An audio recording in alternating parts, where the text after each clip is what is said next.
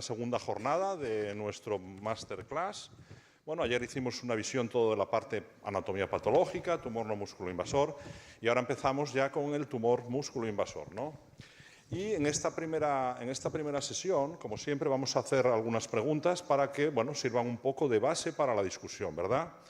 Y dentro de estas preguntas, la primera de ellas es que queríamos un poco indagar en cuál es la proporción de pacientes que van a preservación vesical en su centro. Por favor, levanten la mano aquellos que hacen de todo el global de pacientes que presentan en su comité con tumor músculo invasor, un menos de un 10% de preservación vesical. Menos del 10%. Bueno, está claro que la mayoría absolutísima, además hospitales de tercer nivel de todo el país representados, pues demuestran que la preservación es algo que se hace poco. Entre el 10 y el 20% o más del 20%, bueno, pues quizás el primer mensaje para discutir es exactamente el papel que tiene la preservación en nuestro hospital, en nuestro entorno. Y la segunda es un pequeño caso, que también puede servir para la discusión.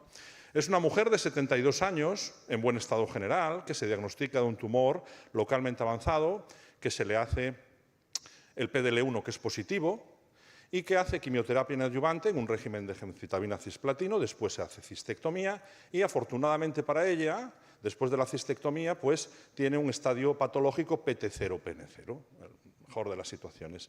Sin embargo, esta señora, al cabo de un año, se hace un PET-TAC, que es totalmente negativo, y se va a Estados Unidos, y como ahí en Estados Unidos la FDA ha aprobado el ctDNA, se hace un ctDNA y resulta positivo.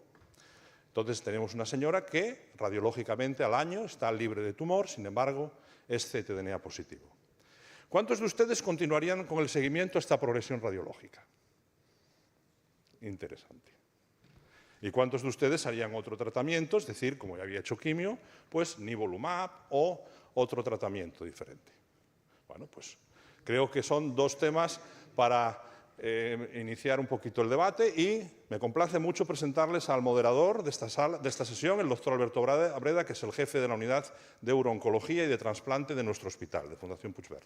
Muchas gracias, Alberto. Gracias a vosotros por la invitación.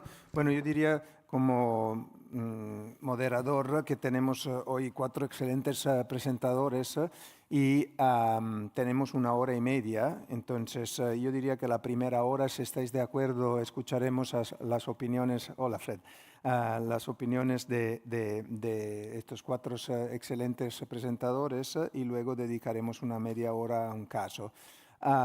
Por tanto, sin hablar más, yo diría que hablamos 15 minutos cada uno, si podéis, y dejamos unos 5 minutos de preguntas del público o entre nosotros. Empezaría con Richard Mast, que es radio-oncólogo del Hospital Vallebrón, que nos va a hablar de cómo manejar la respuesta local en cáncer vesical. No sé si cuántos son hispanohablantes aquí, cuántos son. How many people are not speaking in Spanish? 1, 2. All right. So maybe, bueno, tú hablarás en español. Sí. Well, maybe the rest, if you can, we can speak in English. So then. For courtesy to our guests, they will understand something. Okay, or you use ChatGPT and you translate the talk. I can read the slides and I can more or less understand some, so for me it's okay. Okay. Yeah, good. the main thing is the slides are in Spanish as well. I'm sorry about that. But I can answer your questions if you want. Okay, gracias por la invitación a hablar en este foro, que creo que es de oncólogos y urólogos. Entonces he dividido la charla en 4 puntos. Un primero muy cortito de introducción.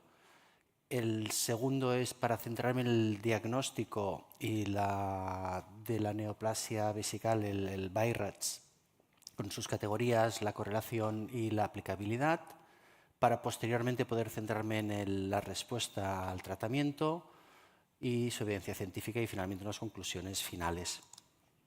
No entro mucho al detalle: alta prevalencia, morbilidad significativa del cáncer vesical, alto coste para el sistema, predominio en hombres, el factor más, o sea, el porcentaje más elevado carcinoma urotelial, factores de riesgo son archiconocidos y el diagnóstico es multimodal.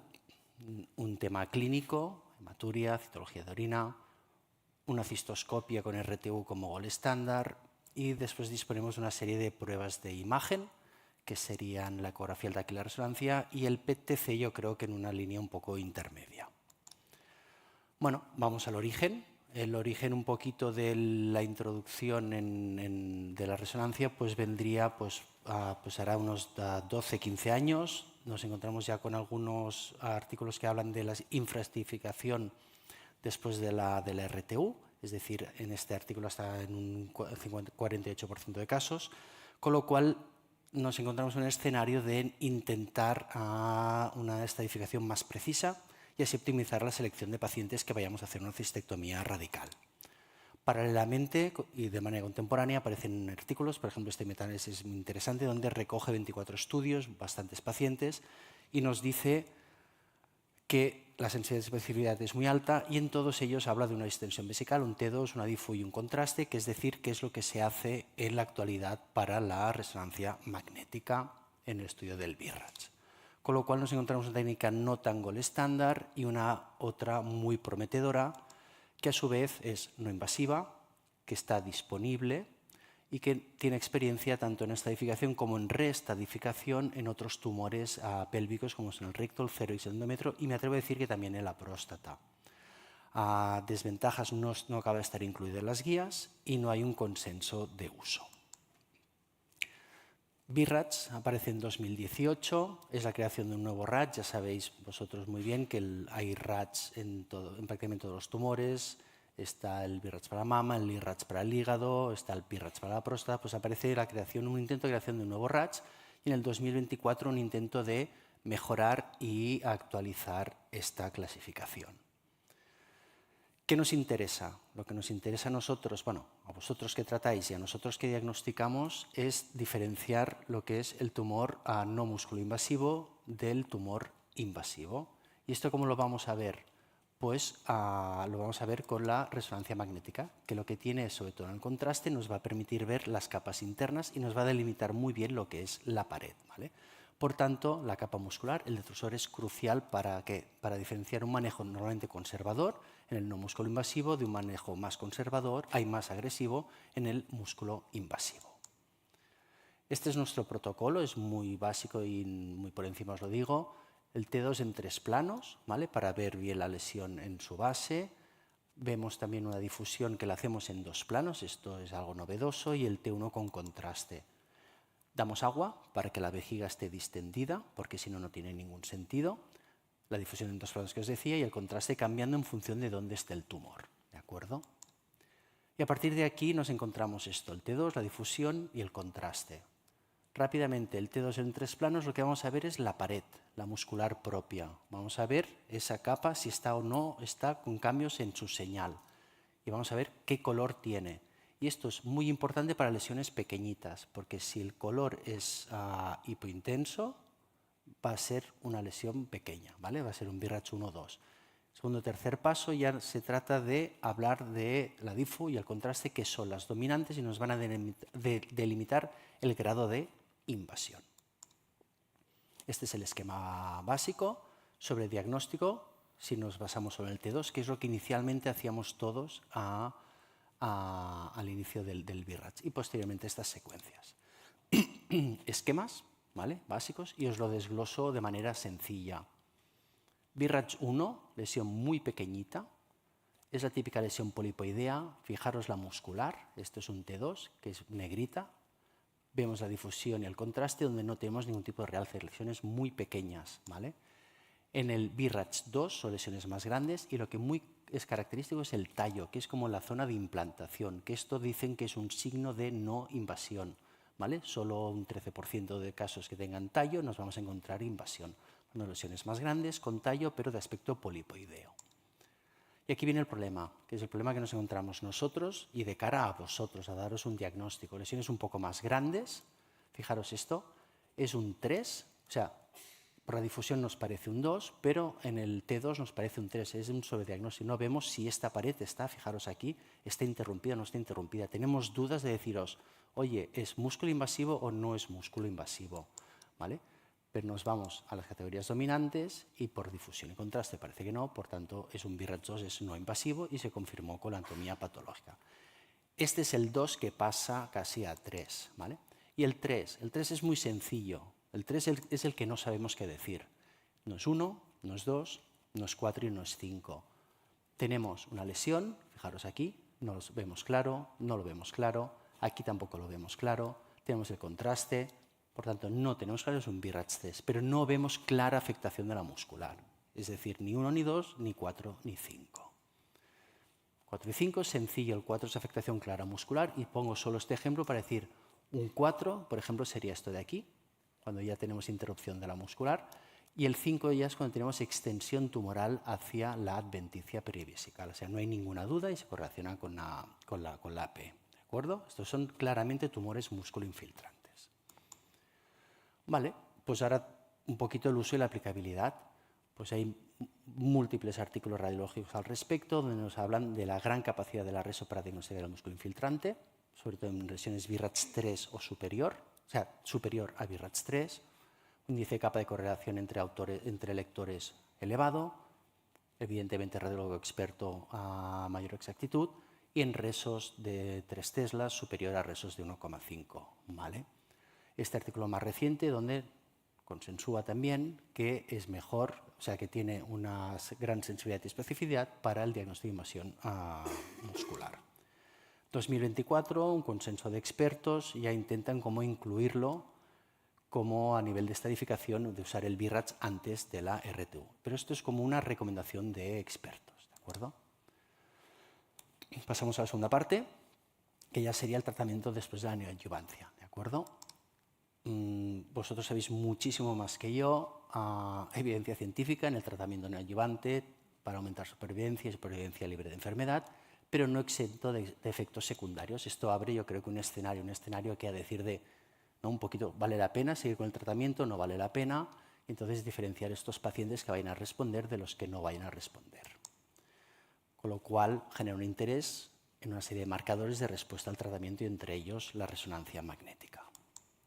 Y del mismo modo que para el BIRATS, para el NAC-BIRATS, o para el BIRATS después de tratamiento, punto importantísimo que tiene la RESO una alta precisión diagnóstica para identificar lesión y resto tumoral y diferenciar el resto tumoral a veces de la fibrosis, incluso en ocasiones del edema, ¿vale? Y también nos permite diferenciar las capas vesicales. Esto después de haber tratado. Paralelamente también pues, artículos al respecto, ¿no? A veces la RTU completa no predice un PT0 o una cistectomía, también nos encontramos adenopatías, y empiezan a aparecer artículos también radiológicos donde nos dicen 60 pacientes, 24 pacientes, que el ADC puede ser un valor útil para diferenciar si respondes o no respondes. Es decir, que a mayor ADC, mayor capacidad de respuesta. Incluso en este, que aunque tiene pocos pacientes, dice que a más perfusión, mayor respuesta. Y el grupo italiano de Pane Bianco, que es el que aboga más por la clasificación del BIRATS y el NAC-BIRATS, nos habla ya de establecer unos criterios de respuesta, hablando de enfermedad residual, hablando del tamaño del tumor a partir del previo y de si existe una infiltración de la muscular. En el fondo nos intenta delimitar 4 escenarios, uno de respuesta completa, tumor vesical no infiltrante, infiltrante y sin respuesta. Y esto nos va a dar una serie de categorías del NAC-BIRATS del 1 a 5. Hasta el 3 no hay capa muscular, estos dos libres, capa muscular, y no hay downstaging, ¿de acuerdo? El escenario sería este, fijaros, aquí vemos claramente una lesión que ha desaparecido, con lo cual hay una respuesta completa, es un NAC-BIRATS 1. O en este caso, que podéis ver perfectamente que existe casi la misma lesión después del tratamiento, por lo cual no hay downstaging, no hay respuesta, incluso hay un poquito de progresión, un poquito de aumento. Ellos son incluso más valientes y creen que en estos casos se puede pensar en hacer un manejo mucho menos agresivo en pacientes respondedores y que los que sean NAC-BIRATS 1 o 2, incluso seguir una respuesta, hay un seguimiento, una vigilancia activa, en los que tengan un 3, es decir, muscular no infiltrante, una preservación vesical, y en el 4 y el 5 el manejo estándar agresivo. Posteriormente aparece este artículo, muy interesante, 110 pacientes, El índice kappa, fijaros, de correlación de radiólogos no es muy alto, pero sí que dice lo que dicen todos, pero ya en el diagnóstico post-tratamiento. Diagnóstico para tumor vesical músculo infiltrante. Esto es muy importante, o sea, capacidad para diagnosticar músculo infiltrante. Y os muestro dos ejemplos. Fijaros este claramente, fijaros la pared que os contaba, claramente interrumpida, es un BRACH 4 antes del tratamiento, y aquí lo único que queda es fibrosis. No hay enfermedad residual detectable, pero genera cierta duda de decir, no sé si creerme que aquí no vaya a quedar algo de tumor teniendo este BRACH 4, este T2 seguro en el pre. O aquí uno que no hay respuesta, fijaros un BRACH 5, claramente extrusión capal adventicia vesical e incluso crecimiento de la lesión, entonces hay enfermedad residual. Con lo cual, y ya un poquito para concluir, ¿en qué escenarios puede entrar la resonancia magnética o cómo podemos, o sea, cómo metemos, ¿no?, el papel de, o sea, el diagnóstico por la imagen preciso en este contexto? Diferenciar el músculo infiltrante del no músculo infiltrante, porque nos define, bueno, nos delimita muchas veces los manejos, ¿no?, el conservador o el agresivo. Es evidente, y lo sabéis todos, que para la estadificación local la resonancia es muchísimo mejor que el TAC. Los que hemos hecho mucho TAC nos intentamos siempre que si infiltraba o no infiltraba, que nos equivocábamos, ¿vale? Pero fijaros, una recomendación débil de realizar resonancia antes de una TURP. Y al mismo tiempo el grupo de expertos nos proponen que se haga antes de la TURP. El NAC-BRACH es ya la resonancia tratada, importante para diferenciar el respondedor del no respondedor y evitar un sobretratamiento en gente que no va a responder. Futuro cercano, quizás presente, que sabéis más, seguimiento y vigilancia activa, pero nos encontramos con una alerta, ¿no?, definir los escenarios y que exista un consenso. Otra vez, las guías que dicen, mencionan la reso de una manera bastante débil, la clasificación del BRACH también de una manera un poco por ahí, y en cambio el grupo de expertos, otra vez, realizarla antes y después del tratamiento sistémico, ¿vale? Otros escenarios, la poca experiencia que tengo al respecto en el post-RTU es muy complicado.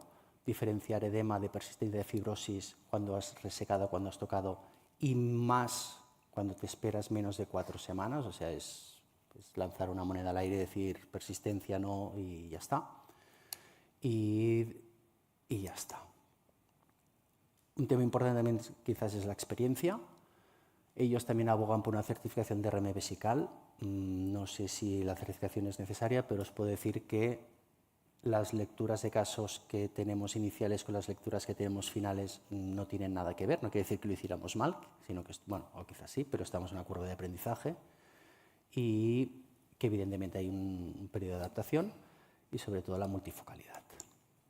Por tanto, creo que la RESON está buscando su hueco porque las guías aún no acaban de colocarse y ya está. Muchísimas gracias. Bueno, ¿alguna pregunta de la audiencia? Animaros, que es vuestro momento. Y si no, lo voy a hacer yo. Bueno, dado que se ha hablado poco en el sentido, se agradece, podemos discutir un poco. Yo tendría dos preguntas, and maybe I'll do the questions in English so then they can understand. If you don't understand, then I can repeat it in Spanish.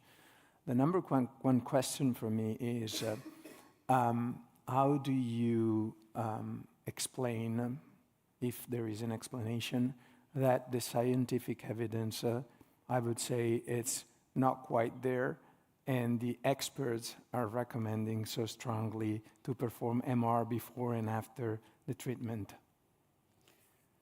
Okay, it's a hard question. I mean, the polite one will be... You can answer in Spanish if you want. Okay. Yo creo que la respuesta políticamente correcta sería que se está intentando unificar, establecer unos criterios por este grupo de expertos para poco a poco tener más evidencia científica y que esto vaya introduciéndose. Yo creo que también hay como un interés de establecer como una, o sea, obligatoriamente como un BRACH, como un NAC-BRADS, es decir, digamos que llevamos como unos 4 años haciendo casos de BRADS y es complicado porque han cambiado un poco las reglas. Es decir, al principio el T2 era muy importante, entonces empezamos a ver que dábamos BRADS 4 y eran PT1s. Dábamos BRADS 3 y eran PT1A.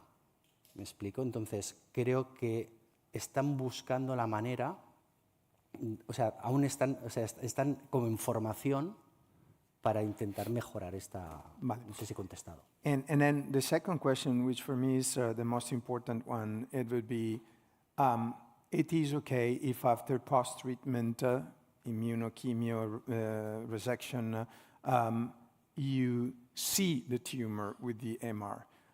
But what about if you don't see the tumor? How many of those where you don't see the tumor with the MR are still positive? We know from cystoscopy, for instance, after immunotherapy or chemotherapy, that if you check the patient with the cystoscopy and the cystoscopy is negative, 30 to 40% they still have cancer in their bladder. So to me, it's the tool that we're using, the tools that we're using. We'll hear about ctDNA. We heard about MR and biomarkers. But still, the question is, how do you identify those T0 that are not truly T0? And the MR here is telling us there's no cancer. So would you trust the MR if they say there's no cancer in there? Yo confiaría en la resonancia cuando sean tumores que no sean BRADS 4 ni 5. ¿Vale?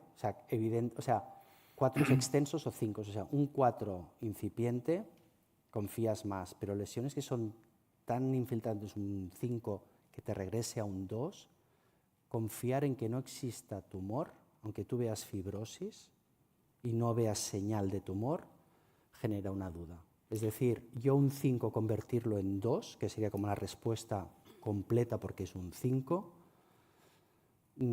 cuesta. Pero cuesta porque es un poco. Entonces, en tu recomendación, si fuera un BRADS 5 que luego pasa a un BRADS 2 o un 1, ¿sí? ¿le dirías una RRTU? ¿Irías a resecar en profundidad para estar cierto? Sí, porque yo le diría al urólogo, le diría que no me creo que esto vaya a no tener tumor. Vale. Igual es algo controvertido, pero yo me quedaría con, igual que nos hemos equivocado sobre diagnosticando, un BRADS 5 extenso, que no quede tumor. Bueno, sí, sí. Micrófono. Espera, que si no, no te escucho. ¿Podemos tener este micrófono, por favor? ¿Este? ¿Funciona? ¿Sí? ¿No? No sé. No.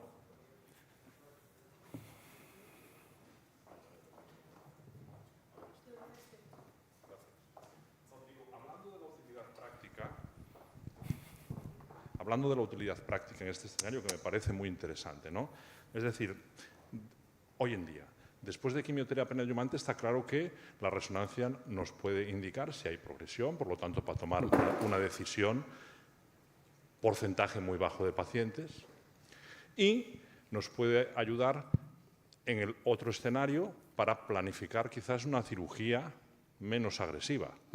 Pero más allá de esto, yo diría que actualmente no tenemos más opción fuera de estas dos posibilidades, ¿no? Totalmente. Porque obviamente el hecho de tener un tumor residual, independientemente del volumen del tumor residual, no va a cambiar el hecho de que vayamos a ir a una cirugía radical. Y el hecho de no tener tumor, salvo en un escenario de que está ensayo clínico, como por ejemplo el Purgan, que después tenía un 70% de PT0s, en la práctica habitual no se puede tomar una decisión de ofrecer una conservación vesical solo con una resonancia negativa. Por lo tanto, introducir en la actividad asistencial diaria esta herramienta para tomar esta decisión quizás de momento es un poco justo, ¿no? Ya, Óscar, pero ahora estamos hablando de preservar, siempre más de preservación vesical. Ahora escucharemos a Andrea lo que, que nos dirá sobre el ctDNA. Sabemos que hay muchas cosas, escucharemos lo que dice, pero es un conjunto de cosas que nos permiten ir a una preservación. Yo os lo voy a decir ya, no estoy muy a favor de preservación vesical. Y sé que aquí estamos en un ambiente oncológico donde se va a hablar de esto. Y no estoy muy a favor porque todas las herramientas que tenemos hoy en día no son suficientes para predecir aquellos pacientes que irán bien y aquellos pacientes que irán mal. Y si van mal, van mal. Por tanto, me interesaba mucho la herramienta de la resonancia magnética porque Pane Bianco, Valeria, que es la mamá de la resonancia magnética del BIRATS y del PIRATS, bueno, está empujando mucho en el contexto de decir si la resonancia es negativa, es negativa. Yo creo que si la resonancia es negativa, si el ctDNA es negativo, si el biomarcador es negativo, si todo lo que tenemos es negativo, pues quizás estos pacientes podemos empujar un poco más. Pero sin hablar mucho más, si os parece, vamos a escuchar qué nos dice el doctor Necchi sobre el ctDNA y si lo podemos utilizar o no en el seguimiento de nuestros pacientes para elegir quién y quién no en la preservación vesical. Sí, siéntate aquí, por favor. Good morning, everyone. I'm sorry I cannot speak Spanish, so last time I promised to learn for the next year, so that we can elevate the level, you know. So my task is to provide you with a brief summary of the data that are related to the use of ctDNA in the context of muscle-invasive disease and the management of the patient with regards to systemic therapy and implication with surgery. Have conflicts. So key points are summarized here. So there are select patients we have briefly discussed here already that could be spared any kind of radical local treatment in the bladder, provided that they achieve a clinical complete response to treatment. And there are interesting strategies in development by several academic groups, by the companies today, that are focusing on selecting patients and on shaping the intensification of the treatment, depending on the interim biomarker of clinical complete response. ctDNA is one of the strongest biomarkers that emerge as a way of selecting patients who have the best prognosis when receiving a kind of systemic therapy. And there are for sure a plethora of other novel liquid biomarkers from different media like urine, urinary tumor DNA. We will see what they could have with regards to the data and information that we can get from circulating tumor DNA. So we are not in a situation like this one, you know. If we were in a situation like this, with a strong biomarker like microsatellite instability in rectal cancer or in other cancers with the MSI high feature, you can get immunotherapy and you have this kind of responses. No question that there is room for bladder sparing, for organ sparing. We do have strong biomarker. In this study recently published by US colleagues, there is also a cohort of patients with urothelial cancer that are found to get a kind of MSI high feature that is portending very huge response to immunotherapy. And this is on the right-hand side for ctDNA, the same, pathological response and ctDNA. But we are very, very infrequently in a situation like this in bladder cancer. This is the main point. What about this story, brief summary of the story of circulating tumor DNA dating back to 1948 with initial studies of cell-free DNA, human blood, and then studies focusing on fetal cell-free DNA in pregnant women in late 90s, and then the identification of mutations, genomic alteration, so blood as a way of using NGS testing for more fresh data on NGS and for identification of druggable targets, for the selection of patients for certain targeted therapies, and so until today, until the way or possibility of monitoring the MRD, minimal residual disease, in these patients. what are actually the clinical application of ctDNA.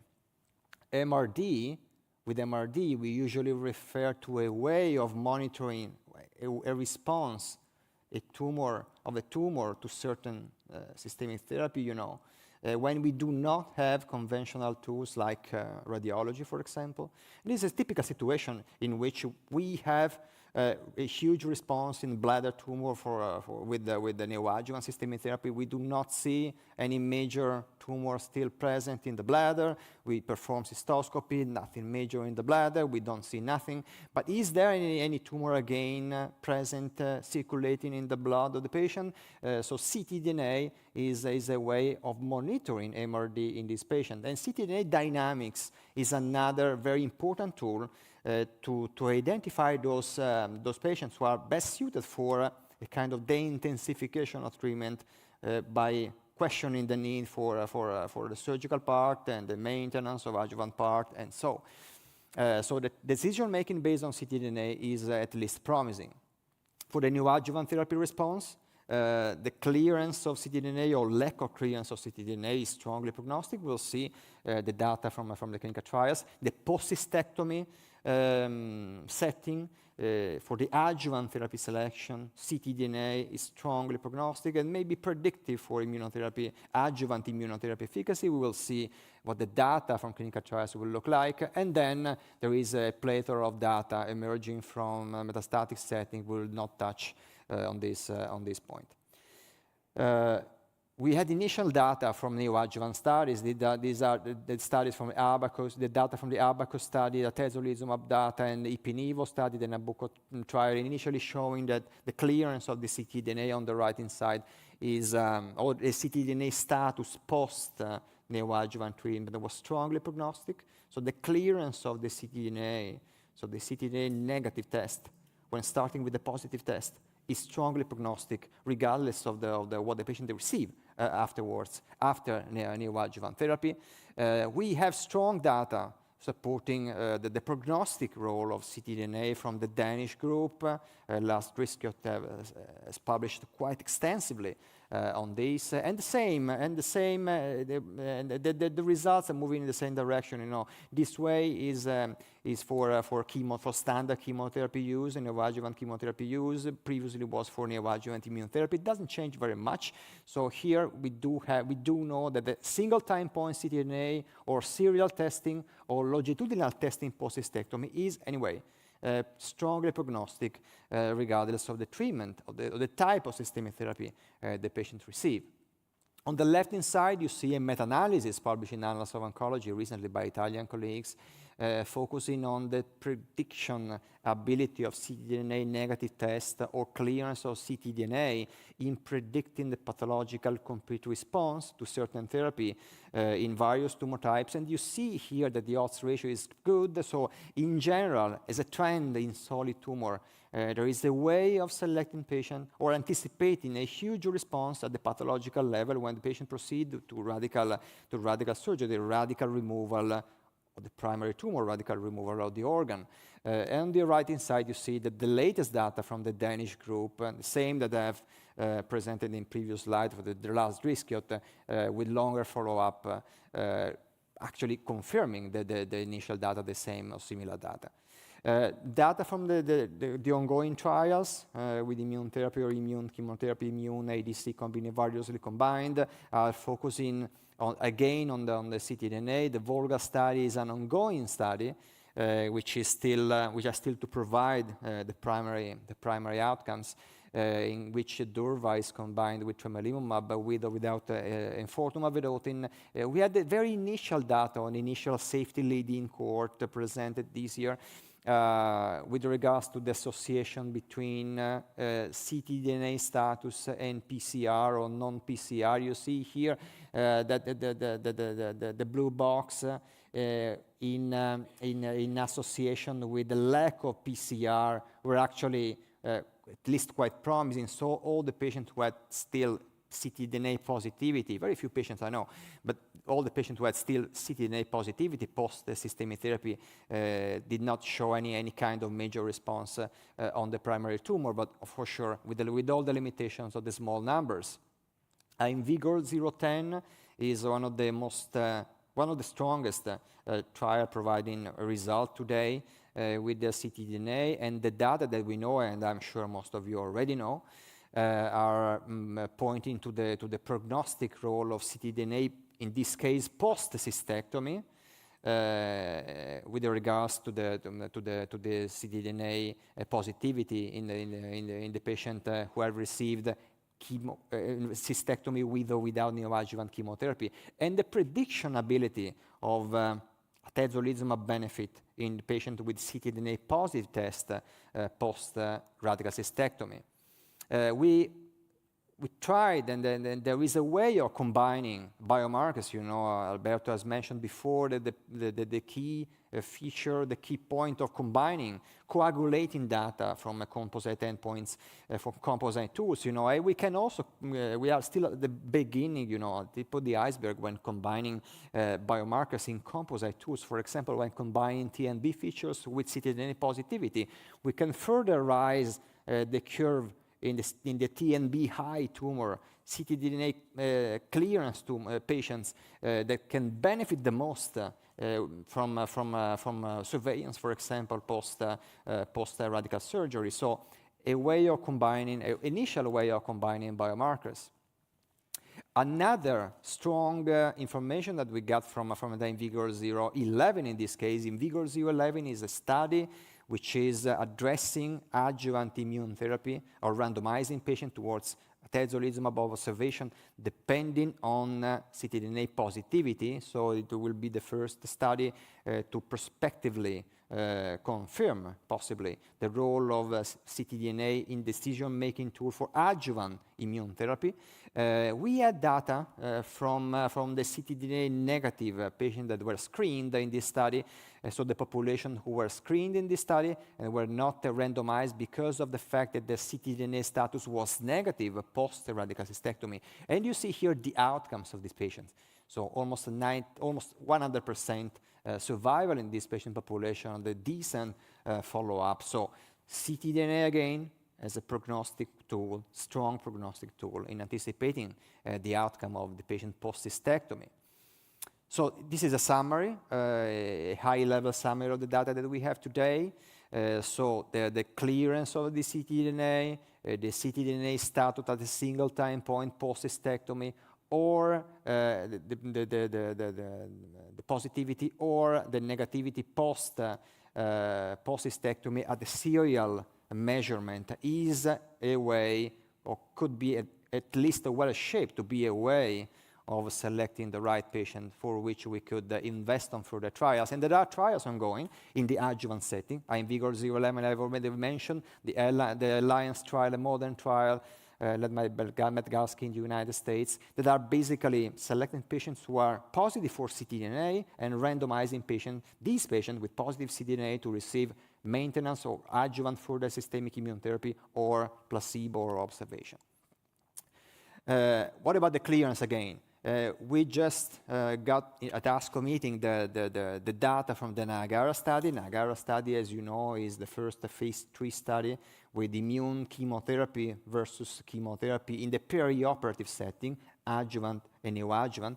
The ctDNA clearance, again, in this study was strongly prognostic. Again, in this case, the ctDNA clearance post-immune and chemotherapy for post-durva and platinum-based chemotherapy. But what about the case like this one? So we will speak about bladder preservation, you know. And this is a case of one of our latest study published last year in JCO, the NUR combo study, the immune therapy, the Nivo Abraxane neoadjuvant study. This is a patient for which we have spared the bladder, who got the neoadjuvant treatment. At the end of the neoadjuvant treatment, he got a negative MRI, negative ctDNA in this case, and refused at that time to undergo radical cystectomy and receive adjuvant immune therapy. So what about the patient who at a certain point in time, not at the beginning, classical bladder sparing trials, bladder sparing paradigm, is a patient that accepts radical cystectomy, but at a certain point in time, based on the depth of response to systemic therapy, refuse cystectomy, and urologists together with him are embarked in a way of preserving the bladder. So what is the contribution of radical cystectomy in the ctDNA clearance, It's an important point. We don't have very much data on this.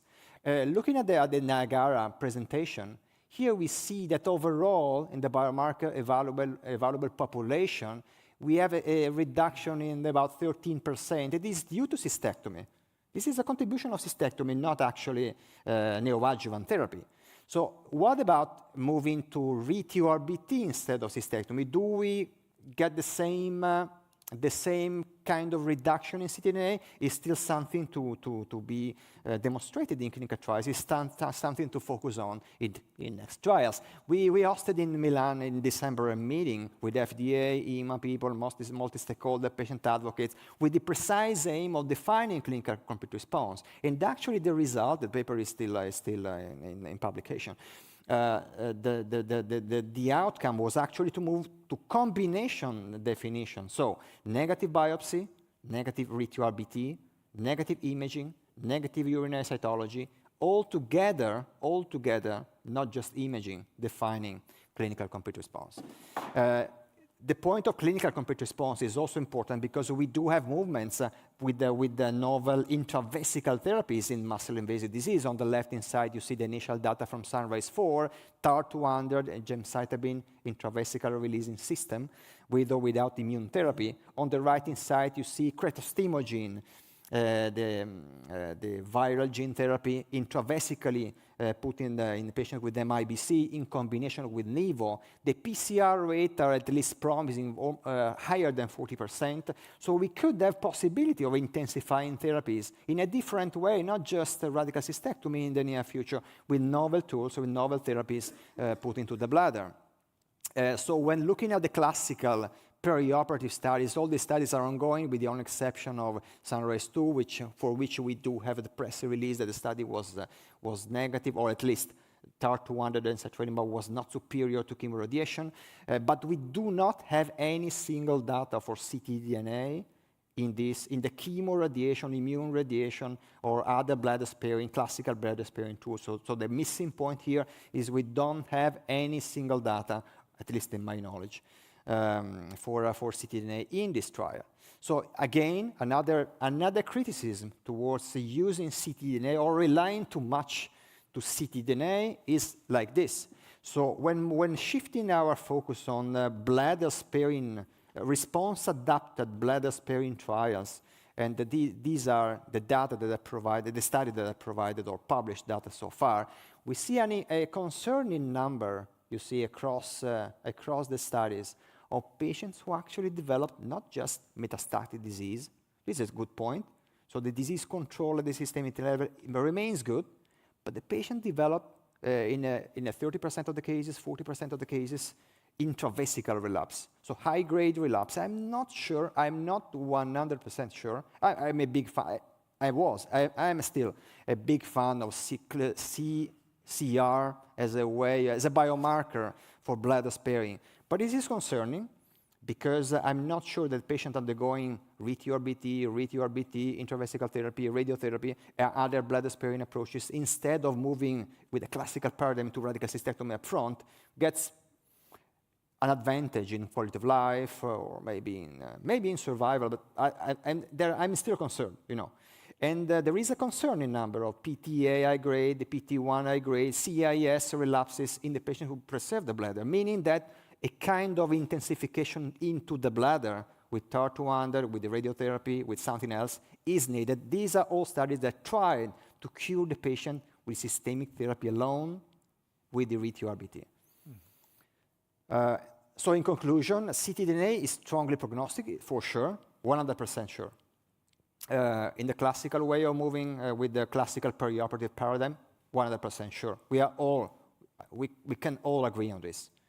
But if we remove the surgical block from the classical perioperative studies, here it comes the concerns that are primarily related to the fate, to the destiny of the bladder, and maybe sometimes to the destiny of the life of the patient, when seeing and when anticipating and when lacking the tools to anticipate intravesical relapse in the bladder, and maybe UTDNA, we don't have data today for UTDNA in prediction of local relapses.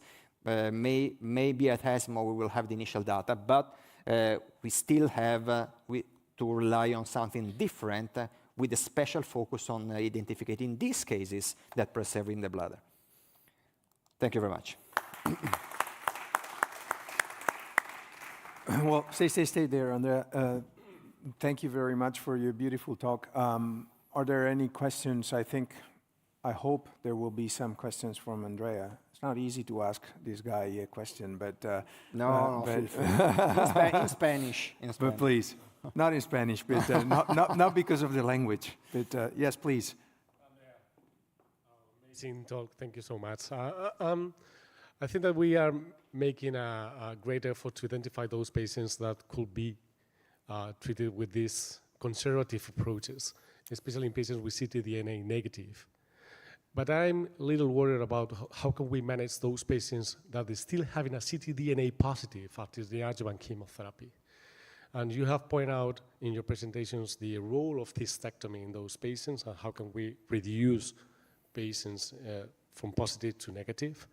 But what is the next step in this setting? How can we manage those patients that are still having a ctDNA positive disease after 4 cycles of chemoimmunotherapy? Because those patients have a very poor prognosis. Yeah, and I don't think.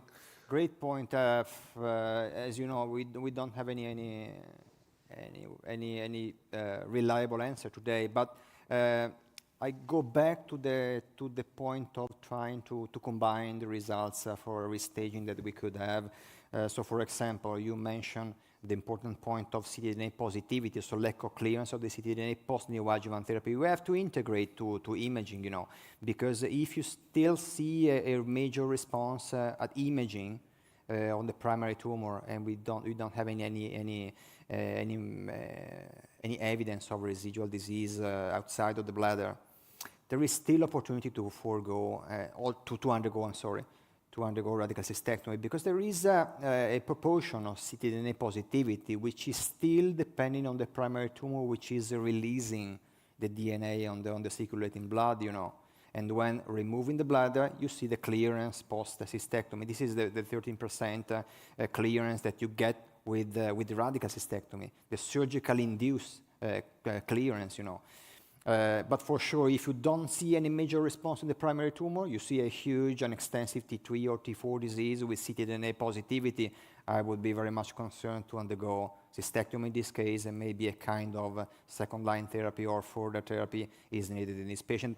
In particular, today, when we could rely on treatment like EV-Pembro or other effective therapies, you know, at least an attempt to a further systemic therapy is needed, is highly needed in this patient. Andrea.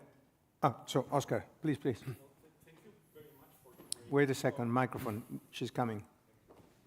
After your strong demonstration of the utility of ctDNA in muscle-invasive bladder cancer, I would like to know your opinion about to move in order to really check the utility in non-muscle-invasive bladder cancer. I mean, in order to know in the high-risk or very high-risk group the potential utility for assess the risk of progression, the response to BCG, or even the residual tumor. What do you think about to move to this landscape with ctDNA? Great point. From Niagara study, we know that the positivity in T2, T4, N0, or N1, N0 was 57%, meaning that almost half of the patient population are missed, cannot be evaluated with the ctDNA, with MRD. I suspect, and I have also very limited experience institutional experience in testing ctDNA in non-muscle invasive disease, I suspect that this rate rise up and up with non-muscle invasive tumors. So the proportion of ctDNA positive patients is just confined to the patients who actually are harboring a systemic disease that you don't see, but this is more minority. Let's say I anticipate kind of 10 to 15% positivity, you know. On the other side, you have data that are concerning regarding the use of systemic therapy in non-muscle invasive disease, in BCG-unresponsive tumor, because the struggle between systemic therapy and intravesical therapy in BCG-unresponsive tumor is still there. So, and the data that we have are pointing to the preferable role of use of intravesical therapy rather than systemic therapy. With systemic immune therapy, we did not get any striking results so far with immune therapy in BCG-unresponsive CIS.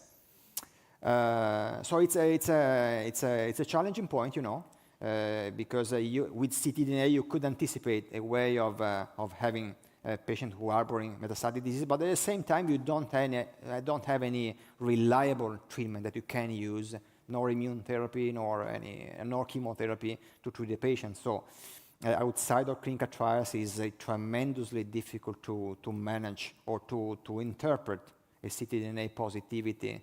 And also you don't have data on the dynamics of ctDNA with regards to, as you mentioned, with regards to intravesical therapy, the TURBT impact on ctDNA in this patient. We don't have data, so much has to be collected again.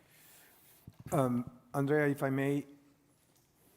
if I may ask you a question, I'm a little bit concerned on following these patients with ctDNA and treating them with combined immunotherapy because there's emerging data and more recent data from Mayo Clinic as opposed to what the original study from Slota was saying, that delaying cystectomy didn't affect the survival of our patients.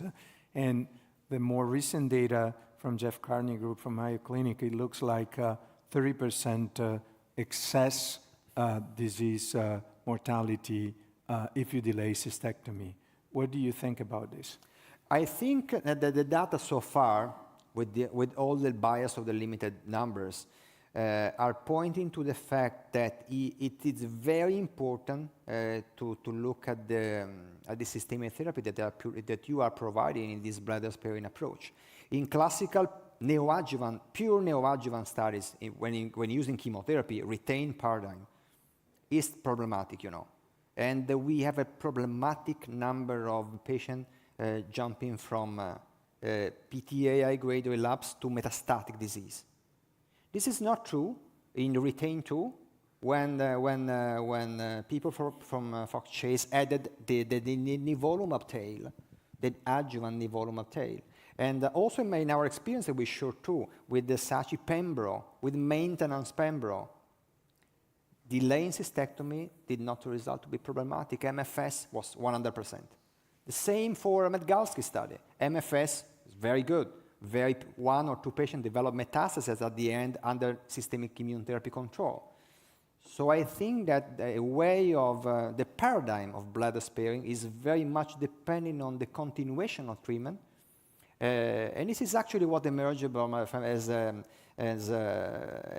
FDA suggestion. Unfortunately, I don't have data so far because everything is in publication. But from the Milan meeting, for example, when considering CR as a way of sparing the bladder, one strong suggestion from FDA people and EMA people also was to consider in this patient a way of prolonging therapy, a way of providing a maintenance therapy into trials, instead of putting a cap, instead of stopping treatment and starting observation alone. So the data are pretty much suggesting this. The deferring cystectomy is always problematic, you know, but there is an underlying point that is related to the fact that most of the studies of response-adapted bladder sparing were actually designed taking into account what happened with the patient, you know. So the patient actually were the driver of the trial design. Because if at a certain point in time the patient refuses cystectomy, you cannot convince them to pursue cystectomy. You can inform them, you can say that you can say that they are a very high risk of losing the battle, but in my experience, patients who at a certain point in time, not at the beginning, are committed to avoid cystectomy based on the response, are very strongly committed to avoid cystectomy and to avoid the radiotherapy. So we are dealing with a very special and new patient population, which is denying radical cystectomy at a certain point, depending on what they see has happened with the treatment, and they are very, very much committed. So you have to shape your ideas, the trial design, and so, and you have to put the patient in a position as safe as possible, you know, with all the tools that you may have with the treatment, with biomarkers, with imaging, and so on. Okay. All right. I think for the time's sake, thank you very much, Andrea. We now proceed to the role of immunotherapy in our protocols of preserving bladder. Please. And if you want to talk in Spanish, you're more than welcome. English, no problem. So, All right, good. So thank you for the invitation and the presentation.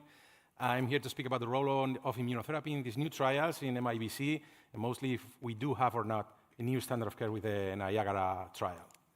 So these are my disclosures. What is a standard of care, at least in this setting? This is like a Christmas wish, right? We should improve survival without increasing toxicity, without compromising surgery, which is, at least as a standard, we can speak also about preservation, but is the most important part of the treatment of these patients, and also to be feasible and realistic.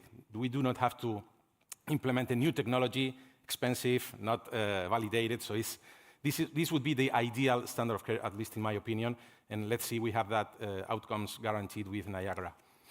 Just as a reminder, you all know this data. Niagara was a phase 3 trial comparing cisgem as a standard arm with the experimental arm of adding durvalumab, neo and adjuvant to the neoadjuvant cisgem with dual primary endpoints of EFS, event-free survival, and path-CR, and the key secondary endpoint of overall survival. And all these efficacy endpoints were met.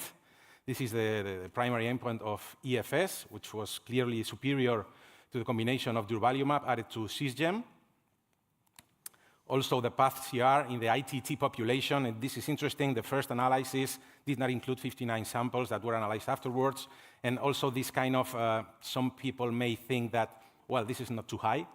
We saw path-CRs in the range of 35 to 40% with just chemo, but there's a kind of inconsistency in reporting this path-CR among trials, and we are more used to get these path-CR rates in the cystectomy patients, but not every patient in this ITT analysis went to cystectomy. Like a couple of months ago, in the AUA meeting, we had the data from a path-CR of the patients that did undergo cystectomy, and it rises up to 42%. So this is another primary endpoint of the trial that also shows the superiority in path-CR by adding durvalumab to cisgem.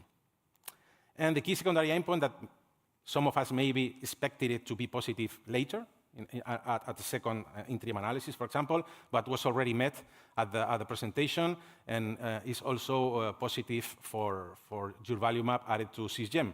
So as I said, we have all the efficacy endpoints met in this analysis presented at ESMO. What about toxicity? Well, if you go at the global, viewing from up, there's no increase in toxicity by adding durvalumab to cisgem, no more grade 3/4 toxicities, no more immune-related toxicities apart from what we know about the immunotherapy. And if we go for asthenia, rash, neutropenia, whatever, it's really comparable, and there are no big differences by adding durvalumab to cisgem in these patients. And also about the cystectomy and the safety of the cystectomy, we had the data presented this year at the EIU. There's no delay in the cystectomy by adding durvalumab, and there's also no more surgical complications in cystectomy by also adding durvalumab. Of course, this is related to the neoadjuvant part of the schedule. So, in my opinion, and we can discuss that, we do have a new standard of care. We improve survival. We don't worsen toxicity. We don't compromise the results of surgery, and it's feasible. It's just adding a new drug to what we are already doing, or what we should be already doing. This controversy of if we really give neoadjuvant treatment to every patient suitable for neoadjuvant is a different discussion, but it's feasible. There's nothing really new apart from what we should be doing. But is it the only standard of care we have? Because it's a new standard of care, but we do have some other standard of care in this setting. That's what we are doing now. It's adjuvant nivolumab in patients suitable, following the inclusion criteria of the trial. Just as a reminder, patients could have undergone or not neoadjuvant chemo previously, and these patients were included in the trial if they were T2, I mean the persistence of muscle-invasive disease after neoadjuvant, or patients not suitable or refusing cis-based chemotherapy that had high-risk features, T3, T4, and or N+ disease, randomized to nivo versus placebo. This is the DFS, the primary endpoint, that is clearly positive, favoring nivolumab adjuvant in this setting, most positive for PD-L1 positive patients, and that's the EMA authorization and approval that we have in our environment. Just for PD-L1 positive patients, you can see that the difference in DFS is 8 versus 52 months, multiplying by more than 6 the DFS, so the benefit also is very remarkable in this setting. And the OS, it's not yet there, but I'm convinced that sometime, maybe in the next interim analysis, it may be significant, the difference in overall survival, because as you can see, the curves are really well separated from the beginning. So hopefully we will have another treatment option that also increases overall survival, but not yet. We cannot say that adjuvant nivolumab increases overall survival. So if you try to compare the different aspects between these two standards, of course, Niagara is only for cis-eligible patients, because it's combined with neoadjuvant chemo, and CheckMate 274, adjuvant nivolumab, doesn't need for any neoadjuvant cisplatin. It gets a wider spectrum of patients, both cis-eligible or ineligible, depending on the results of the cystectomy.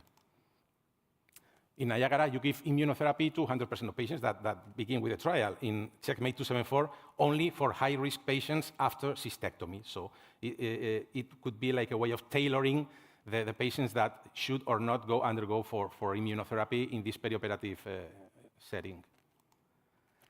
The discussion of the path-CR and the durvalumab benefit in this patient, I think it's not 100% resolved. We have the data also presented about the patients that did or did not achieve a path-CR. Of course, the curves separate, regardless of having this path-CR, but I mean, the trial, in my opinion, doesn't fully answer this question, because it can be just the benefit of the pre-surgical durvalumab that is maintained over time. You can see that both groups have curves separated, but the trial, I should say that it's not designed for that. We have also the AUA data that start at the point of radical cystectomy, and once again, regardless of path-CR, you see the separation of the curves in the durvalumab, favoring the durvalumab adjuvant part of the treatment, but once again, this can be a translation of the benefit gained in the neoadjuvant part of the treatment. And this, we could engage in an endless discussion, but Dr. Neki did an excellent talk about the ctDNA story, so I'm not going to go in any more details about the ctDNA, because it's a... yeah, I didn't want to put you in any phase of the... yeah. But one thing that we can find, and we do find in this setting, is that we may face a patient that we opted for nivolumab, because that's the only option we have up to now in the clinics. You can find a high-risk patient, which is a PD-L1 negative patient. You know that the patient has a higher chance of relapsing, but you cannot do anything else, because the patient is not suitable for nivolumab. And the last, but surely not the least, the OS benefit that is demonstrated in Niagara, but is not demonstrated yet with nivolumab. These are a lot of trials that focus also on this sandwich approach, the perioperative setting. Hopefully, they will be presented soon, and this interesting setting of the disease will become even more interesting in the near future. But as you can see, all of them, most of them, get a pre- and post-surgery treatment with enfortumab, pembro, durvalumab, combined with chemo for cis-eligible, only with these new drugs for cis-ineligible. So this setting will be, as I said, more interesting in the near future.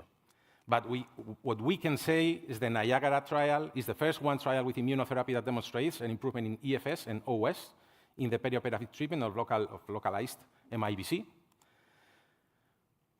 A couple of things that I would like to highlight before finishing. This flexible cis eligibility criteria, Niagara permitted the inclusion of patients with creatinine clearance between 40 and 60, and this subset analysis was also presented at the AUA, and you can see a benefit. This is a subgroup, and with all the precautions, but there's also a benefit in this subset of patients. There's no need for PD-L1 testing, opposite to nivolumab, and in these subgroups, creatinine clearance, but PD-L1, the benefit is there regardless of PD-L1 expression. Also, an important feature that is divergent histologies, variant histologies, we also see that the benefit of durvalumab is there, and they have the same degree of benefit, if not higher, if you have a divergent histology. So this is not a concern, at least in my opinion. I said before, the benefit is probably, but not 100% sure, irrespective of path-CR. All patients have the chance of benefiting from immunotherapy in this setting with Niagara, and as I said, the future is sandwich. All the rest of the trials go in this direction. Not everything is so bright. I think that still we need to have the answer of the path-CR patients still need the adjuvant part of the treatment. I'm not sure that we can say this, 100% sure. And the other way of this setting is that should we give adjuvant durva to patients without downstaging?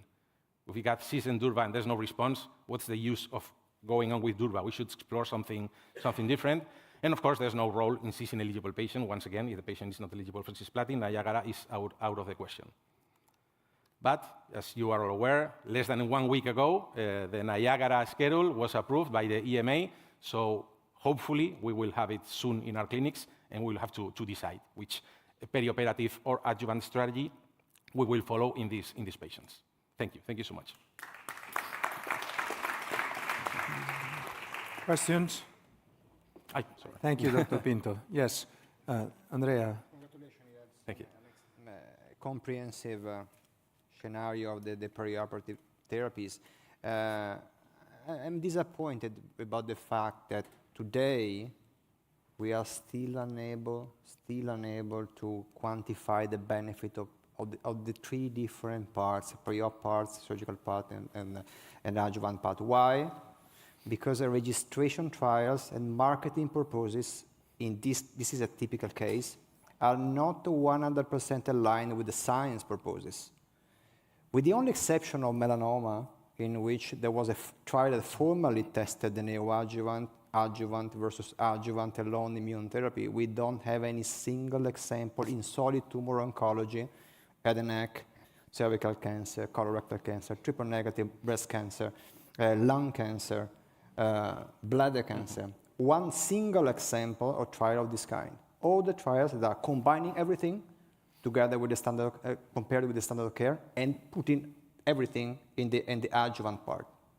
This makes the quantification of the components impossible, and this is problematic when translating the Niagara paradigm tomorrow in the clinic, when inflating the infusion facilities at our hospital level, when pushing pressure to the healthcare system in affording durvalumab treatment to all comers. This is something that is simply not tolerable, not possible at the long run, not affordable at the long run, simply. So maybe it would be the case of thinking a bit different and trying to, as an academic group at least, as academic group, to think differently as compared to the company-sponsored trials, trying to shape a little bit smarter the way and the fate and the future of perioperative therapies. This is my thinking. Questions from the audience? Well, I have a point to discuss. You said that the sandwich treatment is the way that you foresee the future, and I may be with you, but there are a couple of very interesting studies in the US at least, where adding sandwich treatment to a patient would add around $300,000 per patient. Now, in Spain, where we've seen that it's not so easy to get the evidence-based medicine approved, how do you foresee this increase in the cost of treating these patients? Yeah, I mean, the Ministry of Health, when they come to the price negotiation, will have a tough job with the industry to get to a price reimbursement agreement, because, as I said, 100% of patients will get IO. You will not select immunotherapy based on surgery, based on PD-L1, but on the other side, you have a strategy that improves overall survival in a localized setting. I mean, you are curing more patients, so everyone will push in their interest. To cure more patients, but yes. I hope they get to an agreement, because if we don't have, as Andrea said, a smarter strategy to try to tailor treatment and not treat everyone the same, with this data, I think that hopefully will be approved sooner than later, because the impact in OS is really remarkable in this setting. But I think it's a huge opportunity on the other side, you know, for academic studies, you know, for academic initiatives, and trying to put up and design a study that is smarter than this classical design and can provide a huger impact on real world. So it's an opportunity for us and a call for us to be smarter and maybe to provide something different. Yeah, it's an opportunity. On a scale from 1 to 10, when 1 is very low and 10 is super high, how important would be for you in your clinic in Madrid to have the ctDNA for following up as a biomarker? One thing that I mentioned about... Depending on the pocket. One thing that I mentioned for a new standard of care is to be feasible and realistic. And luckily, I don't think that is neither feasible nor realistic to have ctDNA to follow patients. Because if we are saying that treating every patient with durvalumab is expensive, doing a serial measurement of ctDNA like an in Invigor 011 would be even more expensive. And we do not have a translation that this approach translates in a change in our treatment or in improvement in overall survival. So it wouldn't be under your Christmas tree?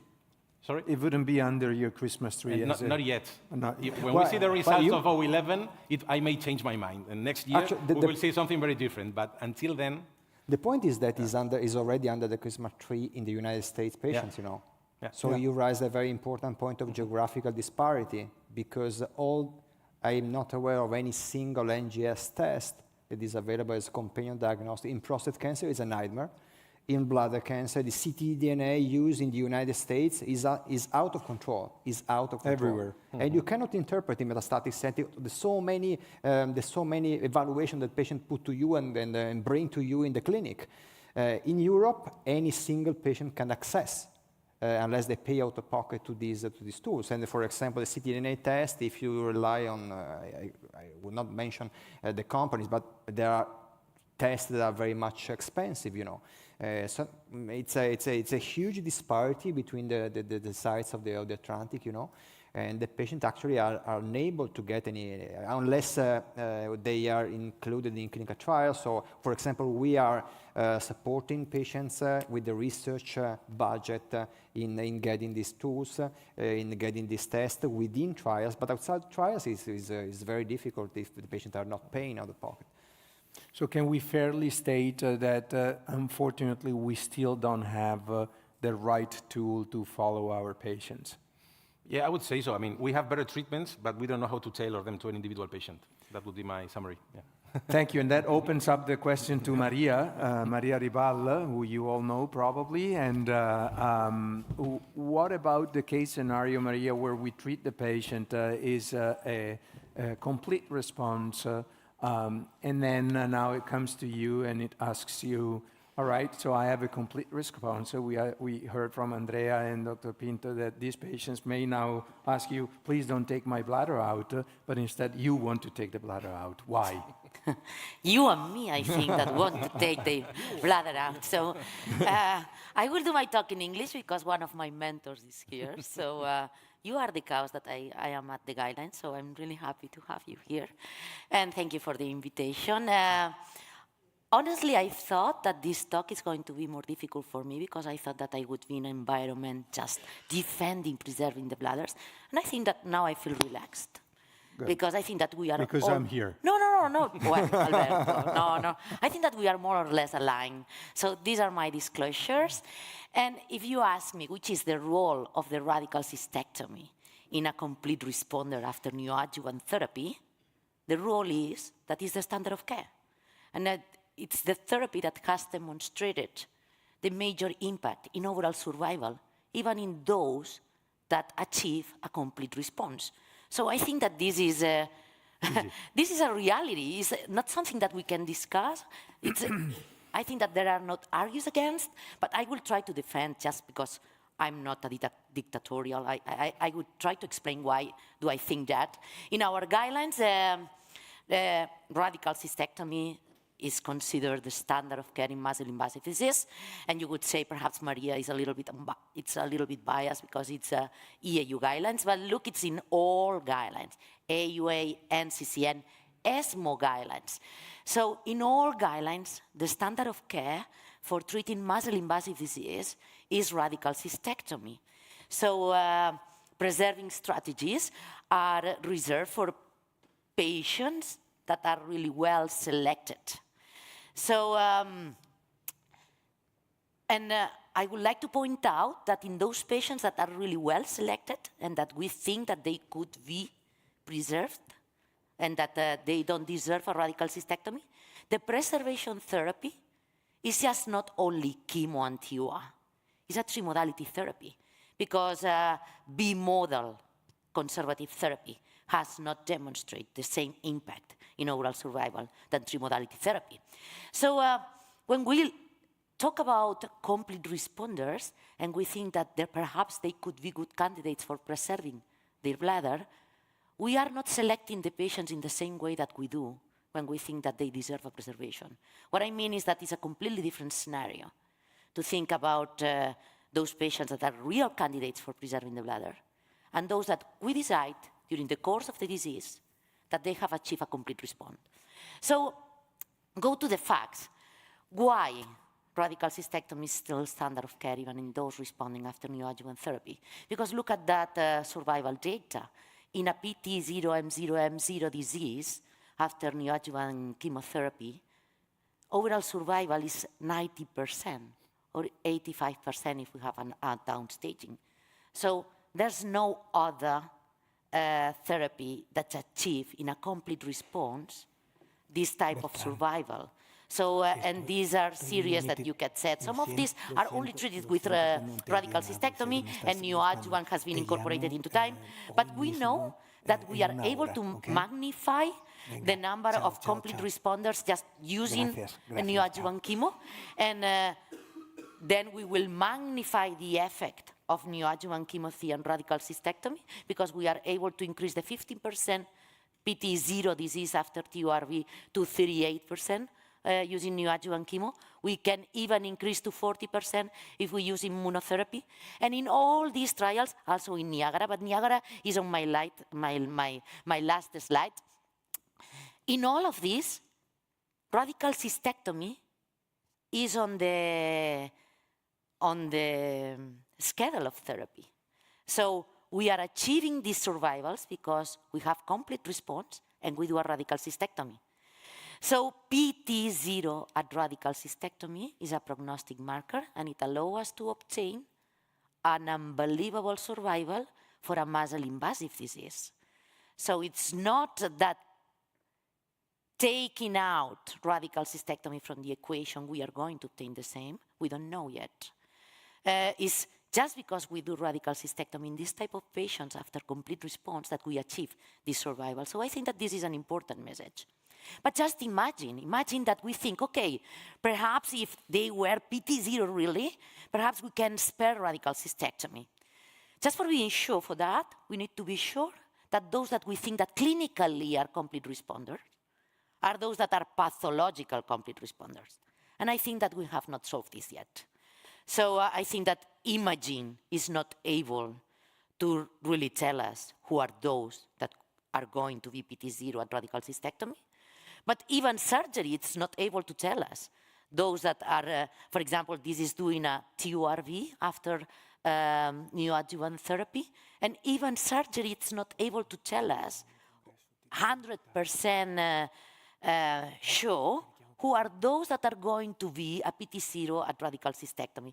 So still we don't have the good tool to predict the real PT0. So I think that this is a major concern because we are just only figuring out who are those that would be PT0. So I think that this scenario is not the good one, just for pushing our patients for selecting a preservation therapy. But let's go a little bit further. Imagine that we have a PT0 disease, we already have it. Does it mean that the patient is already cured? Probably not, because survival is not 100%. survival is 85, 90%. It means that we have still 10% of patients with recurrence, and still we have patients that are PT0, but they have nodes, so lymphadenectomy is already needed in this setting because there are a few patients that, being PT0 on the bladder, will have positive nodes. So radical cystectomy is needed, but lymphadenectomy also is needed because we know that lymphadenectomy has a role in the overall survival, and it has not only a staging role, but also a curative role. So I think that this is also important. And imagine all those failures that we know, that patients that we consider that they are clinically PT0, but they are not. So radical cystectomy allows us to identify in a really good way who are those patients that perhaps need an adjuvant therapy. So the truth is that I think that by the moment, still radical cystectomy is the standard of care. And we are saying we want to preserve the bladder because what do we want to do is just to maintain the quality of life of our patients. And I think that this is honestly something that it's really important. Our first goal is to cure, just don't forget that, but obviously that maintaining quality of life is something that it's really important. I would ask you if maintaining quality of life is having your bladder irradiating with cystoscopy every 3 months, with an adjuvant therapy for 1 year, 2 years, how many? Using, preserving the bladder itself is not the definition of quality of care. And we know that, for example, after radical cystectomy, quality of care is recovered after 6 and 12 months.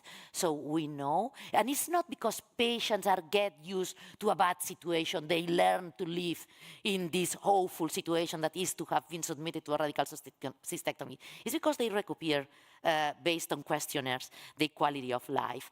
And now we are able, even because it was mentioned that which could be the role of the radical cystectomy by the robo in this scenario. And we know that the robo now allows us to improve some of the outcomes. I wouldn't say the oncological outcomes, but some of the outcomes that, for example, could have a direct impact on quality of life, like is to get sooner to your work or to your daily life, or being or blood transfusions or something like that. So we know that robotics allow us to increase at some point the quality of life.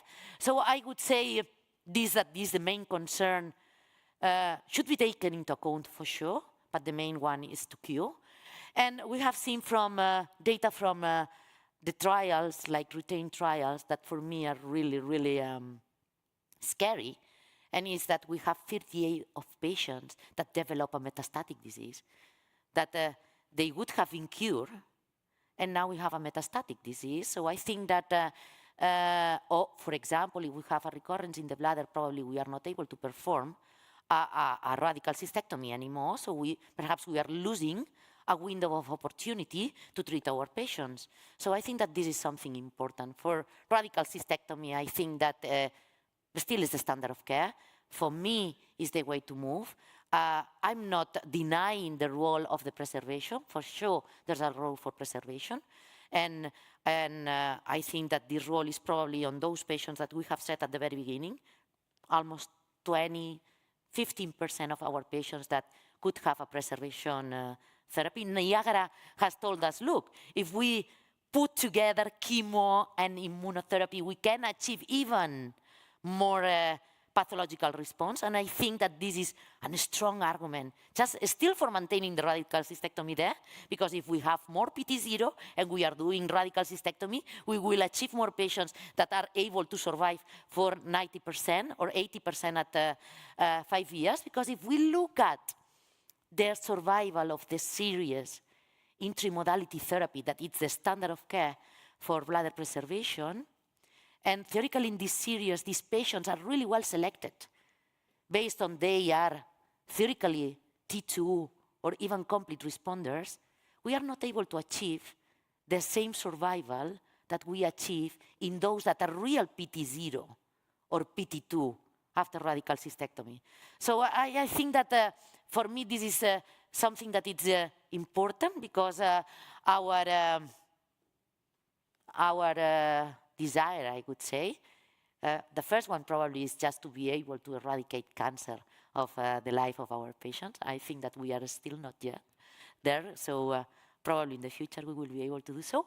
But our goal is just to cure, and I think that at this moment, and with all these therapies that we already have, probably we have a chance of cure patients with muscle-invasive disease by a combination of the immunotherapy, cystectomy, and chemotherapy. I don't know which is the combo, first, after, but probably I would say that trying to avoid the radical cystectomy probably is not the standard of care for most of our patients. Probably could be for a small amount of them, but it's not the standard of care yet.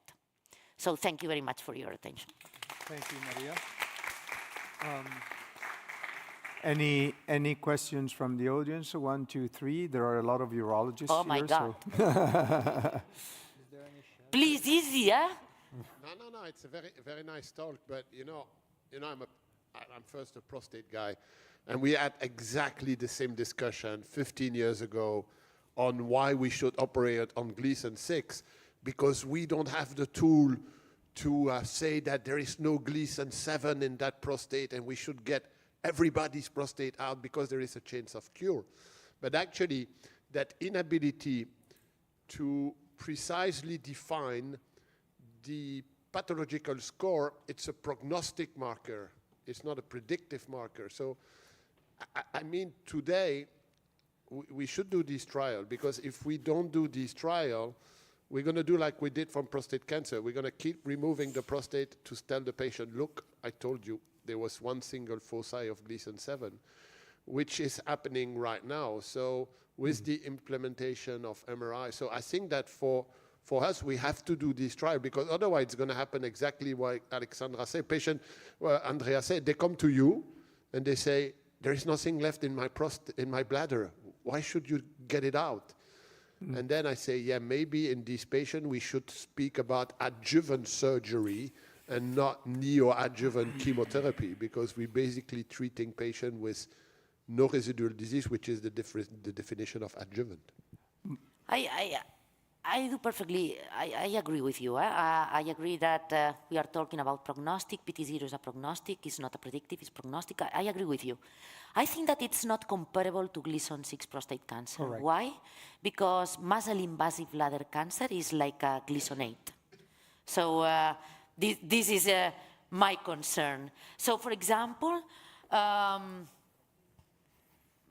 think that we are not saying the same. We are talking about locally advanced disease, even if it's an organ-confined disease, as a PT2 disease, is a locally advanced disease. So we have the non-muscle invasive disease, and we are, for example, defending that we should do an early cystectomy in high-risk non-muscle invasive because of the risk of progressing to muscle invasive.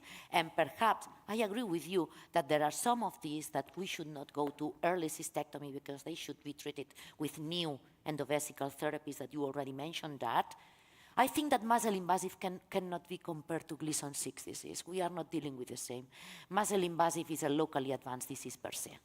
And in any other tumors, breast, lung, renal, advanced disease is treated in a multimodal schedule.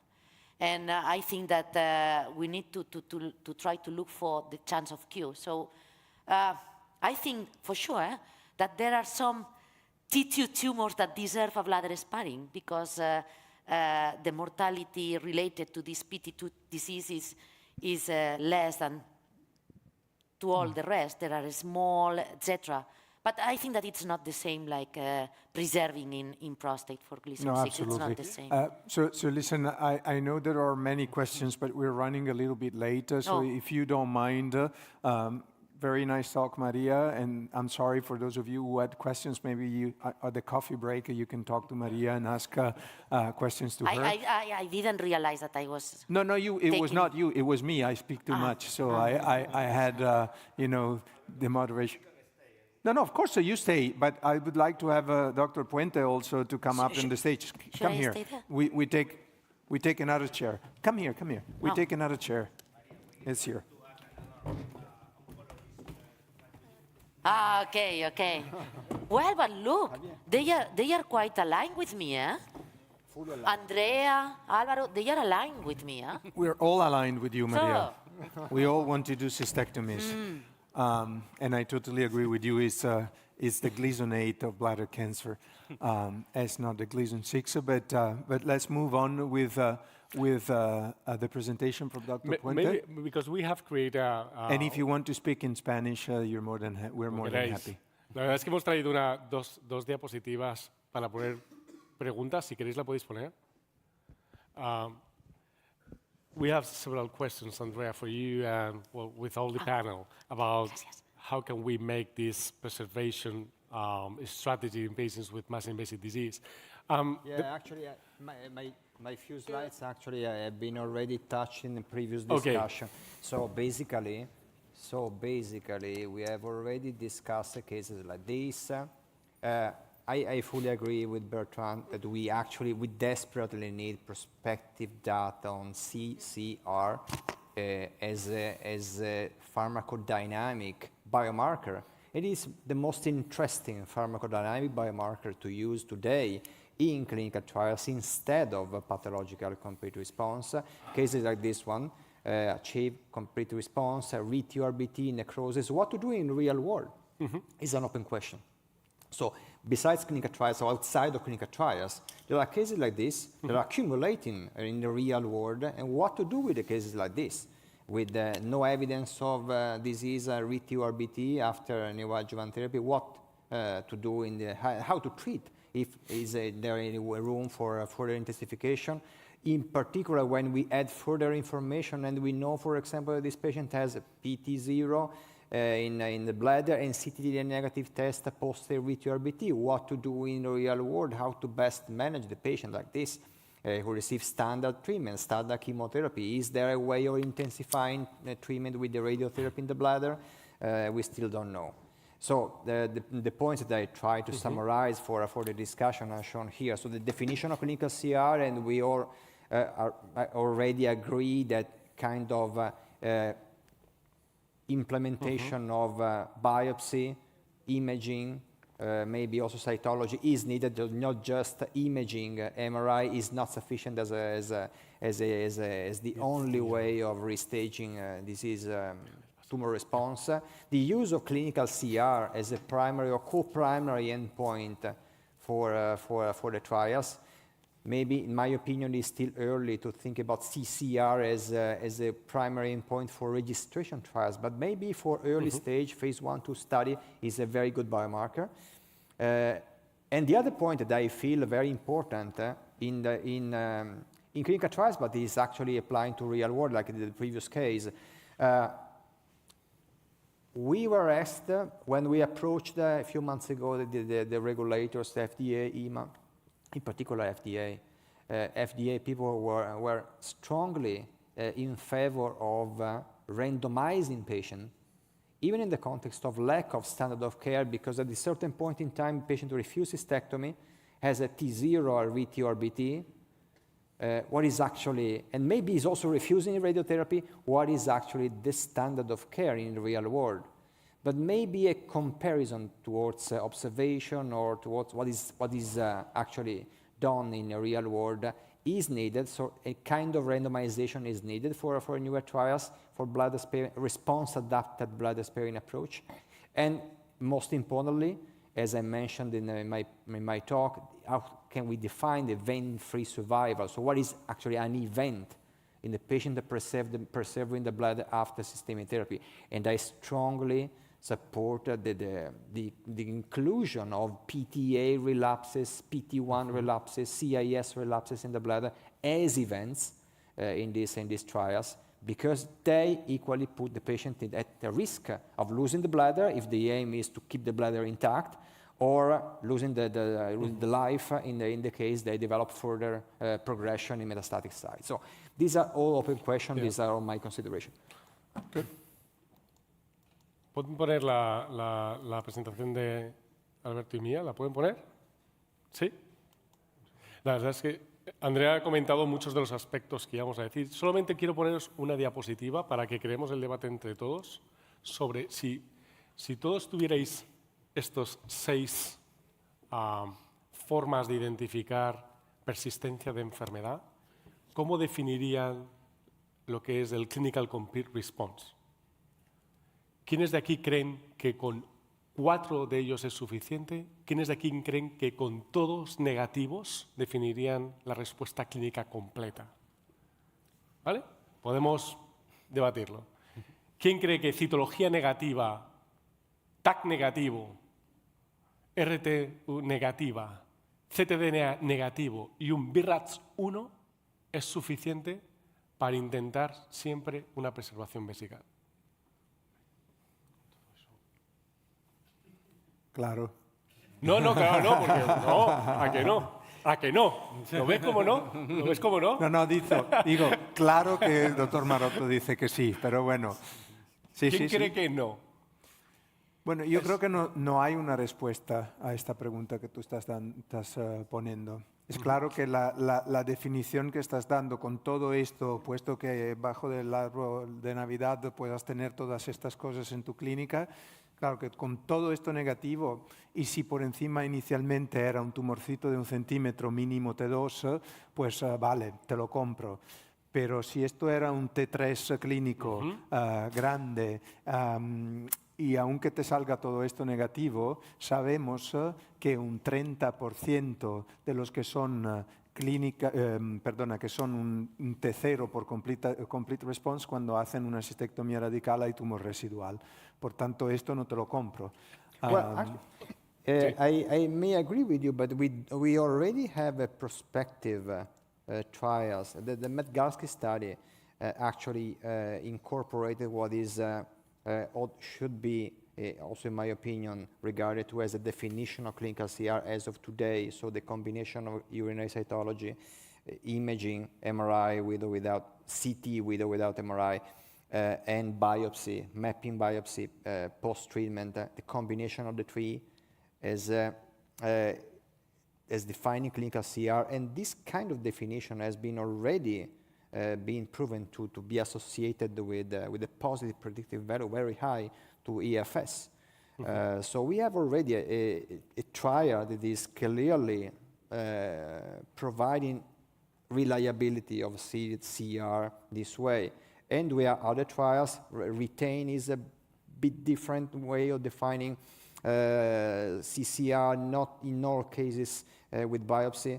But, you know, we are already pretty well shaped to take this definition, biopsy, and imaging at least, and then use this CR and testing this CR with survival outcomes. You know, we have a good benchmark already, but we agree that we need the prospective validation. Further data are pretty much welcome. The point is today is to be as much consistent as possible in the definition we use in clinical trials. The point is to try to avoid as much as possible to provide and to have in the 5-year projection myriad of data from different phase 2 studies using different definition of clinical CR. That would make tremendously difficult to digest all the data and to use this data to orient a registration late stage trial. You know. But if we are all aligned to use at least the Metgalski definition of clinical CR for further phase 2 studies, in 5 years we will be really in a very good position to say, okay, this could be taken as a co-primary endpoint for registration trials of bladder sparing approach. Mm-hmm. So do you think that we need to focus these kind of trials in patients only with PT2, small tumors, because they are more comfortable using this strategy in patients with only 1 lesion, PT2, and they are not comfortable using this strategy in patients that initially have a PT3 What do you or mean PT4? with they? You. I think that the word should be us. I don't think so. I'm more comfortable using that when you have this kind of certain negative, all of them negative, even in patients with a PT3 up front.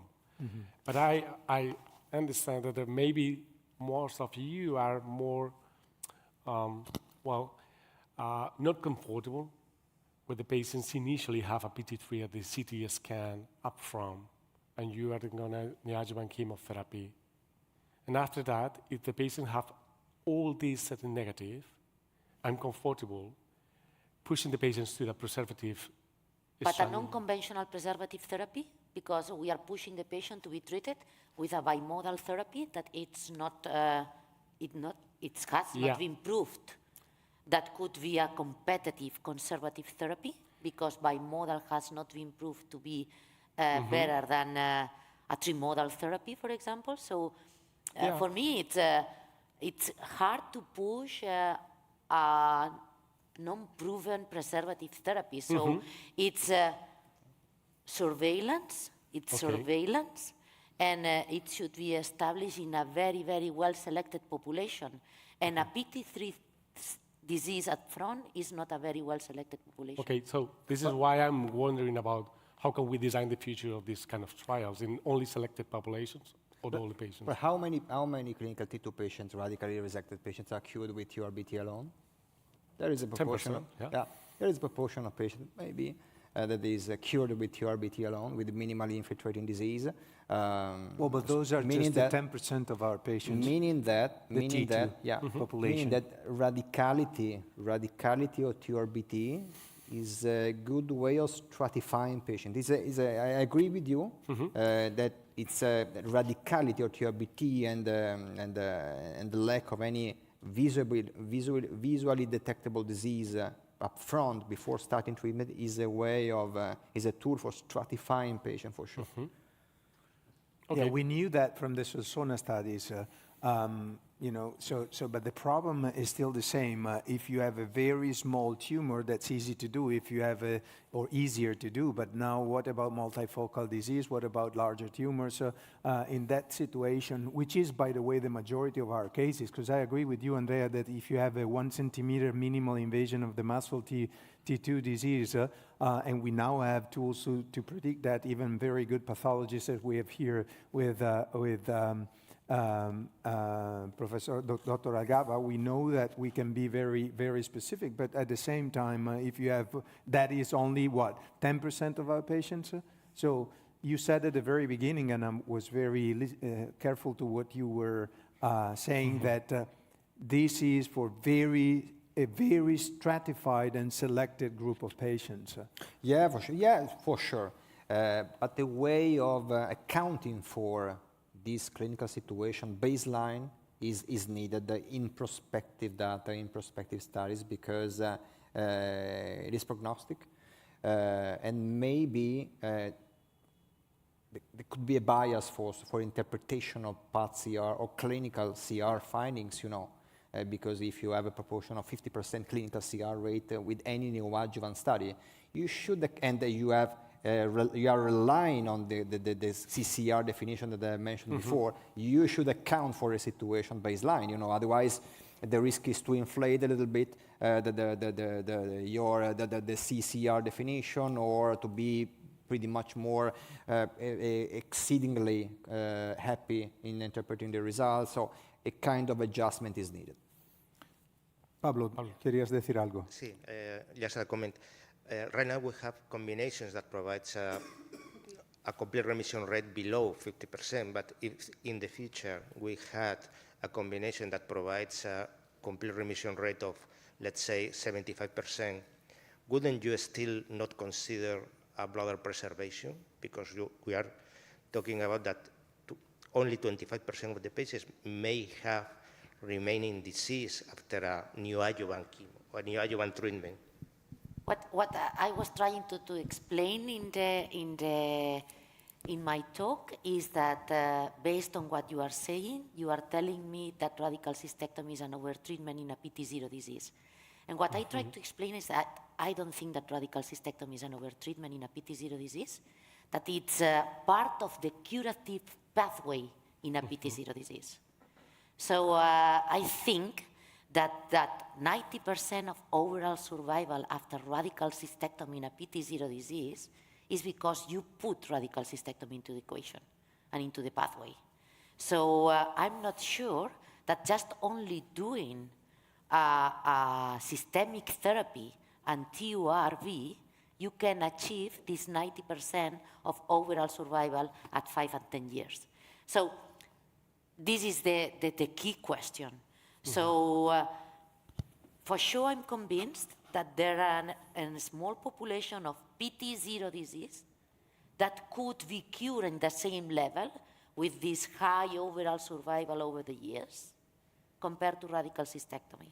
But this is a very small proportion of our patients.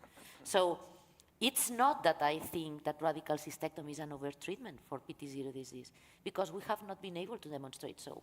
What do we know is that if you have a PT0 and you have done a radical cystectomy, your overall survival is fantastic. So if we have a therapy that allows me to have 75% of PT0 disease, it means that if I do radical cystectomy to all of them, I will cure this 75%, I will cure them, all of them.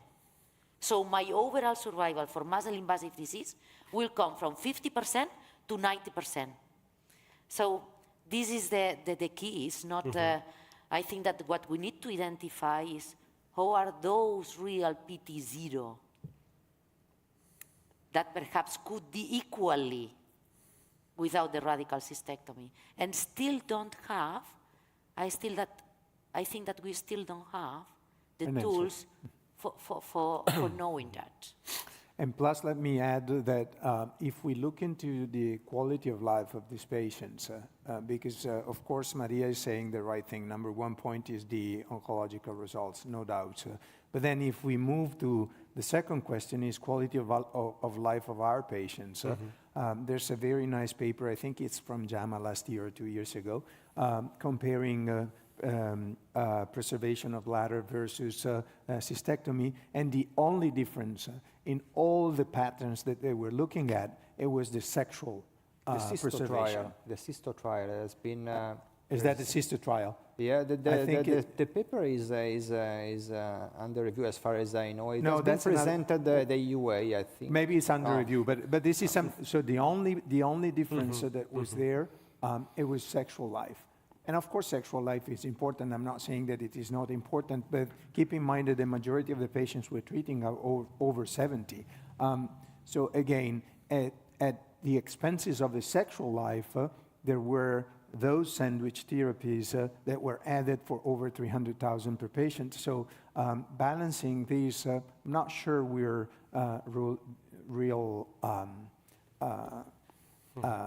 doing the right thing here. So. But I think in general we can, looking at things a more comprehensive way, accounting for all the developments that are ongoing in MIBC and good for the patient in general, very good for the patient. I think that there is, anyway, a way of thinking ahead in the next 5 years as an opportunity to treat in patients in 3 times again. ADC-IO is well positioned to be the starting treatment for the vast majority of the patient. And the maintenance or tail of adjuvant immune therapy is pretty well shaped again to remain in the paradigm. By the way, regarding the radical local treatment of the bladder, I think the radical cystectomy is still there. But it's more than likely that in the near future we will have additional tools like newer intravesical therapies, radiotherapy. So maybe we will become more flexible in a daily basis, in a daily discussion with the patient according to their desire, to the situation, to the bladder, to the functionality of the bladder, and being able to select a different option, not necessarily radical cystectomy, but intravesical TAR200, let's say, or a radiotherapy, depending on the discussion that we have among us and with the patient. So good for the patient, you know, in general, but the flexibility will become likely the paradigm for the near future, taking into account and using all these tools in the best way, integrating all of them. There was a question from Dr. Rodriguez Fava. So Maria Jose pointed out in her presentation a very important point, that it's the window of opportunity that the patients that do not respond to bladder preservation lose. And we have the popular paper published by Alex Slota, retrospective data, where bladder preservation in tumors up to 7 centimeters during the follow-up do not lose this window of opportunity because survival is similar. So what's your opinion on this paper? We discussed. Yeah, it most depends on the patient commitment. I'm pretty much neutral today to the option that we can provide with regards to the intensification of treatment to the bladder, because I limit today to observe what is happening. For example, in my reality, I observed that in the last 1 year, the last year or so, a year and a half, people, Alberto, your counterpart, Italian counterpart, Briganti, or Francesco Montorsi, people that were used to perform 150, 200 cystectomies per year, were the first to ask me, okay, Andrea, do I necessarily have to operate this patient whenever they see a major response to treatment? So, looking at this and trying to take the message from these guys and trying to take the best from the patient desire, I think we could be a bit more flexible and put our brain in looking at things in a different way, you know, different from what we used to consider until yesterday. With all the risk that you mentioned, but in principle, we start from strong commitment with the patient. And patients are strongly committed. Maybe our patients are not the same like other hospitals. We cannot generalize, and I can generalize. It's difficult for me to say, okay, my patient is the same as you. It's difficult. But our patients are very much committed to take the risk, the unknown risk of losing life, of dying with the disease progression, at a certain point, based on the fact that they see an opportunity or looking at things differently, or looking at fate of their bladder differently. So the flexibility, again, in the future, taking into account the radical cystectomy, again, it will not be removed in absolute as a 100%, you know, but will become an option to discuss with the patient, you know, with all the limitation that, and then maybe in the near future we will get long-term data from newer therapies, you know. I am pretty sure that ADC EV Pembro will not just result in 70% response rate, but will result in an EFS that runs up. So if you see a plateau in EFS, okay, we can still admit the existence of urologists in our department, but you know, there could be small hospitals only with oncologists and maybe one resident urologist to make a RET or BT and the natural. So we are a little bit late, but I think if the boss allows us 5-10 more minutes, I think it's getting interesting here. Okay, so if you don't mind, why don't we go to practical cases? What would you do in your clinic if you had a patient who comes to your clinic, a 55-year-old, he comes in because of hematuria, your urologist goes there, he does a TURB of a 3-centimeter apparently superficial tumor, no muscle invasive tumor, and then the pathologist comes back and he tells you that it is T2 disease, minimal invasion of the muscle, CT scan is negative, the virites is 2, and now you feel confident on asking your oncologist or you as an oncologist to say what to the patient? Well, first of all, I think that we He's potent and continent. Oh, fantastic. With 55 years old, okay. 55. So, first of all, we have a meeting with the patients with the urologists and the medical oncologists first, because we have the opportunity to talk with the patients with all the specialists in the same room. I think that this is important for a patient's perspective. And we try to talk with him about the possibilities that we have. We have the classic approach of chemotherapy followed by cystectomy. We have the potential use of radiotherapy plus chemotherapy. But we have sassan-sparing trial in our hospital. The trial led by Elena Senellano and Guillermo de Velasco. Those patients with PT2N0M0, cisplatin eligible, are treated with chemotherapy up front, 4 cycles, measuring ctDNA, performing an MRI. Of those patients that have achieved a good response are treated with an RTV, and those patients with PT0 are treated with sansalimab, anti-PD-L1 subcutaneous treatment without radical cystectomy. We have this opportunity in our center that we are performing that in this moment. What about you? What would you do? Would you do neoadjuvant treatment in this patient? I would try to be as aseptic as possible because I think everyone has their own bias. We, as American oncologists, will push more for neoadjuvant chemo in the global patients, but I think that the young patient, unifocal, not so big, not so deep into the invasion, no other adverse factors, classical hydronephrosis whatsoever, needs to have a whole spectrum of possibilities. And I think that bladder preservation, trimodal therapy is a very good option in this patient. So if you do a bladder preservation, how do you do it? Upfront. I mean, I am not so, of course, we have to generate evidence, as has been said before, but I think that bladder preservation should be a choice upfront. Not based on response. Trimodal? Trimodal from the beginning. Trimodal. With cisplatin eligible. You would do resection, chemo, and radio. Chemo and radiation. Okay. A different thing that we have been discussing is like giving like an induction chemo, and depending on the response, then you see what you're doing. But in this patient, I would offer a trimodal therapy from the beginning. Or also cystectomy. But let's say, I think that this patient is a good candidate for TMT. Okay, good. From the beginning. Andrea, what would you do? Yeah, it is, as he has mentioned, the patient willingness to undergo cystectomy is a primary importance to get as an information to design everything, you know. And the urologist's judgment with regards to radical cystectomy risk is also very important for us as oncologists to get as an information, you know. Otherwise, the standard of care is trimodality therapy is the way to go. Starting with, I would try to discourage to start with the chemotherapy without knowing this information, just as a way of taking time, you know, trying to cure the patient, to cure the disease, and then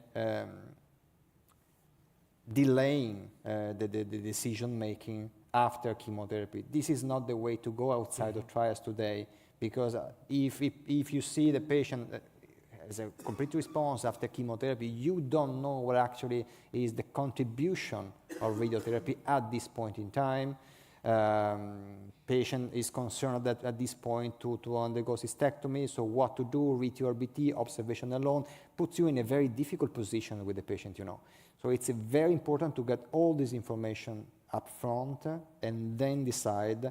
And in fact, all the trials, all the response-adapted trials, going back to the trials, all the response-adapted trials were addressed to the patient who accepted radical cystectomy,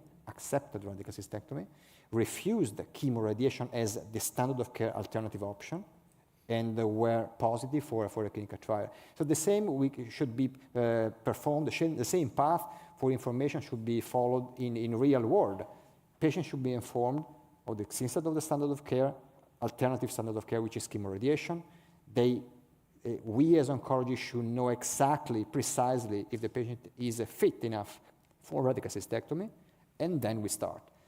So many times I see today, in particular in smaller hospitals, in community hospital, in particular when using for some reason non-standard treatments, like for example, private patients who start with immune therapy, you know, pain out of pocket, you know, outside of trials, just playing the game of and trying to play the chance of having a clinical response and then avoiding cystectomy. This is not the way to go in the real world, you know.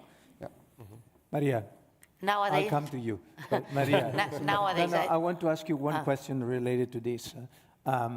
We're very bad here in my clinic, at least, and we don't follow necessarily our guidelines. no, don't tell me that. So we want to push this case and say, listen, Solsona was right.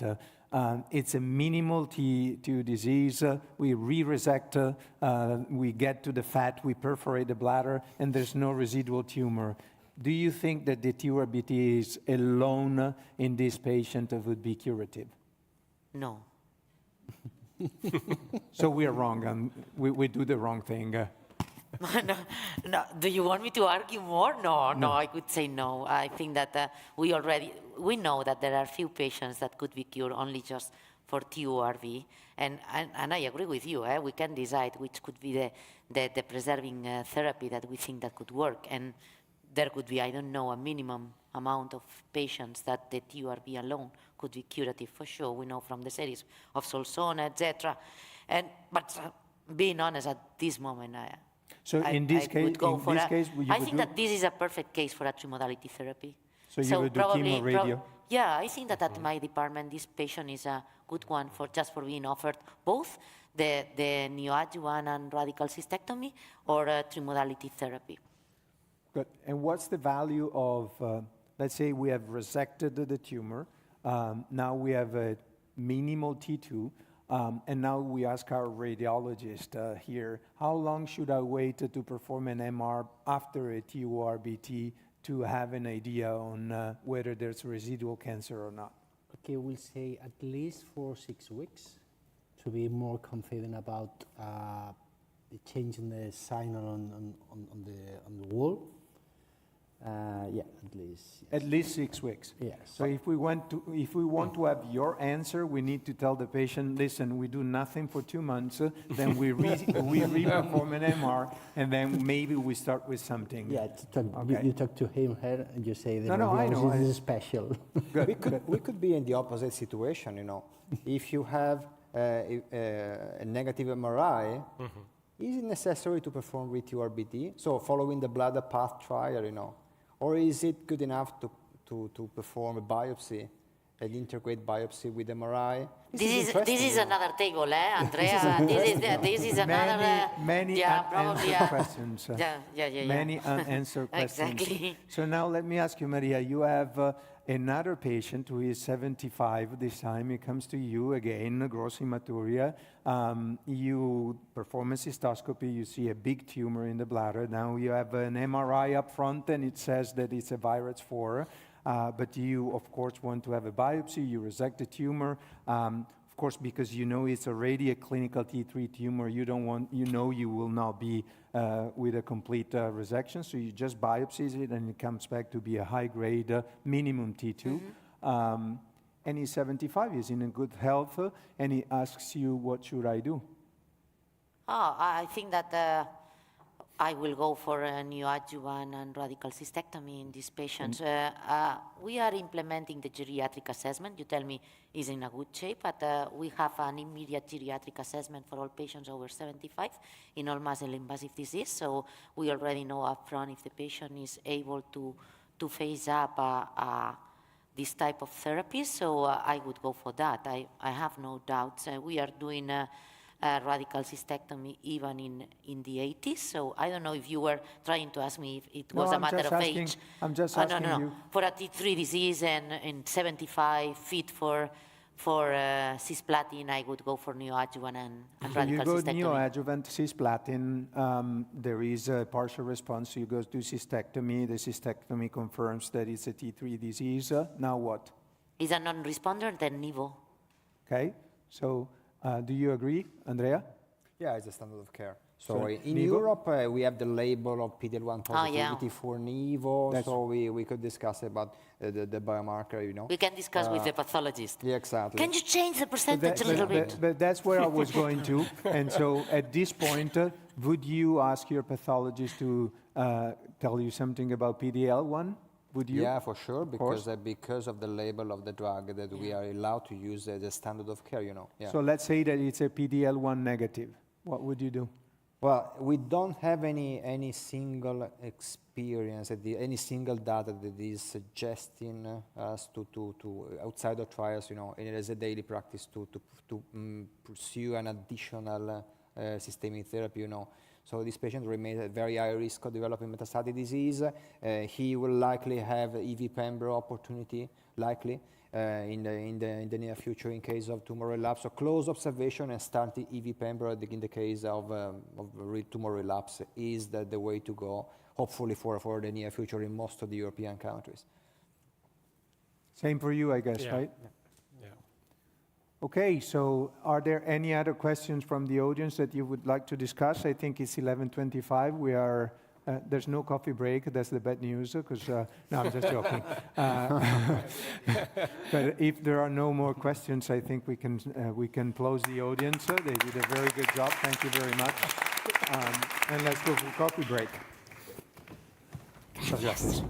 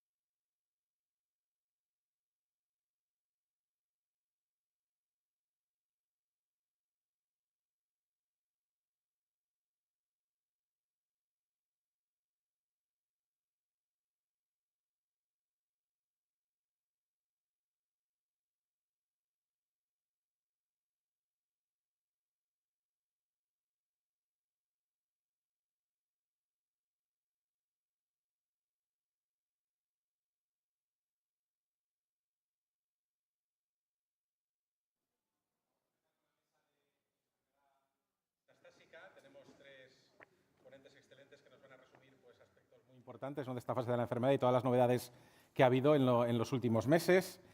Si os parece la discusión, como al final va a haber temas compartidos entre las diferentes presentaciones, la hacemos al final. Hacer la presentación cada uno cortita, de 10-15 minutos, y luego tenemos para discutir, ¿vale? Entonces, empieza el doctor Climent, que nos va a hablar de las nuevas guías en el manejo del cáncer de vejiga. Miguel Ángel. Presentará las guías someramente. Perfecto, sí. Así tenemos más tiempo para discutir. Que otras cosas.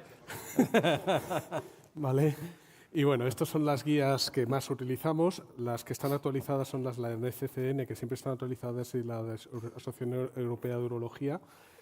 La de ESMO está actualizada de 2024, con lo cual no incluye los resultados de Ibipembro ni de Cisgem-Nivo, con lo cual no voy a entrar prácticamente en ella. Y luego la SEOM, sé de buena tinta, que ya está en momentos de galeradas, porque la última versión es de 2021 y que se ha incluido todas las novedades actuales de todos los tratamientos. Me consta de buena tinta, tenemos al responsable aquí en la sala y si no, que nos lo cuente. ¿Vale? Bueno, esta es la de la ESMO, pero bueno, no quería incidir mucho en ella porque realmente no están incorporadas los nuevos resultados de Ibipembro ni están incorporados el de Cisgem-Nivo en diseminadas, entonces creo que vamos a pasar de ellas.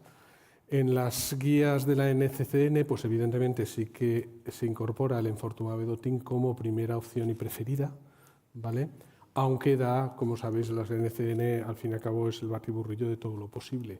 El cisplatino gencitabina seguido de abelumab, el cisplatino gimnivo, incluso dos de Ensenbach con abelumab de mantenimiento. Y otras para cuando no puedes poner cisplatina ineligible, pues con la inmunoterapia en monoterapia.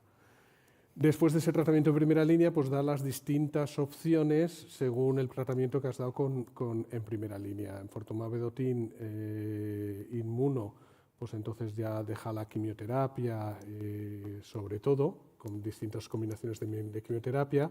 Si solo ha recibido quimioterapia y no inmuno, pues entonces se establece ya el enfortumab, incluso el enfortumab pembro, etc. Bueno, como ya sabéis, deja todas las combinaciones posibles porque la NCCN pues da lugar a todo y hace, bueno, pues con los distintos niveles de esto. A mí personalmente me gusta más la de la Asociación Europea de Urología. Estos son los grados de evidencia. En primera línea pone los 3 estudios de enfortumab pembro versus quimio, cisgem-nivo versus cisgem y el mantenimiento con abelumab como grado 1, aunque establecen un 1B para los otros 2, y luego la combinación las combinaciones de inmuno con quimioterapia dice que en los estudios que no han sido positivos. Y luego en segundo línea el enfortumab, el erdafitinib para los que tienen alteraciones en el fibrosis factor receptor y pembrolizumab en segunda línea, aunque nosotros sabemos que solo podemos poner en este momento atezolizumab. Y luego da unos consejos pues, que ya son los consejos prácticos de tratamiento, de que bueno, los tratamientos con quimioterapia pues, no son especialmente buenos, los criterios pronósticos de primera y de segunda línea, el ácido zoledrónico se metástasis óseas, etc. Esto es lo mismo con débil y fuerte la recomendación y el algoritmo que establece la Asociación Europea de Urología, en el cual el esquema preferido es enfortumab pembro. Si no es elegible por algún motivo, entonces ya platino gencitabina, mantenimiento con abelumab o cisgem-nivolumab, y luego platino gencitabina si no puede recibir inmunoterapia. Si es ineligible para platino, pues entonces inmunoterapia en primera línea. Y luego establece en segunda línea pues todas estas combinaciones y han sido tratados, pero con un nivel de evidencia bastante bajo, porque los que se han tratado con enfortumab vedotin pembro, pues entonces, bueno, los datos que hay, pues evidentemente establece la quimio como primera alternativa, ERDA, trastuzumab deruxtecan, es decir, pero con un nivel de evidencia bajo. Y si no han sido se han sido tratados con platino y inmuno, pues entonces ya pone el enfortumab vedotin como primera opción. Y este es el resumen, así de corto y así de esto. que es lo que se me pidió. Gracias, Miguel Ángel.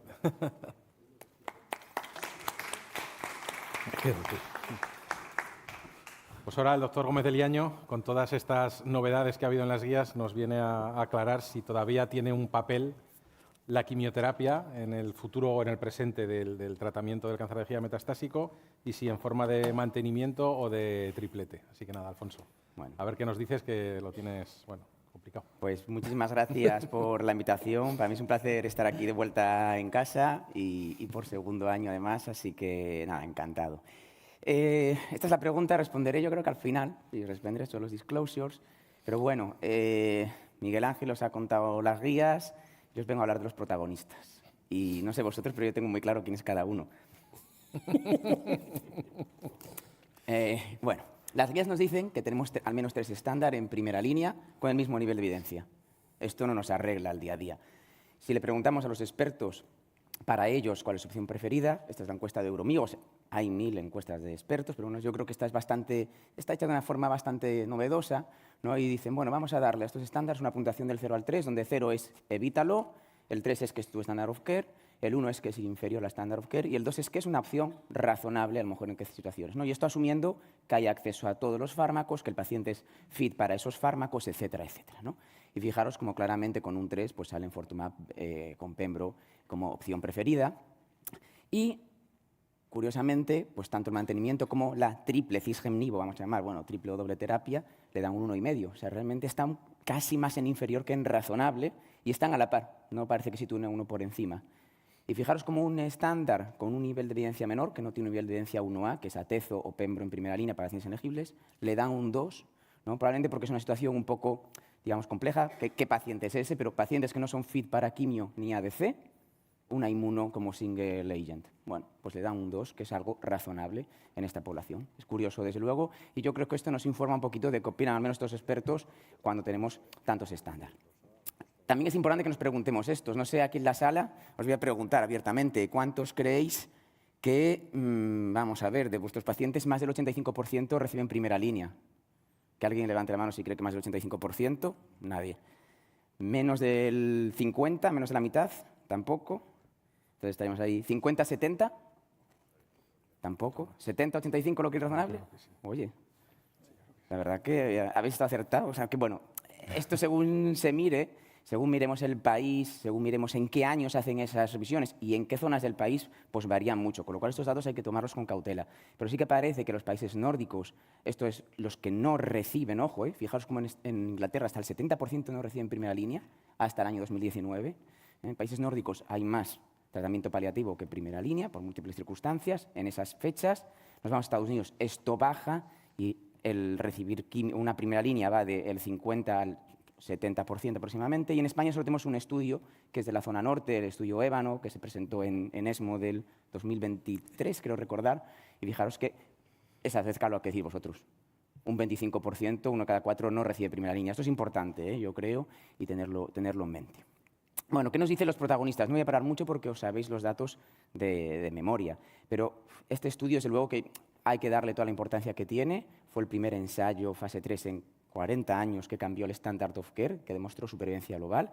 Y además vino un escenario donde veníamos de combinaciones de quimio-inmuno que han fracasado, salvo una, que es la de cisgemnivo, como sabéis, pero atezoquimio, pembroquimio han sido negativos.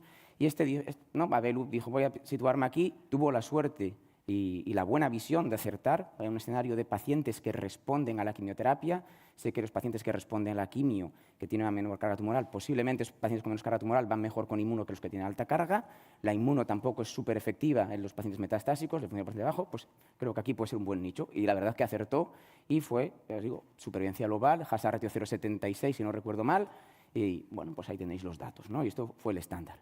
El problema que hemos tenido es que, bueno, antes de eso, además, la otra gran ventaja, yo creo que de este esquema, y que todos la sabéis, llevamos ya más de 10 años usando checkpoints, o 10 años, y la seguridad de ellos pues, es muy buena. Menos de un 10%, de discontinuaciones por eventos adversos y menos de un 10%, en torno a un 8%, de eventos inmunomediados grado 3 superiores. O sea, que esto realmente, pasada la fase de quimio, tienes una buena seguridad y también una buena calidad de vida. Esto lo vemos y lo percibimos en la clínica.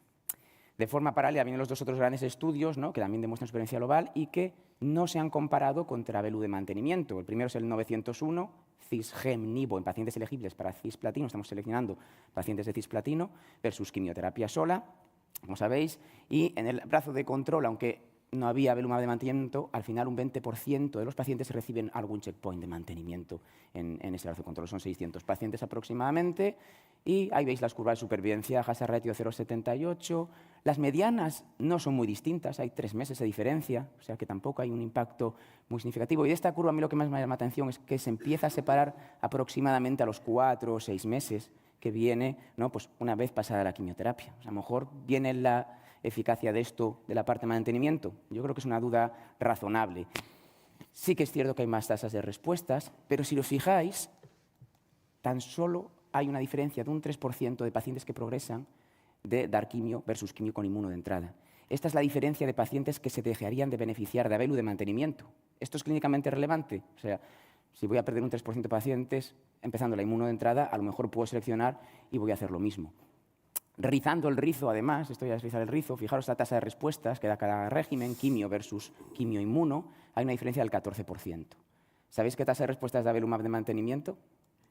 14%. O sea que si sumamos, esto se hace cuentas la vieja, lo sé, está mal hecho, exactamente el mismo número de tasa de respuestas. Por lo cual yo tengo muchas dudas de qué aporta nivolumab frente a un mantenimiento y creo que es más bien poco. Lo que sí está claro, aparte de esta discusión, y yo creo que también la tenemos muy clara, es que el nuevo estándar es otro, ¿no?, y que los anticuerpos conjugados han venido para cambiar y para sustituir al platino. El estudio 302, que como bien sabéis es en Fortu con Pembro, incluyó 800 pacientes versus quimioterapia. De nuevo no hay mantenimiento en el brazo control, pero un 32%, que es un poquito más, reciben algún mantenimiento con inmuno, ¿vale? Y fijaros, yo creo que los datos son incontestables. O sea, estamos hablando de hazard ratios de 0,50, supervivencias globales que pasan de menos de año y medio a casi 3 años en estos pacientes con cáncer de vejiga, cáncer uroterial metastásico. Yo creo que es impresionante. PFS también que se doblan de 6 meses a 1 año, hazard ratio 0,48. Y tasas de respuestas que se incrementan mucho. Concretamente, las tasas de respuestas completas pasan del 15% con quimio al 30% con este esquema. ¿Y qué pasa con esos pacientes que responden tan bien, que hacen respuestas completas? Bueno, fijaros, esta es la pregunta. ¿Alguno no se beneficia del esquema? Realmente coge estos forest plots y todos. Al menos de los datos que nos han dado. Luego nos meteremos a ver si puede haber alguna cosa que todavía desconocemos, ¿vale? Pero lo que os decía, respuestas completas del 30%. Estos pacientes a 2 años, el 75% siguen en remisión. 75% de los pacientes que hacen respuesta completa. Yo creo que esto estamos curando a pacientes, obviamente, y yo creo que esto cambia, como vemos, el cáncer de vejiga metastásico ahora y para siempre. Es cierto que la calidad de respuesta no es tan buena en los que responden parcial. Fijaros cómo a 2 años esto se baja drásticamente al 25%. Es decir, estos pacientes, aunque respondan, también progresan, y esto es un gap importante. Entonces, para mí, el mensaje está claro, hay café para todos. Y no, esto viene a sustituir a la quimioterapia. Pero este meeting es de gaps, entonces vamos a hablar de gaps, que los datos los sabemos muy bien. ¿Qué gaps hay? Hay muchos, ¿no? Yo os quería preguntar a la audiencia, ¿quién de vosotros piensa que el IBI-Pembro, de forma general, cogiendo todo el tiempo de tratamiento, es más tóxico que quimio más inmuno de mantenimiento? ¿Nadie? Todo el tiempo. Todo el tiempo, no la fase de inducción, ¿vale? Todo el tiempo. Y la fase de inducción, nadie, ¿no? Porque solo anda, vale. O sea que realmente puede haber un gap ahí para hacer desescalada, ¿no? Vale, pues esto es un gap, yo creo. Realmente, esto es complicado de analizar. Si veis todo el tiempo, efectivamente hay más discontinuaciones con IBI-Pembro que con quimio, ¿vale? Incluso, pero si juntamos la quimio y la inmuno, haciendo de nuevo números de la vieja, está parecido, en torno al 30% de discontinuaciones de la quimio o de la inmuno de mantenimiento, 35% con IBI-Pembro. Posiblemente, además, yo creo, esta es mi percepción, no sé vosotros qué opináis, pero que a medida que vayamos, IBI-Pembro tiene una curva de aprendizaje, y a medida que vamos usándolo más, sabemos cómo usarlo mejor también, ¿vale? Y las discontinuaciones serán menores. Es cierto que esto es en todo el tiempo, con seguimiento de 17 meses. Probablemente hay más descontinuaciones a lo largo del tiempo y menos en los primeros meses. Este dato no lo sabemos del estudio. ¿Cuántos pacientes discontinúan en los primeros meses? Equivaliendo un poco a esa fase de inducción de la quimio, ¿vale? Pero bueno, desde luego que veo que la percepción en las salas parecía la mía, que no es peor que la quimioterapia. ¿Debemos usar, estas otras preguntas, criterios rígidos como hemos tenido para cisplatino en estos pacientes? a mí siempre me ha sorprendido porque, por ejemplo, vais a cabeza y cuello y dan 100 miligramos de metro cuadrado de cisplatino a todo el mundo, salvo que tenga un fallo renal, da igual que el hombre tenga un eco de 2, que no sé qué, no, cisplatino, cisplatino. Aquí hemos sido muy rígidos en vejiga, yo creo que es de las pocas enfermedades, y esto lo arrastramos, ¿no? Entonces, realmente tiene sentido hacer unos criterios estrictos de evita. Para mí no, pero no sé vosotros qué opináis, y esto lo podemos discutir. Sí que hay posiblemente pacientes que no son candidatos a ibipembro, y esto se puede discutir también. Son pocos pacientes, pero los hay. Y luego hay este área gris de pacientes, bueno, están frágiles, le podemos intentar, y vamos viendo qué pasa, a ver qué hacemos con ellos, ¿no? Lo que os decía también, aunque es el nuevo estándar, hay resistencias. Fijaros, para mí, un paciente que no responde, aunque sea enfermedad estable, a ibipembro es un paciente refractario. Y esto es un 32% de pacientes. No sabemos si ese porcentaje de pacientes que no responden a ibipembro habrían respondido a quimio o no, esto no lo sabemos, y no sabemos, obviamente, identificarlos. Y a 2 años, la mayoría de pacientes han progresado, desgraciadamente. O sea, esto sigue habiendo resistencias tanto intrínsecas como adquiridas, ¿no? Están, por ejemplo, los PGP, las bombas estas de flujo de poliglicoproteína, etcétera, etcétera, que es un mecanismo importante de resistencia con MMAE, que es, como sabéis, el citotóxico, etcétera. Esta es otra de los elefantes, el biomarcador. Esto es una terapia dirigida, una quimio, perdón, pero una quimio dirigida contra nectina 4. ¿Por qué el biomarcador falla? Los datos de ibipembro del biomarcador que nos presentó Pauls en ESMO realmente son al menos cuestionables, o hay que mirarlos con lupa, ¿no? Nos dan datos en base al valor mediano y al Q1, pero realmente cuando este biomarcador se desarrolla en su momento, que esto lo hace Chalita en el 2016 en el paper del fase 1, los puntos de corte de negatividad y positividad están bien definidos. De 0 a 15 es negativo, de 15 a 100 es bajo, de 100 a 200 es moderado y 200 a 300 el score es alto, ¿no? Y aquí no hacen estos puntos de corte, hacen otros. Entonces, ¿esto tiene relevancia? Yo creo que sí. Y luego lo que queda claro, que es la parte derecha que veis ahí con esa flechita hacia arriba, es que a medida que tenemos un H-score, ¿no?, una inmunohistoquímica más alta para nectina 4, hay una mejor respuesta a ibipembro. Todo responde más que con quimio, pero hay un enriquecimiento de respuestas. Y esto no ocurre con quimio. O sea que algo tiene que ver. No sé si lo estamos midiendo bien, porque a lo mejor inmunohistoquímica no es la forma correcta. Hay que hacer amplificación, mRNA, o incluso, ¿por qué no solo medir la inmunohistoquímica, la tinción en la membrana, sino en el citoplasma? Esto lo han hecho, por ejemplo, con los anti-TROP2. Como los estudios han sido negativos, en este caso de cáncer de pulmón, han dicho, a ver qué pasa, vamos a rebuscar. Y han visto que realmente, haciendo un cómputo de tinción de membrana, tinción de citoplasma de TROP2, parece que hay un valor predictivo de respuesta a los anti-TROP2, ¿vale? O sea que esto podría pasar también con los antinectina, ¿por qué no? ¿Qué pasa con los subtipos histológicos? Esto es una pregunta que nos vamos haciendo, yo creo que desde que salió IBI como monoterapia, y estos datos son, bueno, un poquito antiguos, pero fijaos que realmente vamos a liar un poco la nectina con los subtipos. Sí que parece que hay expresión de nectina 4, incluso los escamosos, ¿vale?, relativamente alta. Algunos, como el small cell no tiene, o el sarcomatoide, que esto luego hay grupos que reportan datos distintos, pero lo que sí es consistente es la tasa de respuestas a este fármaco, ¿vale? Tanto como monoterapia, donde vemos que en los variantes puras, 0% respuestas, variantes predominantes, 36% versus un 50% en subtipos de urotelial puro, ¿vale? Y esto es con pacientes escamosos, que veis también, escamoso puro 0% y escamoso variante 33%, ¿vale? ¿Cómo definen esto? Es otra batalla, ¿vale? Y yo creo que es una batalla importante lo de los subtipos histológicos en cáncer urotelial, hay mucha discordancia, pero bueno, esto es reciente, de hace un mes en ASCO, y es específicamente haciendo esta pregunta en ibipembro. ¿Cómo responden los pacientes con ibipembro, con subtipos histológicos? Y veis que realmente los subtipos, sobre todo escamoso y adenocarcinoma, no responden. Si son puros, o más de un 50% de escamoso o de adenocarcinoma, 0% de respuestas. Si hay menos, pero hay componente no urotelial, también hay una baja tasa de respuestas. Por ejemplo, en escamoso no predominante, 20% aproximadamente. Sé que son pocos pacientes, esto es una serie de un solo hospital, de Boston, pero bueno, está ahí y va en línea con lo que hemos visto, con lo cual quizás estos pacientes no debamos tratarlos con ibipembro, ¿no? Está ahí el micropapilar, que tiene una buena respuesta, son poquitos pacientes, creo que eran 7 y un 60% de respuestas. Recordad que micropapilar también suele sobreexpresar ER2, entonces pues a lo mejor hay que buscar otros tiros por ahí, ¿no?, con los anticuerpos conjugados. Y esto tiene una correlación molecular, este estudio ya es antiguo, pero sabéis que los subtipos por clústeres moleculares, pues si vamos a ver, el basal tiene muchísima menos expresión de nectina 4 que los luminales, y ya no hablamos de los neuroendocrinos o stromal-like, ¿vale? Pero hay una downregulación de nectina en estos subtipos moleculares, y esto tiene implicaciones terapéuticas, como hacen estos modelos in vitro. La otra pregunta, aunque esto ya estaba hablando en segunda línea, es qué pasa la progresión, cómo demostrar a los pacientes. Desplazamos el platino, lo hacemos en segunda línea, tratamos con terapias dirigidas, erdafitinib, no hay respuesta, hay datos retrospectivos, lo más sólidos son estos con 48 pacientes también de ASCO, es un póster, donde vemos una alta tasa de respuestas a quimioterapia post-ibipembro, 48%, pero no son duraderas. Las PFS son de 4 meses y la supervivencia es inferior al año. Y estos números recuerdan mucho a lo que da erdafitinib en tercera línea, 6 meses de PFS, 12 meses de OS, o sea que realmente 40% de respuestas, un poquito más, 45%, o sea que realmente quizás ahí, en un alterado, FGFR alterado, debamos tirar por erdafitinib o terapias dirigidas. ¿Cómo es el futuro? Yo creo que hay espacio para mejorar. Me gustaría que fuera por biomarcadores, pero el desarrollo no se está moviendo por ahí y creo que el desarrollo se está moviendo por tripletes. Intensificar toxicidad, pero intensificar respuesta.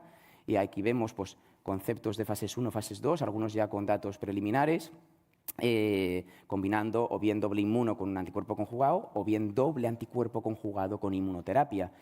Y quizás también, no me extrañaría ver en el futuro, se han desarrollado, como sabéis, nuevos FGFR3 específicos que son menos tóxicos que los FGFR clásicos y no me extrañaría ver combinaciones en triplete con estos inhibidores de FGFR3. Por tanto, la pregunta si hay un rol para quimioterapia todavía en el futuro, para mí a día de hoy es limitada si existe. Quizás estos subtipos histológicos, que sí que hay datos, no os lo he puesto, pero hay datos aceptables. También hay un valor de mal pronóstico que conste, pero bueno, quizás ahí. Pero por lo demás, ibipembro ha superado a la quimioterapia con inmunoterapia, sea en mantenimiento o en triple terapia. Hay muchas preguntas abiertas, la elegida de pacientes, subtipos histológicos, no hay biomarcador desarrollado. Es difícil que ahora lo hagamos, pero creo que, al menos académicamente, debemos empujar por ello. Y, desde luego, pienso que los tripletes van a ser testados en el futuro. Veremos qué pasa con los resultados, pero que va a haber estudios clínicos, está claro. Y está la pregunta de la segunda línea post-ibipembro que hacer con estos pacientes. Y con esto ya concluyo. Muchas gracias. Pues muchas gracias, Alfonso. Ya nos contarás en la discusión el bueno. Creo que sí, el feo y el malo no sé quién son, pues pero bueno, ya veremos. Y ya para terminar la mesa, la doctora Anguera nos va a hablar de bueno, lo que ha dicho Alfonso, que no tenemos mucho biomarcador en la primera línea. Veremos si nos convences de que tenemos algún biomarcador para predecir la respuesta a tratamiento. Buenos días. Primero quería agradecer a Óscar y a Pablo la invitación por segundo año consecutivo, así que entiendo que el año pasado no lo hice tan mal. No sé qué pasará en la tercera edición. Y bueno, gracias por darme el placer de presentar lo de los biomarcadores de respuesta, que algo empieza a ver. Estos son mis conflictos de interés y el principal es que soy oncóloga médica y por tanto tengo una visión muy asistencial. Y como buena clínica, lo primero que hice fue ir a mirar las guías clínicas, a ver qué terapias tenemos disponibles y a día de hoy pues tenemos inmunoterapia en combinación en monoterapia en diferentes líneas, ADCs, sobre todo en Fortumab, en combinación o no, y la quimio. Y luego en las NCCNs ha aparecido una pestaña que dice terapia dirigida a biomarcador por primera vez y aquí nos dicen erdafitinib y trastuzumab deruxtecan. Entonces iremos tirando del hilo de los tratamientos y luego a partir de ahí miraremos los biomarcadores. He seleccionado la inmunoterapia, el erdafitinib y los ADCs que, como sabéis, están pisando fuerte. Existe un desarrollo con diferentes dianas, principalmente la nectina 4 y Enfortumab es el que a día de hoy tenemos más disponible, y los anti-ER2 con trastuderuxtecan y disitamab vedotin. Empezando por la inmunoterapia, el biomarcador más conocido es la expresión tumoral de PDL1 y cuando empezamos con el desarrollo, sobre todo en los pacientes anfita quimioterapia, tenemos datos de pembrolizumab y de atezolizumab, que aquellos pacientes que expresan más PDL1 tienen más tasa de respuestas.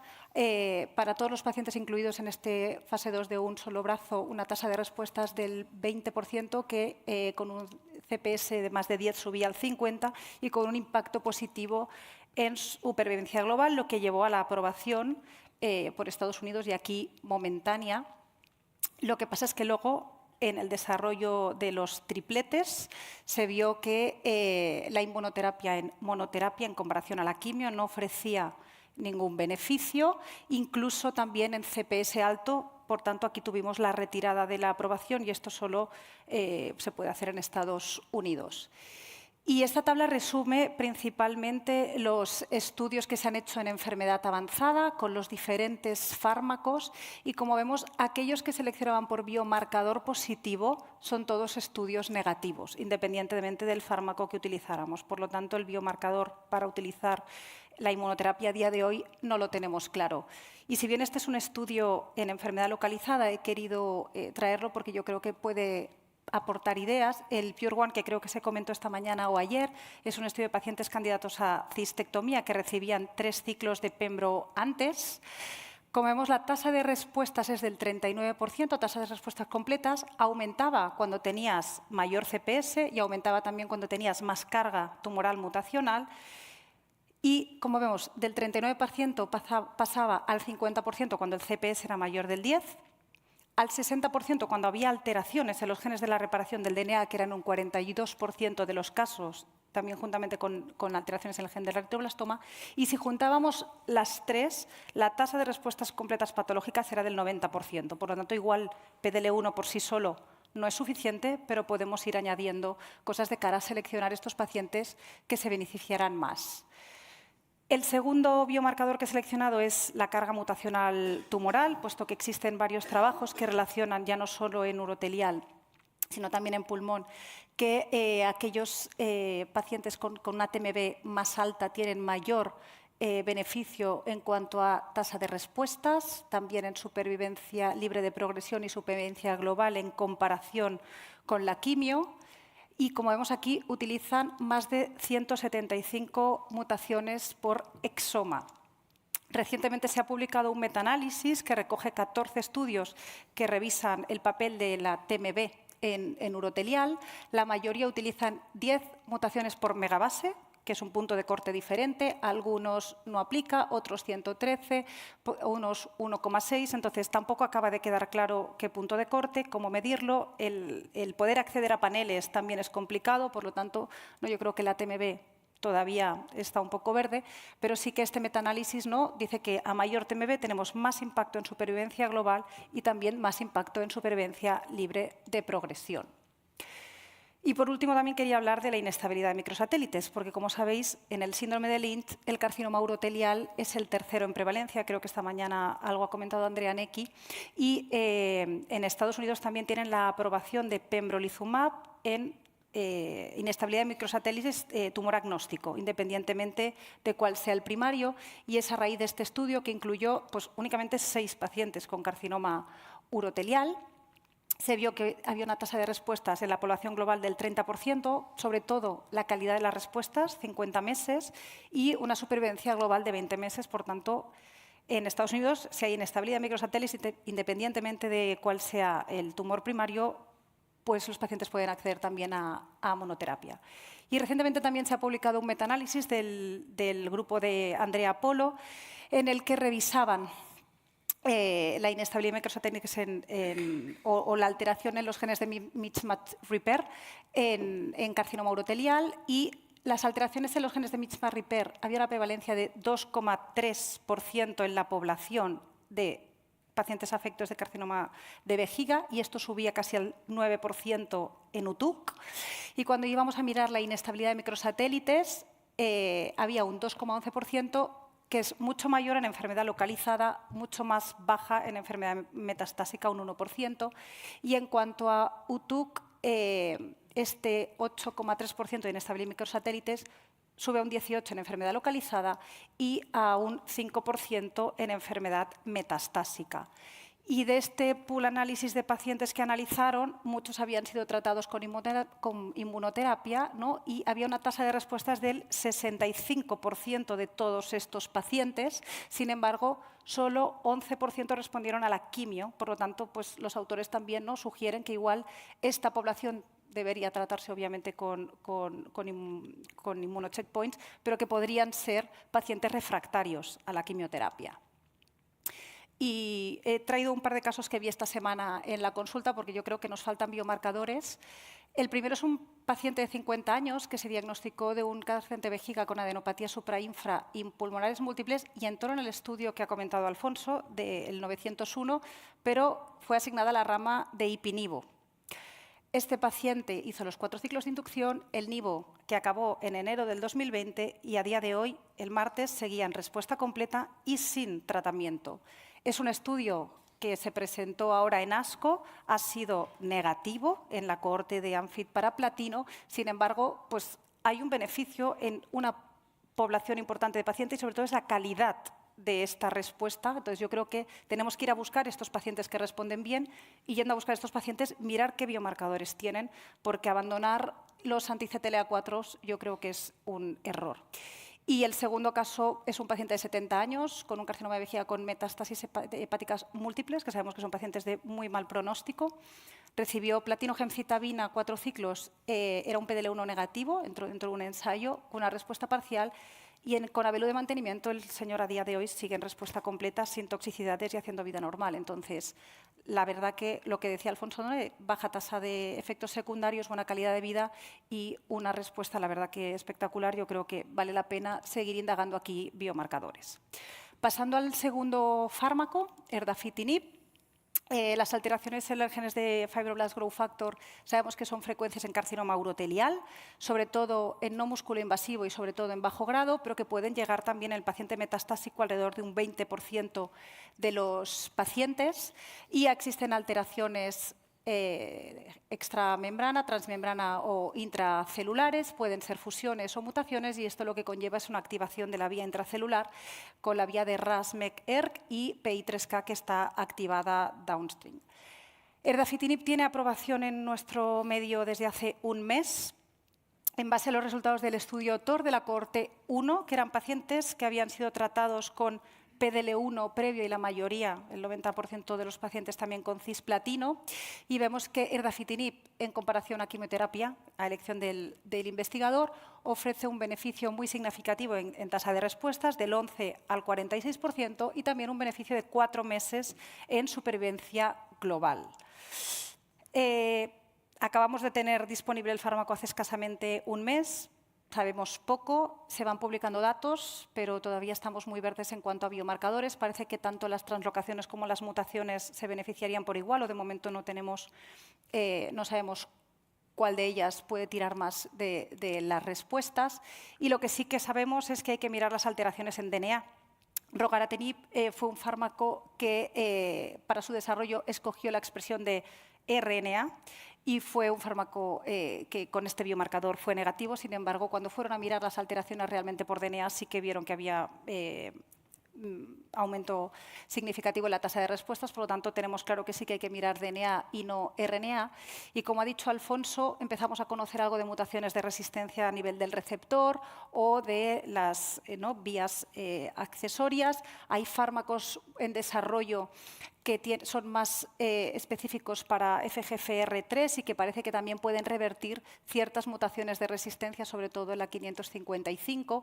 Y los datos del fase 1 del fármaco Loxo, hay un 30% de pacientes ya tratados también con inhibidores de GFGR con unas tasas de respuestas que la verdad que son del 41% en una población muy pretratada y que también hay respuestas en pacientes tratados con erdafitinib. O sea que espero que esto lleve al desarrollo, pues como ha pasado en pulmón, ¿no?, los inhibidores de GFR, luego mutaciones de resistencia y a partir de ahí desarrollo de nuevos fármacos que reviertan estas resistencias.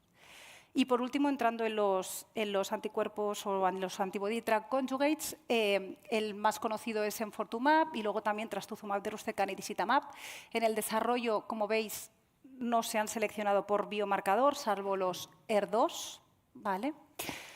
Y empezando por enfortumab, que es el que tenemos disponible, esto es en base a los estudios que ya se han comentado, el 301, pacientes que han progresado a platino y a inmuno, enfortumab frente a quimio, mejoría en la tasa de respuestas, mejoría en supervivencia libre de progresión y supervivencia global, y en primera línea, que todavía es un escenario que no tenemos disponible aquí, en combinación con pembrolizumab, también aumenta la tasa de respuesta, la supervivencia libre de progresión y la supervivencia global en comparación a la quimioterapia basada en platinos. En cuanto a biomarcadores, del estudio 302, del de primera línea, se miró si la expresión de PDL1 jugaba algún papel. Como veis, no. Va por encima la curva de enfortumab-pembro independientemente de la expresión de PDL1. Y esto algo ha comentado Alfonso ya en su charla anterior. De este estudio también Tom Pauls el año pasado presentó biomarcadores, puesto que en el estudio miraban por inmunohistoquímica la expresión de nectina 4 y también la expresión de PDL1. Lo primero es que prácticamente el 100% de los pacientes tienen algo de expresión de PDL1 que es independiente de si la biopsia es del tumor primario o de la metástasis y que veréis muchas diapositivas, pero al final la conclusión es que independientemente del biomarcador, ibipembro siempre va por encima de la quimio, por lo tanto, pues tampoco podemos sacar muchas conclusiones.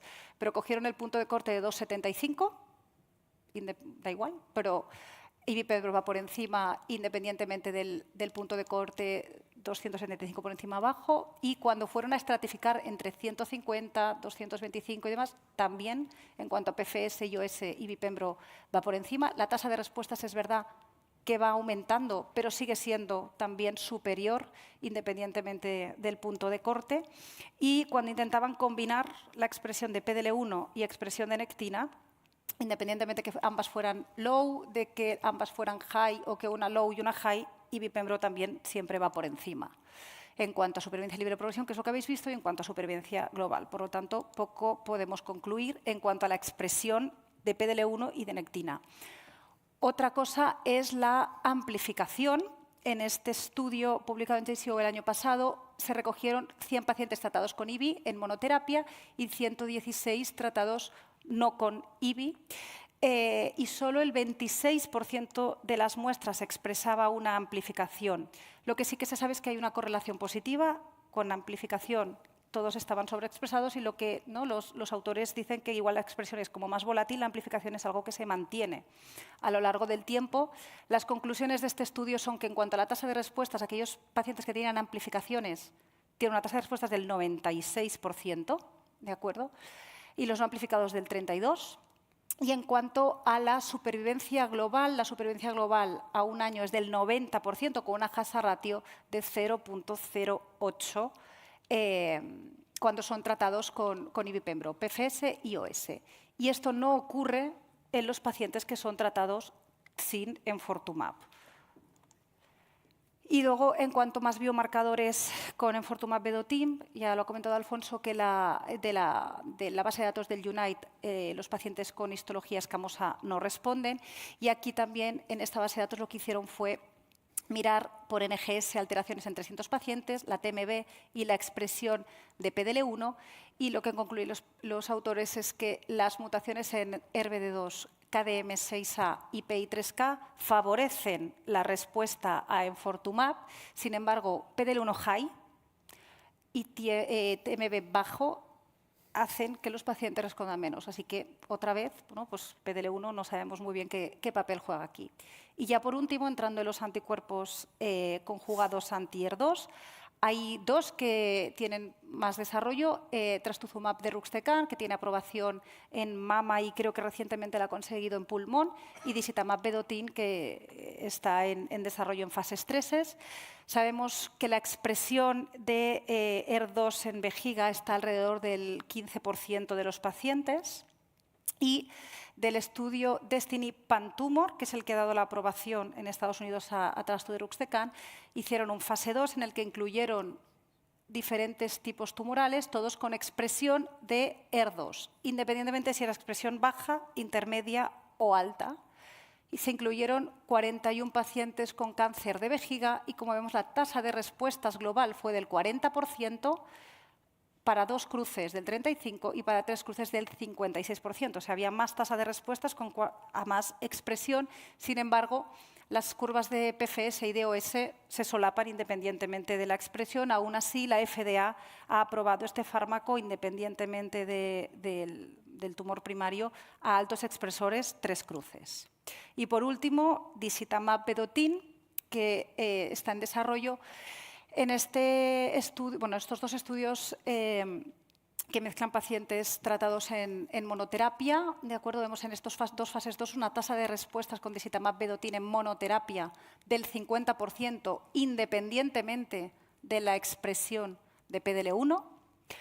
Y después, obviamente, han intentado combinarlo con anti-PD1, PDL1. En este estudio con toripalimab, la tasa de respuestas sube al 73% y de la cohorte C de combinación con pembrolizumab, esta tasa de respuestas está en el 75%, Lo curioso, si bien es que son pocos pacientes, pero aquel grupo de pacientes con un ER2 low, la tasa de respuestas es del 79% y ER2 high del 66%. Por lo tanto, parece que incluso los ER2 low se beneficiarían más que los ER2 light.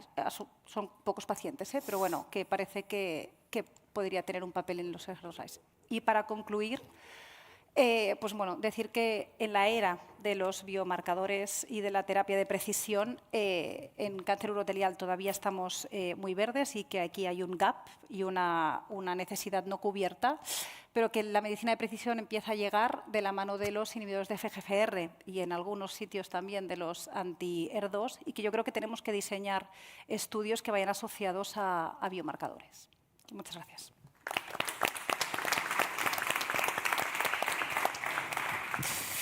Muchas gracias. Bueno, preguntas. ¿Tenéis preguntas? Yo tengo un montón, o sea que, Óscar.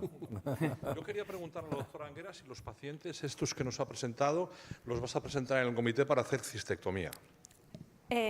No. Por más que la doctora Rival, que no, bueno, no me puede llevar la contraria, o sea, no. ¿Por qué lo digo? Porque obviamente nosotros estamos acostumbrados a un escenario con la quimioterapia en el que la respuesta completa en el paciente metastásico nos hacía pensarnos si hacer o no cistectomía. Y de hecho, pues bueno, a veces esto era algo que siempre lo estamos condicionando a pacientes muy jóvenes, en los que uno ya casi por obligación se siente la necesidad de enviarlos a esta cirugía radical. Ahora nos estamos encontrando con drogas, como el enfortumab vedotin, o incluso la combinación con Abelu, que nos van a dar largos supervivientes y que obviamente tenemos que refinar la indicación de la cirugía en estos pacientes. ¿Estáis de acuerdo con el hecho de que aquellos pacientes que después de enfortumab vedotin más pembro tienen una respuesta clínica completa no se haga cistectomía y solamente se haga en aquellos en los que hay tumor residual en vejiga? ¿O cómo vamos a manejar esta situación en pacientes que ya no van a vivir poco, sino que ya van a tener una supervivencia muy larga? Para todos. Yo creo que planteas un tema muy importante, ¿no? Quiero decirte, por un lado, los oncólogos no estamos acostumbrados a tener que controlar la enfermedad local y tener que seguir hablando con los urólogos para que sigan viendo a sus pacientes, se hagan cistoscopias y se valore la enfermedad a nivel local. Tiene una tasa de respuesta impresionante de las metástasis y a veces nos quedamos con los brazos cruzados sin ni siquiera pensar que esa vejiga hay que controlarla. Esa vejiga, esas vías urinarias, etcétera.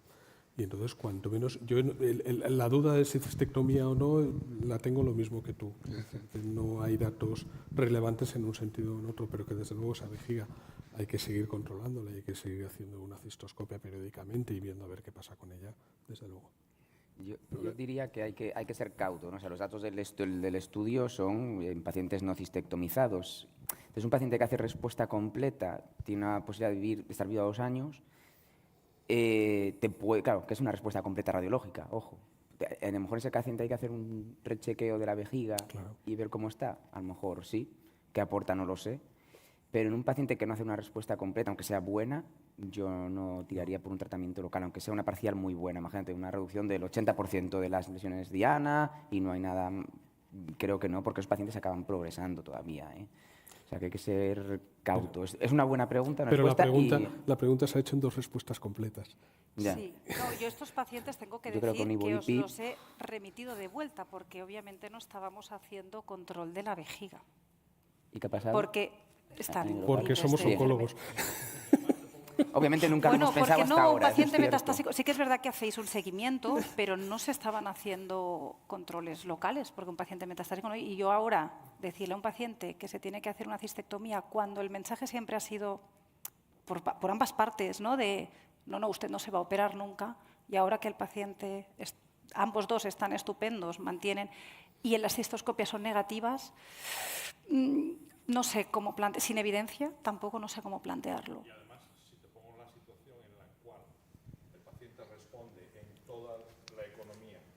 Con la vejiga y además da un ctDNA y es negativo. Yo ahí sí que plantearía un tratamiento local. De hecho, lo hemos planteado en algún caso que hemos tenido. Y recientemente un paciente se negó. Pues yo creo que primero hay que Uno, en pacientes metastásicos, las guías americanas siguen en enfermedad ganglionar, considerando la cistectomía radical en pacientes tras terapia sistémica, que incluyen no solamente pélvica, sino fuera. Por lo tanto, ya había una recomendación de la terapia local en pacientes metastásicos, que esto, como tú dices, Óscar, se pone encima de la mesa qué va a pasar con las nuevas combinaciones que te hacen respuestas completas en localizaciones metastásicas, pero nos va a llegar un momento que es lo que han vivido nuestros compañeros que ven mama hace años, que es que estaban recomendando mastectomías radicales a mujeres con carcinomas in situ y haciendo cirugías muy conservadoras en mamas localmente avanzadas. Y ellos han aprendido a manejar eso y a intentar desescalar tratamientos o a intensificar tratamientos en algunos. Eso es lo que nos queda a nosotros, porque nosotros estamos evitando cistectomías a T3 que hemos visto antes en una ctDNA negativo, resonancia en respuesta, y vamos a quitar vejigas a gente que hace respuesta completa radiológica a metastásicas. Entonces hay que intentar, pues oye, sentarnos, empezar a trabajar en esto, porque nuestros compañeros que ven mama nos llevan 20 años de adelanto y ellos ya han aprendido de que era una incongruencia quitar mamas a gentes con carcinomas in situ y hacer cirugías mínimas a mujeres metastásicas, ¿sabes? ¿Más preguntas, Pablo? ¿Tenías tú? Sí, bueno, pregunta, sí, es una pregunta, a ver qué opináis vosotros. Al doctor Climent, sobre todo, que te tocó la parte de guías clínicas. Hace unos años vimos la publicación de las guías clínicas de ESMO de renal, de la adyuvancia de renal, y se recomendaba Pembro en un momento que aún no teníamos datos de supervivencia, creo recordar, y hubo una cierta discusión de que hasta qué punto había que poner un fármaco en una guía clínica que no era aprobado en otros medios. Y esto viene a colación porque a mí desde el hospital me piden rehaga sus guías clínicas internas de acuerdo a la evidencia.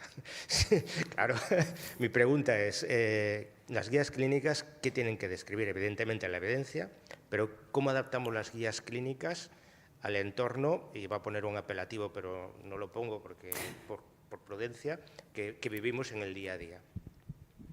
Ya sé que no hay respuesta, pero... No, evidentemente es una pregunta, pero bueno, es una pregunta para debate, evidentemente.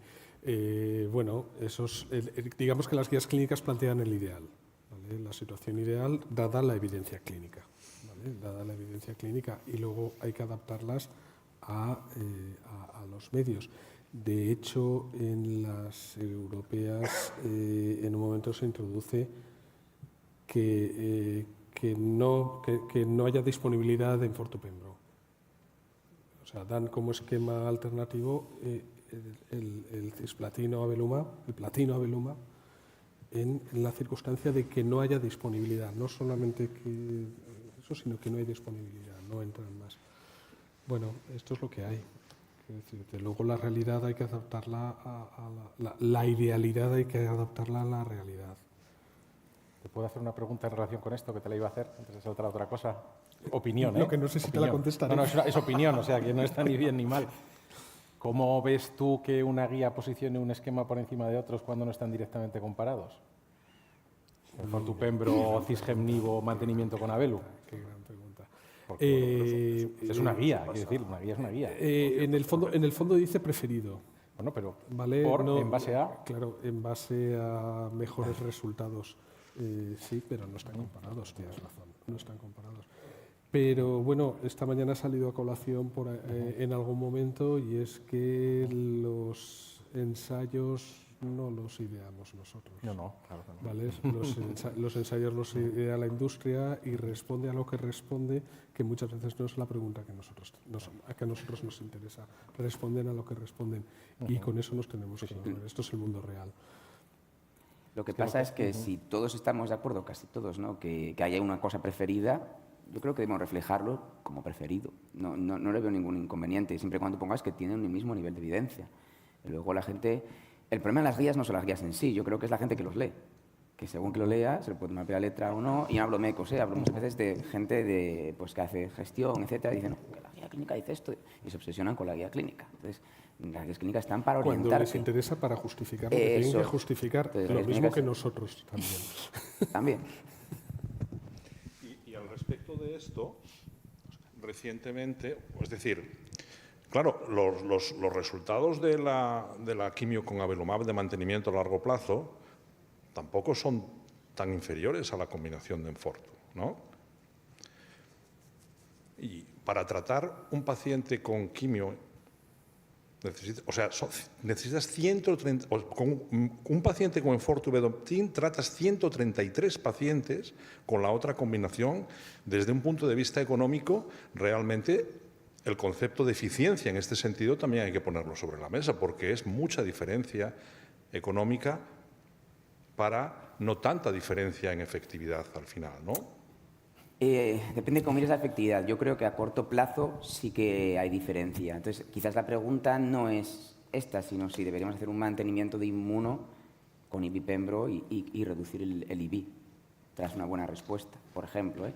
Pero creo que a corto plazo, y esto lo vemos en los pacientes que tratamos, a nivel sintomático es una pasada, cuando son pacientes sintomáticos cómo mejoran rapidísimamente y lo ves luego en la imagen cuando se ataca el paciente. O sea que realmente yo creo que sí que hay una diferencia del platino seguido de inmuno o platino con inmuno frente al IBI. Pero la diferencia la aporta el anticuerpo, no la inmuno.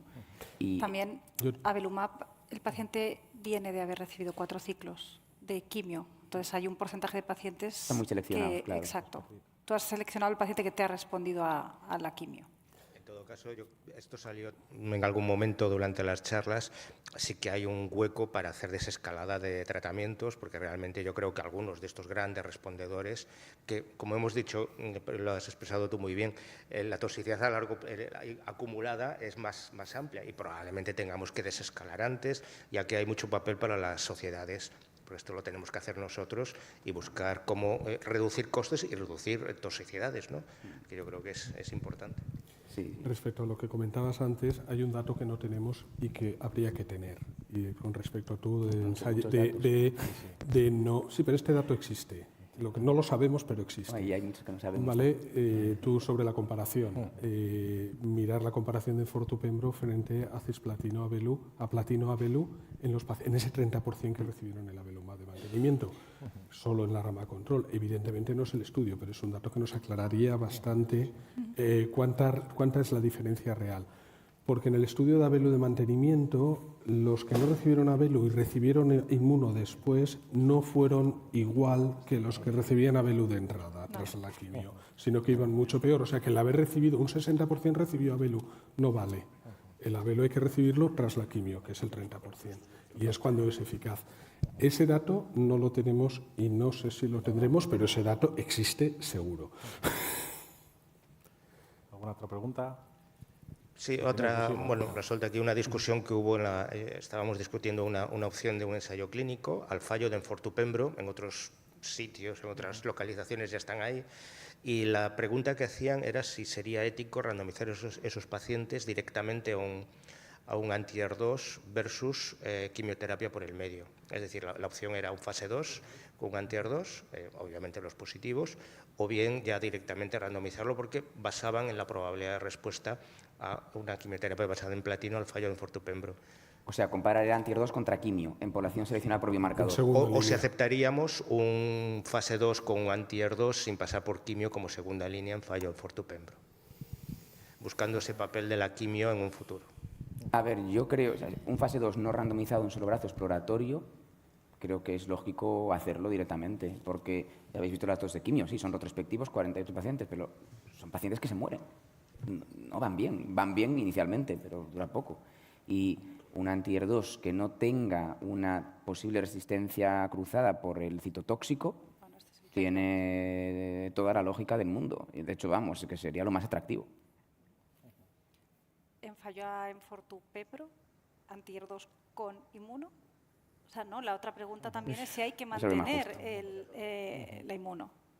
Eso es lo más justo, depende de cuánto compres la sinergia y el efecto sumatorio o no. Yo tengo mis dudas. Sí que es verdad que cuando ves esos pacientes que responden completamente a 2 años, que siguen en respuesta, 75%, algo hay. Pero si haces las matemáticas, no acaban de cuadrar. O sea, tú has puesto los datos de Pembro en primera línea del fase 2, el 0,52, del fase 3, el 3,61, tasas de respuestas del 28% en el de Anfi, 30% el fase 3 que coge todos, a Pembro, y vi monoterapia, el estudio que hay, que es la rama, creo que era la K o la H, creo que era la K del fase 2 aquel, es 45% de respuestas en pacientes anfitacis platino, sumas, esto es un 75% de respuestas. El fase 3 de ibipembros es 70%.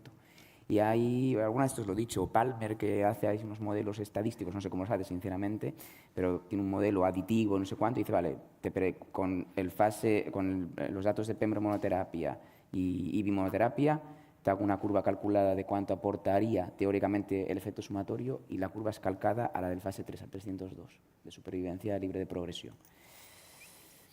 Entonces, no sé. Yo tengo personalmente esos sentimientos encontrados, que no sé. Entonces, yo mantenerla inmuno no lo acabo de ver, tras ibipembro, por ejemplo. Bueno, una última pregunta que se la quiero hacer a Georgia. Punto de vista práctico, tu opinión, porque no hay datos, pero que, como has dicho, es una situación que vamos a tener. Después de quimioinmuno, en FGFR mutado, en Fortu o erdafitinib. Lo que tú harías mañana, porque lo vamos a tener. O sea, vamos a tener esa situación. ¿Qué pondrías antes? ¿O qué pondrías como primera opción? Luego nunca sabes si vas a poder poner la segunda. Ya luego... No, yo creo que no hay respuesta Por eso no hay respuesta. válida. Es que no la hay, por eso. No... Si llevamos años luchando por tener algo de terapia dirigida, yo creo que nos lo tenemos que creer. Otra cosa es la toxicidad, que también hay que tenerla en cuenta, porque el perfil de toxicidad de los antifibrolas tampoco es fácil de manejar. Entonces, ¿no? Yo creo que sí que tampoco es tan frecuente la alteración en FGFR. Por lo tanto, es un pequeño subgrupo de pacientes que yo creo que sí que tenemos que intentar hacer terapia dirigida si llevamos tiempo buscando algo y es lo primero que tenemos. Y revisando datos recientemente, al final, en Fortus aparentemente igual de efectivo en FGFR mutados o no, y lo que te dicen los datos es que se benefician más los pacientes que reciben ambos fármacos, pero bueno, son pacientes que obviamente pues, están más fit y que no. Entonces, yo creo que la toxicidad, a ver, es alta, pero no es tan complicada manejar, hay que aprender a manejarla. Bueno, pero de todo se aprende, pero que sí que es un perfil de toxicidades no es amenazante que es para diferente. la vida, pero es muy molesta para el paciente. Es verdad que no es una toxicidad. Te obliga a reducir dosis. Tienes que reducir dosis, correcto. Interrupciones, reducir, siempre como hay que los TKIs reducir en dosis. renal, al principio. De todas maneras, yo mi experiencia de la toxicidad del erdafitinib no es exactamente igual en enfermedad metastásica que cuando se daba en localizada. ¿Por qué? No lo sé, pero no era lo mismo. Pero esto pasa siempre con todos los fármacos. No, pero no tiene que ver con que el paciente aguanta más, que también podría tener que ver, sino que realmente la toxicidad no era la misma. Pues nada, vamos a cortar para no pasarnos mucho de tiempo. Muchísimas gracias y ya pasamos a la siguiente mesa.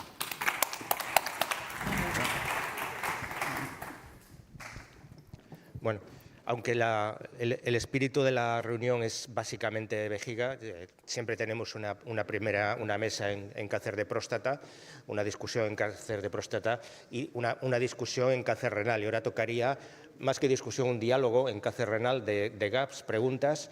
Y tuvimos que modificar por una baja de última hora la mesa, pero agradezco al doctor Algaba por su predisposición, al doctor Gómez de Liaño, para sumarse a esta mesa sobre cáncer de riñón y buscar un diálogo entre los tres y de la manera muy multidisciplinar como tenemos aquí, urología, oncología y un patólogo acerca de cáncer renal y abierto a lo que queramos comentar desde la mesa. Gracias. Bueno, nos hemos puesto... Toma. Tú tienes esto, ¿no? Sí. Vale. Bueno, muy bien. Pues entonces, como ha dicho el doctor Maroto, en este pequeño oasis del cáncer anal en vejiga, vamos a establecer un diálogo en el que, por favor, cualquiera de los presentes, en cualquier momento, puede levantar la mano y cortar la conversación y dar su opinión, ¿no? Bueno, hemos distribuido un poquito las necesidades o las necesidades no cubiertas del cáncer de riñón y vamos a hacer un poco un viaje alrededor de todos los espectros, ¿no? De todas las fases de la enfermedad. Y claro, en primer lugar, una de las necesidades, no cubiertas en realidad, es cómo manejar esa clasificación tan, desde mi punto de vista, farragosa del cáncer renal y hacerla que clínicamente sea efectiva, ¿no? Y en este sentido, el doctor Algaba nos va a dar su opinión. Bueno, yo lo que voy a presentar es provocativo e intenta ser especulativo. Por lo tanto, acepto cualquier ataque. Es decir, aprecio cualquier ataque. Entonces, ustedes pueden ver aquí la clasificación de la OMS, que hay una serie, dice farragosa, sí, farragosa para el urólogo, para el oncólogo y para el patólogo. Pasa que, atención, ¿Cuál es la realidad? 70-80% de los tumores son células claras, como toda la vida, con pequeñas variaciones que ahora no vienen al caso. Pero sale una serie de subtipos. Claro, el oncólogo lo simplifica y dice, ¿cómo lo vamos a tratar? Y tenemos aquí las guías del ESMO que los dividen así.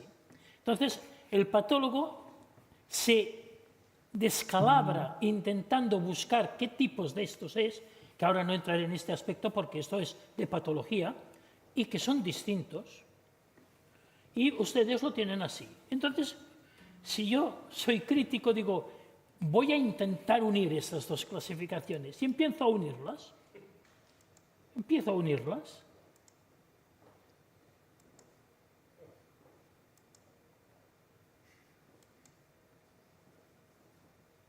Bueno, claro, es decir, de golpe, a supuestos algoritmos de tratamiento de un grupo de ESMO corresponden muy distintos tipos histológicos. Esto es cierto y después tenemos lo que no podemos clasificar. Por lo tanto, hagamos un golpe, no a estas clasificaciones. Esto sería el primero provocativo. Busquemos una clasificación para el tratamiento, porque al fin y al cabo el objetivo de la clasificación es pronóstico, vale, sí, pero a ver qué tratamos. Todo lo otro es literatura en sentido peyorativo. Entonces, para ello, aquí tienen muy simplificada las vías patogénicas de todos los subtipos, vías patogénicas que son angiogénesis y que desarrollaron todos los tratamientos Diana, la vía del mTOR, la vía del mTOR a través del CEMET. Y entonces, además, a todo esto añadimos que están encontrando inhibidores de IF2-alfa, inhibidores de MET, es decir, que hay una serie de cosas. Por lo tanto, hay dos grandes vías, dos, la de la pseudohipoxia y la vía del mTOR. Y después hay también la vía del INI o del SMART-B1, que es un grupo muy concreto. Pero estas serían las dos grandes vías y ahora podríamos desarrollarlo. Entonces, mi propuesta agresiva es esta. Esta es la clasificación que tiene que ser en un futuro.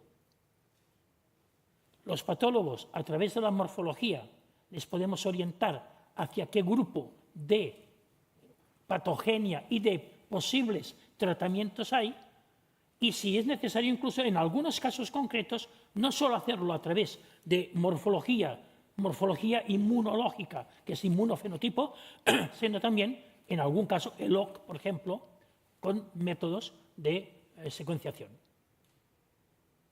Esto quizás es el futuro y yo creo que es lo que merece. Voy a dar un apunte cultural. Esto está basado en la 9ª Sinfonía de Beethoven. Vale. Quizás aquí está muy bien, ¿no? Pero es verdad que en la práctica clínica los señores de mTOR los hemos dejado a un último plano porque son poco efectivos. Sí que hay pacientes que no sabemos identificar que se benefician de ellos, más allá quizás de estos, ¿no? algún cromófobo y que está incluido muy bien, foliculina, agente foliculina. Es que son los casos, sobre todo, de Brichot-Dubé, porque las formas esporádicas no son... Es decir, aquí hay muchas matizaciones. Y quizás aquí no sé si tendría sentido o no incluir también mecanismos metabólicos. Bueno, esto ya es un paso más. ¿Sabes? Sí. Pensando en futuro. Pues podrías aquí... Para disrumpir. Sí, señor. Sí, señor. Una cosa a mí que me fastidia mucho en la clínica, y no sé vosotros, es el NOS. Cuando me encuentro con un NOS, yo, obviamente le fastidia el patólogo también, Sí. y a mí NOS. A ver, ¿cuánto NOS es real y cuánto NOS es sitios que no... Esto es a la lo mejor- subjetividad del diagnóstico, pero por ejemplo, el NOS o inclasificable, que sería para lo mismo, ha de ser un extremo. Y ha de ser cuando no se cumple ninguna de las normas, o incluso en casos de sarcomatoide puro, que ni siquiera con todo el inmunofenotipo te atreves a decir esto viene de un claras o viene de un papilar.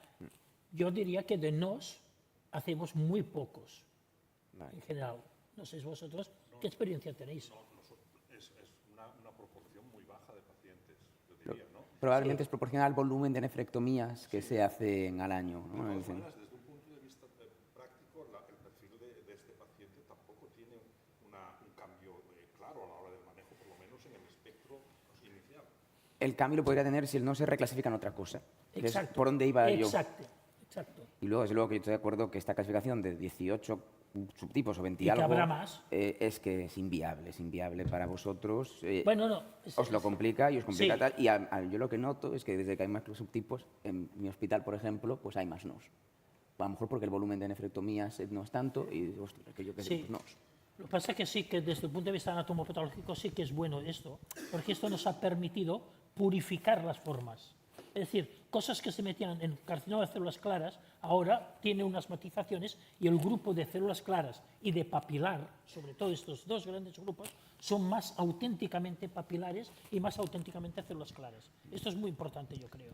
A la hora de tomar decisiones sobre todos estos subtipos histológicos y decisiones clínicas, muchas veces nosotros en nuestros comités no lo vamos a hacer o no te vamos a enviar la pieza de nefrectomía, te vamos a hacer una biopsia. Pues sobre ello podemos hacer, y con la relatividad, sobre todo en los tumores de citoplasma eosinófilo, que podemos hacer, claro que sí. Es decir, teniendo en cuenta las limitaciones de la biopsia, existe la posibilidad de poder tomar decisiones clínicas en relación a un resultado de una proporción de tejido tan pequeña, cuando incluso en grandes grupos como en oncocitoma versus cromófobo hay una relativa credibilidad en la propia Mira, biopsia. donde está más estudiado esto es en los sarcomatoides, porque los sarcomatoides tienen una inmunoterapia. Entonces, para saber si es sarcomatoide o no, una de las cosas que se ha visto es que está en relación al número de cilindros que obtengamos. Lo recomendable es no hacer solo uno. Estoy hablando de un tumor grande, no un tumor de 2 centímetros. Y entonces hacer al menos de cuadrantes. Y entonces se llega a un 80% de decir, oye, ¿hay un componente sarcomatoide auténtico o no lo hay? Se puede hacer hasta un cierto punto, pero si el patólogo sospecha, se pueden reconocer muchos variantes de aquí. Se pueden reconocer. Entonces, perdón. No, os quería preguntar, ¿os puedo hacer una pregunta a un caso clínico real? Es que veo además un clear cell papilar y me llama la atención. 48 años, T4, resecado, clear cell papilari. Si pudierais, no sé qué sabemos de clear cell papilari, no tengo idea. ¿Qué quieres decir? Nefrectomía y trombectomía, que tenía un pequeño trombo, si no recuerdo mal. Primera cosa que te pregunto, ¿es papilar de bajo grado o de alto grado? Primera cosa que te pregunto. Pues no lo sé. Antiguamente tipo 1, tipo 2. Pues es importantísimo, porque el tipo 1 tiene una capacidad metastásica, evidentemente, pero el tipo 2, si te dicen un tipo 2, ha de haberse hecho un diagnóstico muy estricto, diferencial, con un déficit de fumarasa, con uno de translocación. Pero es un clear cell papilari, o sea, un células class papilar. Perdón, me he equivocado. No es un papilar, células class Pero papilar. entonces no es un carcinoma, es un tumor. Vale. Pues bueno, ya me pierdo ya. Bueno, el hombre Alto. me venía pidiendo inmunoterapia adyuvante, Has dicho obviamente. carcinoma, yo he saltado a carcinoma papilar. No, un tumor papilar de células claras bien diagnosticado es observación, no sabemos cuál es el mecanismo patogénico y me parece que se habían hecho tratamientos en casos metastásicos con antiangiogénicos. O sea, habrá series, sí. Bueno, pues entonces ahora, abierto este melón, en este escenario, ¿qué necesidades no cubiertas tenemos, no? Efectivamente. No, un poco por ahí los tiros. Estamos extrapolando datos de células claras a otras histologías y metemos habitualmente todo en el mismo saco, ¿no? O sea, ahora mismo esos estudios que están pendientes de resultados, algunos ya cerrados el reclutamiento, etcétera. Pero fijaos, por ejemplo, en el de arriba, donde no células claras, hay algunos que excluían como cromófobos, vamos a randomizarlos primera línea a recibir sunitinib, que consideramos que es el estándar, en base a estudios pues, con mucho sesgo, fases 2, un solo brazo, etcétera, etcétera, versus zanzaconib, o sea, un TKI con inmunoterapia. Esto puede ser positivo, porque de hecho en algunos sitios, si podemos, tenemos acceso, hacemos IO con TKI en estos pacientes, ¿no? En base también a estudios pequeñitos, fases 2, bueno, pequeños, estudios de 100 pacientes, incluso con Lembapembro, etcétera. Pero realmente es la vía de ir en el futuro, meter todo ese mismo cajón para hacerlo, digamos, abordable, porque desarrollar estudios en estos pacientes tan poco frecuentes es difícil, o deberíamos ir un poquito más allá, ir a lo mejor a subtipos, a lo mejor papilar no es tan infrecuente, podemos hacer estudios dirigidos a papilares, como es el PAXIPEM o el PAPMED2, o incluso un poquito más allá, que es ir a biomarcadores, que es lo que decía Jordi en la mesa de vejiga, ir a MED-driven, por ejemplo, que es el estudio SAMETA, y darles tratamientos con inhibidores de MET más menos inmunoterapia. ¿Cuál es la vía correcta? No sé qué pensáis de esto. La verdad que no es fácil desarrollar estudios, pero yo creo que es factible y es más fácil de lo que pensábamos, ¿no? Durante muchos años me han metido la cabeza, no se pueden hacer estudios, no se pueden hacer estudios en papilares, no se pueden. Y de repente tenemos el cabo versus Suten, que bueno, había otros dos brazos que se cayeron, pero se hizo. Y dice, oye, cabo, ojo, que es mejor que sunitinib en PFS, sí, también mostrarles el que es, pero yo creo que es muy informativo. Estos estudios yo creo que hay que intentar refinar un poco más de lo que hemos hecho hasta ahora, porque luego pues llega la práctica, llega el algoritmo, me llega la farmacéutica, oye, tengo el otro día un cromófobo, me ha progresado al Lembaeve que le pude poner. Dice, no, la guía te dice de ESMO que Pazo Suten en segunda línea. Digo, Exacto. ¿De dónde sacan Bueno, eso? Sí, yo creo que sí. No me voy a poner en los estudios porque no es mi campo, pero si fuéramos súper estrictos, aún todos los casos recogidos, revisaríamos con el nuevo concepto los casos para sacar aquellos que no correspondan a la forma pura, clara, a la forma pura papilar que se haya dicho. La otra cosa y el gran problema, que es para los pacientes también, es que los tumores infrecuentes son muy infrecuentes y llegar a una N es muy difícil. Y de aquí que se hagan estos grupos de no claras y los otros para llegar a aproximarse. Pero de todas formas, a pesar de no llegar a una N, la realidad es que los resultados iniciales de todos estos ensayos que están presentando son esos resultados que tienen una evidencia alta y, por lo tanto, lo que vierten es perfectamente transpolable a la clínica, cosa que no está ocurriendo en realidad. Y yo no sé si esto es por el hecho de que la N a la que nos enfrentamos es pequeña o si es por el hecho de que se quiere meter todo en el mismo saco y resumir esta necesidad clínica a un único fármaco que, bueno, tiene una discreta actividad clínica, ¿no? Actividad de efectividad, ¿no? Se junta un poco todo y luego tenemos el problema añadido que en España el acceso a IOTKI pues es limitado, bueno, no tienen reembolso, con lo cual el aplicarlo en otros subtipos histológicos que nos han los es complicado sobre algunas zonas donde podemos a día de hoy utilizarlo a cuentagotas en pacientes seleccionados, ¿no? Pero bueno, la verdad que esto es yo creo que es un área de interés, estos subtipos, y creo que tenemos que hacer muchos de los grupos también colaborativos para empujar a hacer estudios un poco con sentido, ¿no? y con lógica. Una de las grandes preguntas que hablábamos, ¿no? ayer cenando, Óscar, era qué hacemos con los pacientes que recaen tras adyuvancia. No solamente los que recaen tras adyuvancia, sino ya tenemos que un poco ver cómo tratarlos en función de cuándo recaen, ¿no? Porque obviamente no sé qué es lo que opinas, lo que opináis, pero probablemente no sea lo mismo una recaída dentro de los primeros meses después del tratamiento que una recaída tardía, ¿no? Y entonces, en función de esto, hay que modular un poco la forma en la cual tratar a los pacientes. Preguntamos a la audiencia a ver qué opinan. Venga. ¿Quién retrataría con un combo de inmuno tras inmunoadyuvante si el paciente ha recaído más de un año? ¿Vale? ¿Estáis de acuerdo con un paper reciente de un consenso de expertos? Y a lo mejor algunos estáis ahí. Me alegra. ¿Menos de 6 meses? ¿Menos de 6 meses alguien? ¿Y nunca? En cuanto... perdón. Yo creo que nunca, fíjate. O sea, el cuerpo, obviamente, luego tienes el paciente delante y tomar esa decisión no es fácil, ojo, y probablemente no la tomes, pero el cuerpo a mí ahora mismo me pide no dar más inmunoterapia si un paciente te ha progresado tras inmunoadyuvante. En base a los estudios metastásicos, que lo sé, que no son lo mismo, pero si un paciente, el cáncer no es capaz de curarlo con el tratamiento adyuvante, es que ha fracasado. ¿Cuánto va a aportar? ¿Cuánto de sensibilidad? ¿Cuánto sensible es ese paciente ese tratamiento, aunque sea otro inhibidor de PD1 o el mismo? Tengo mis dudas. Los datos metastásicos de secuencia, sea primera, segunda línea de inmuno-TKI, o sea, de inmuno versus seguida de inmuno-TKI versus TKI sola, con o sin un tratamiento en el medio, que son el estudio CONTACT y el estudio TINIVO, te dicen que da igual que añadas inmuno al TKI si ya el paciente ha recibido inmunoterapia porque no cambias ni la tasa de respuestas, ni la supervivencia de libre presión, ni la supervivencia global. ¿Es eso extrapolable al escenario de adyuvancia? No lo sé, pero a mí me da que pensar. Y por cómo funciona la inmunoterapia, esto no es una quimio, no es un tóxico, me hace pensar que probablemente no aportemos nada, nunca. Y lo que te voy a comentar ahora es meramente especulativo. Es decir, un paciente que recae dentro de los 6 primeros meses después del tratamiento, ¿habrá estado seleccionado de forma adecuada para recibir adyuvancia?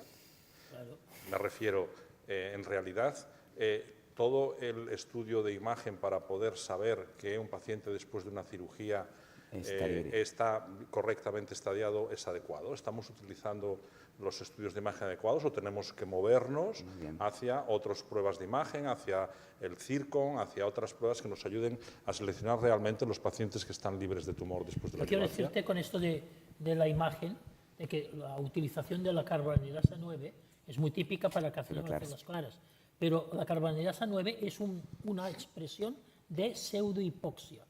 Por lo tanto, una neoplasia que tenga también un componente de pseudohipoxia puede darte positividades.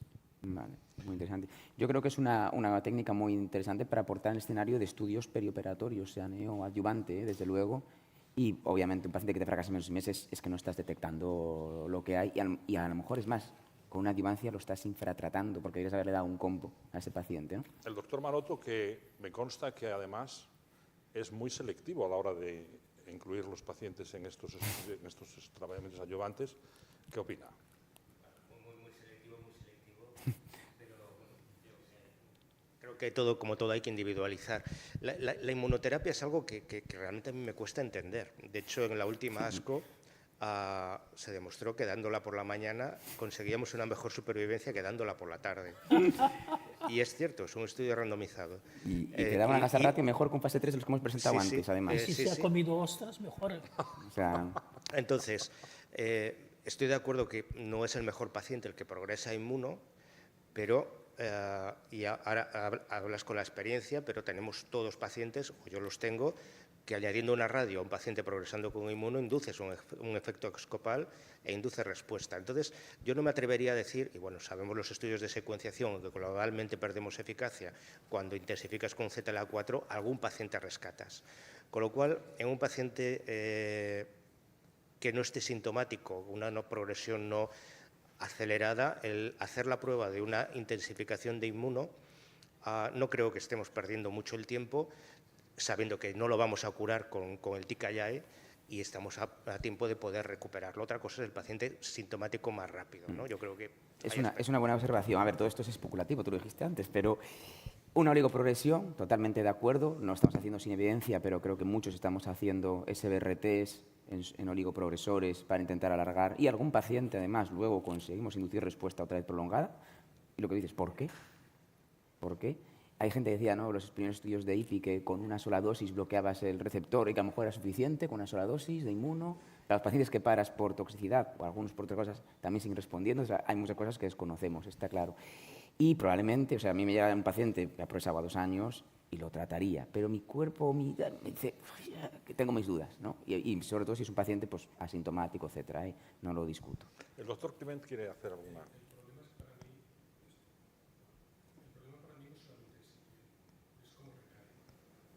Me lo diga Pablo.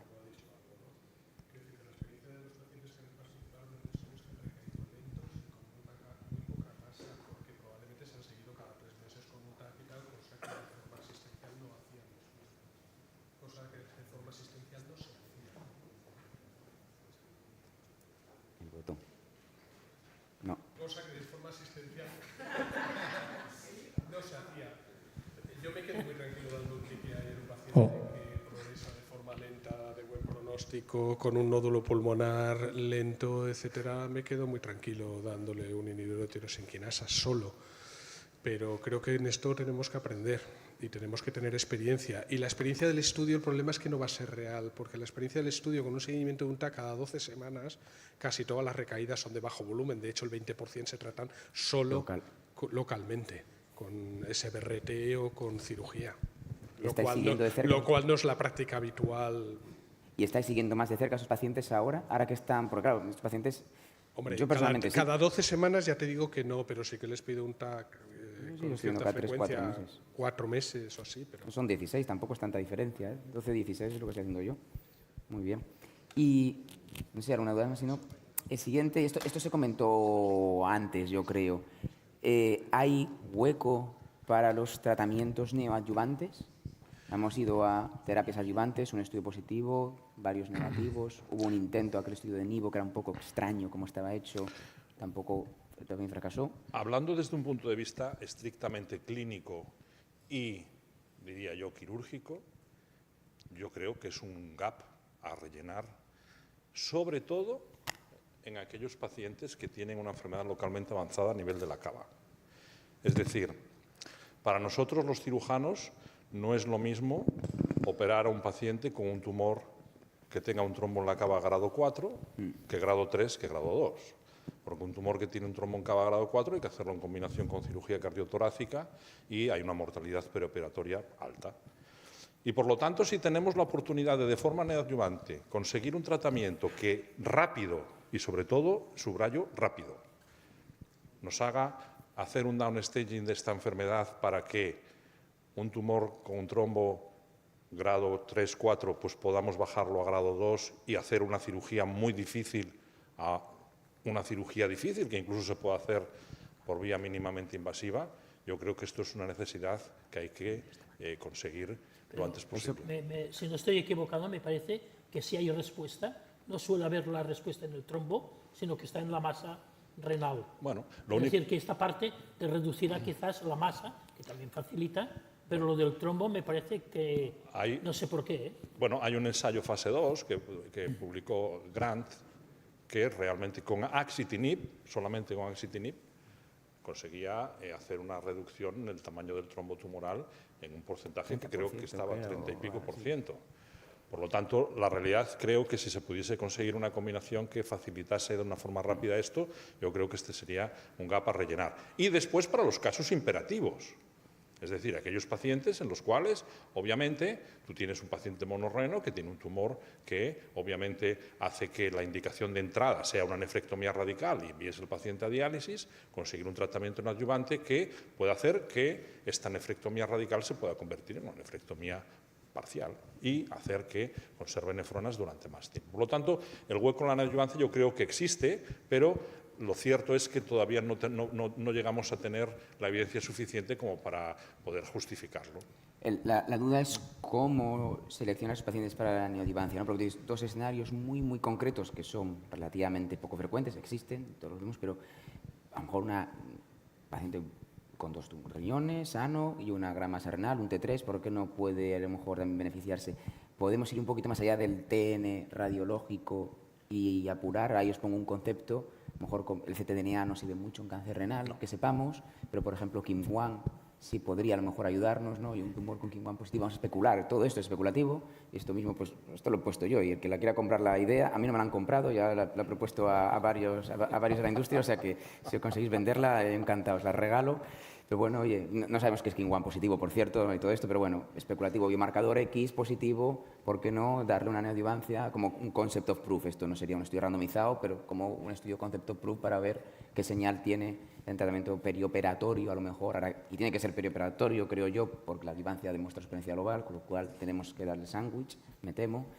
Pero bueno, yo creo que hay espacio para mejora y no debemos abandonar esta vía. Estos son los datos de melanoma que se comentaban esta mañana, los de la izquierda, que es un fase 2 randomizado, porque fase 3 randomizado, comparando neo versus perioperatorio, no hay nada que yo conozca. Y entonces creo que no debería, digamos, echarnos para atrás el hecho de que haya habido estudios negativos de adjuvancia, un intento de neoadjuvancia, entre comillas, con nivo, que era un solo ciclo, y con una selección un poco rara, donde había tumores de todos los subtipos histológicos, se permitían T1 y T2 también, o sea que creo que deberíamos seguir por esta vía de investigación, ¿eh? No sé cómo. Ya, bueno, pero es difícil seguir por esta vía de investigación cuando todo lo que va saliendo va siendo realmente poco halagüeño. Yo realmente más lo enfocaría en aquellas situaciones específicas que pueden, en principio, realmente tener una cierta ventaja. Recientemente, el Uronco Axel Bex publicó el ensayo, su estudio, y bueno, la ventaja era muy baja, 6%, creo, si no recuerdo mal. De hecho, se han publicado como una especie de guidance de cómo desarrollar ensayos clínicos en el escenario neoadjuvante o perioperatorio, ¿no? Es interesante. ¿Alguna separación de la sala de aquí? No. No sé cómo vamos de tiempo, ¿eh? El futuro, no sé qué pensáis, cómo se acerca la primera línea, pero creo que hemos pasado de un cambio de paradigma con las combinaciones y hemos llegado a una especie de plató que no sé si lo vamos a superar enseguida, vamos a tardar años. Los tratamientos sistémicos. ¿Qué opináis vosotros? Yo lo veo complicado tanto con tripletes, tenemos estudios de triplete negativo, ya sabéis, el de Nivo y Picabo, pero hay otros en marcha. Y no sé si estos response guided o tailored studies van a responder a esta pregunta, sinceramente, tengo mis dudas. Entonces, creo que vamos a pasar una temporada de mala racha, dentro de lo malo que es los datos tan buenos que tenemos ahora con las combinaciones, y va a ser complicado superar esto en una temporada larga. Pero no sé si opináis lo mismo o no. Sí, sí, y sobre todo yo creo que otra de las necesidades que en este sentido se tienen que ver qué hacer es, claro, ahora vamos a entrar o entramos en una línea en la que hay pacientes largos respondedores y no se sabe qué hacer con aquellos que necesitan una tercera, una cuarta línea y por lo tanto en este sentido pues también tendrán que diseñarse ensayos clínicos para esta población de pacientes, ¿no? Sí, yo creo que ahí es más fácil, pero creo que este escenario es el más complicado y aún así estos pacientes siguen progresando y muriéndose, o que las curvas de supervivencia son mucho mejores que en la era de los TKIs, pero tenemos que llegar a esa época de la era de, no sé cuál es esa curva de supervivencia, de llegar a la era del diamante, que era 90% vivos a 10 años. Entonces, no sé cómo vamos a hacerlo, pero creo que así no es la vía, creo. Muy bien. ¿Algún comentario más? Comentamos un par de cosas sobre la realidad es que otra de los escenarios clínicos que tenemos bueno, pues en el día a día es que, a pesar de la gran evidencia que existe con respecto al uso de la nefrectomía citorreductora en el tumor metastásico, pues cada paciente de estos en los comités es media hora de discusión. Y obviamente está absolutamente claro que realmente aquellos que tienen o que son de riesgo intermedio o alto, pues no deben ir a nefrectomía citorreductora de forma general y que debe indicarse en función de la respuesta a la inmuno. A pesar de esto, pues todavía hay cierto debate a este respecto. Pero hay debate, Óscar, porque esos datos del Carmena que subraya son un análisis exploratorio que yo creo que son muy interesantes, ojo, y que creo que muchos hemos medio adaptado en algunos casos y lo vamos haciendo sin una evidencia sólida. Pero hay muchas dudas de cuándo hacerla, por ejemplo, cuál es el momento óptimo en caso de que la hagas y luego qué aporta. O sea, si ya está respondiendo al tratamiento, ¿le vas a curar al paciente con la nefrecitorreductora? A lo mejor si es el único sitio que le queda, pues posiblemente sí. A lo mejor metes una respuesta completa, que sabes que esa respuesta completa, nos dicen los estudios, fase 3, que al alcanzar la respuesta completa te pone una mejor posición con expectativas a supervivencia a largo plazo que los que no hacen respuesta completa, ¿no? Pero es verdad que, bueno, yo creo que algunos estudios que están en marcha pueden ayudar y luego ahí va a venir a competir la SBRT también, que hasta ahora no tenía un papel la radioterapia, pero con los datos que hay preliminares, ¿no?, de estos de tumores localizados, pacientes muy frágiles que no se operan, etcétera, que son bastante buenos, yo creo, en tumores localizados, pues igual en un paciente metastásico que quiere ser un poquito más cauto y no dar algo tan agresivo, no meterte en un quirófano, a lo mejor pues se empieza a plantear, ¿no? Y hay estudios que lo están planteando también. ¿Todos estáis de acuerdo en hacer en la indicación de nefrectomía citorreductora, obviamente, en los pacientes de muy buen pronóstico, que estos son los menos quizás, y en aquellos en los que después de inmuno responden de forma completa al tratamiento, o tenéis alguna puntualización aquí al respecto de esto? Sí, no, de entrada la nefrectomía, los de muy buen pronóstico, un poco el criterio es los que no necesitan ya un tratamiento sistémico. La nefrectomía yo creo que es factible, aporta y sacamos un problema en el medio futuro. En el que hace respuesta, yo creo que todo y que los datos son más dudosos, porque no tenemos aún mucha información en retrospectiva, pero yo creo que aporta la nefrectomía a medio plazo en esos pacientes, ¿no?, que cuando tienes una respuesta parcial. Lo que yo ya tengo más, y aparte que te da una gran información de lo que queda de tumor residual, que también eso aporta. ¿Tú crees que el no haber tumor residual después de la nefrectomía confiere un mejor pronóstico a largo plazo? Hubo una mesa de discusión en una ASCO en la cual, claro, el panorama que tienes es que haces paciente metastásico, haces una inducción con 2 fármacos y luego un mantenimiento con inmuno. La discusión que hubo en una mesa ASCO es cuándo hay que parar esa inmunoterapia, se hace una respuesta completa. Y lo que fue casi uniforme es que lo que sugería el panel, podemos parar el tratamiento después de 2 años si está en respuesta completa y si hay dudas, biopsiando la lesión y que me diga que no hay tumor. Si no era así, la mayor parte del panel sugería mantener el tratamiento. Entonces, si un paciente está en respuesta completa, le hago una nefrectomía y es un PT0, no hay tumor residual, ese paciente tiene una alta probabilidad de estar curado después de 2 años de tratamiento. No sé si... Pero eso es algo que, obviamente, nosotros lo asumimos como lógico, pero no está realmente documentado. Porque es infrecuentísimo esto. PT0 en riñón, totalmente, después de la... Por los tratamientos nuevos. Mucha fibrosis, ¿no? Y poco, sí. Y luego lo que decía Pablo al principio, volviendo, es muy interesante porque el mensaje yo creo que es de la citoreductora de entrada, es si tú a ese paciente no tuviera el riñón primario, no lo vas a tratar hasta el seguimiento activo, entonces claramente para nefrectomía de entrada, ¿no? Un paciente por oligometastásico, yo que sé, 3 nódulos pulmonares, asintomático, muy buen pronóstico.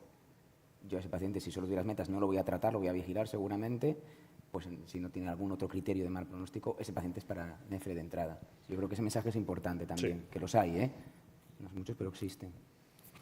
Bueno, no tenemos más tiempo, desafortunadamente. Ha sido rápido. Entonces, ha sido una mesa súper interesante. No sé si alguien quiere hacer algún comentario más, final, alguna cosa. ¿Se da el tiempo, pobres? Muy bien. Pues entonces pasamos a la última de las mesas. Bueno, esta última videosesión la hemos querido hacer para un poco relajar al final ya tanta ciencia y tanto estudio, ¿verdad? Y sobre todo porque como nosotros los urólogos nos interesa mucho el trabajo de los oncólogos y en la sesión oncológica lo compartimos, pues también queremos poner de manifiesto a un público en el que hay muchos oncólogos qué es lo que nosotros hacemos el día a día. Y como podéis haber visto a lo largo de la historia, pues después de la quimio, después de la cistectomía, muchos pacientes no podían ir a quimioadyuvante porque la cirugía les provocaba una gran alteración que hacían que fuese imposible. Hemos pasado, obviamente, a la doctora Castellarnau explicar muy detalladamente cómo tiene que llegar el paciente a la cistectomía. Hemos visto cómo en el estudio Niagara los pacientes que van a cistectomía no tienen más complicaciones y esto es por un trabajo quirúrgico de años que ha hecho que cada vez la cistectomía tenga menos complicaciones, los pacientes lleguen en mejor situación y, por lo tanto, puedan recibir de mejor manera el tratamiento perioperatorio. Y como visteis ayer en la diapositiva de la doctora Castellarnau, una de las cosas que ella considera como muy importantes es que la cirugía se haga de forma robótica y, si puede ser, con una derivación intracorpórea. Y esto es un trabajo quirúrgico que queremos compartir con vosotros. Y nadie mejor para ello que el doctor Josep María Gaya, que es un auténtico experto en cirugía robótica y que nos va a dar muchos detalles de cómo nosotros hacemos que a vosotros os lleguen los pacientes en muy buena condición para hacer tratamiento adyuvante. Adelante, doctor Gaya. Bueno, pues muchas gracias. Primero de todo, agradecer a los organizadores y felicitaros al doctor Maroto y al doctor Rodríguez Fava por la iniciativa y por el éxito de este curso, que yo creo que es un formato ideal donde existe una real multidisciplinariedad, donde hay oncólogos médicos, urólogos, oncólogos radioterápicos, o sea que creo que es interesante esta combinación. Entonces yo os he venido a hablar de la cistectomía radical robótica. O sea, la cistectomía radical, nadie tiene dudas que es el tratamiento oncológico más eficaz para el tumor de vejiga, mucho más que los fármacos que se han presentado durante la mañana, pero el problema está en que, como decía el doctor Rodríguez Fava, tiene una alta morbilidad y, sobre todo, impactamos en el aspecto funcional mucho sobre el paciente. Entonces, los urólogos hemos intentado ir desarrollando técnicas cada vez que creemos que pueden ser menos agresivas. Lo único que después es difícil demostrarlo esto en estudios comparativos, si la cistectomía radical robótica es mejor a la abierta. Seguramente sí, seguramente como mínimo en el aspecto funcional hemos mejorado, pero en lo que es el aspecto de complicaciones siguen siendo muy altas. Entonces bueno, esto es una charla, una ponencia técnica, os voy a explicar tips and tricks de cómo hacemos la cistectomía robótica, pero bueno, también servirá para los oncólogos médicos para que veáis un poco, como decía Óscar, cómo trabajamos, ¿no? Entonces, ¿podemos lanzar el vídeo?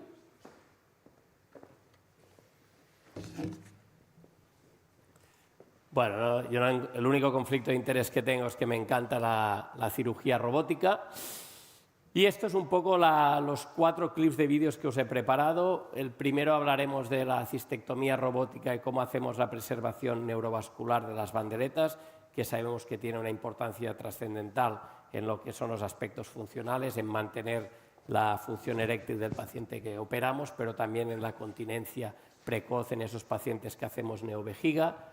Luego os hablaré cómo hacemos este conducto ileal intracorpóreo, cómo hacemos toda la cirugía sin tener que hacer un acceso abierto. Luego hablaré de cómo hacer una cistectomía radical en una mujer y preservarle los órganos sexuales internos. Aquí creo que entre todos uno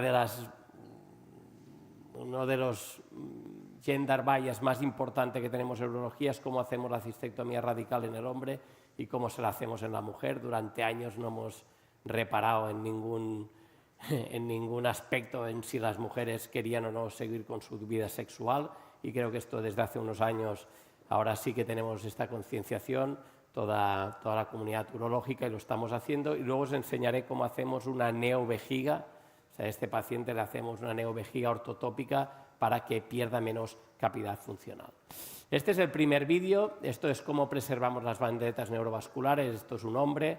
Hacemos este primer abordaje, siempre vamos intraperitoneales, y luego hacemos este abordaje de las vesículas seminales y nos vamos al espacio extraperitoneal. Aquí ahora vamos a buscar encima de la arteria ilíaca los uréteres. Fijaros con qué magnificación y qué visión tan buena tenemos de todo lo que son las estructuras anatómicas. Con el robot tenemos un cuarto brazo que nos ayuda a que tengamos las tracciones y las contratracciones necesarias. Y fijaros aquí, pues el uréter lo intentamos tratar con la máxima delicadeza posible, intentando no cogerlo nunca con la pinza bipolar, usar nuestros instrumentos para hacer tracciones, separar, pero no para coger, para evitar el riesgo de, en el postoperatorio, de tener complicaciones de este uréter, estenosis ureteroideales. Ahora, una vez ya hemos preparado lo que es el uréter, lo hemos disecado hasta la vejiga. Acordaros, es fundamental clipar este uréter antes de cortar para que no haya diseminación y tumor seeding.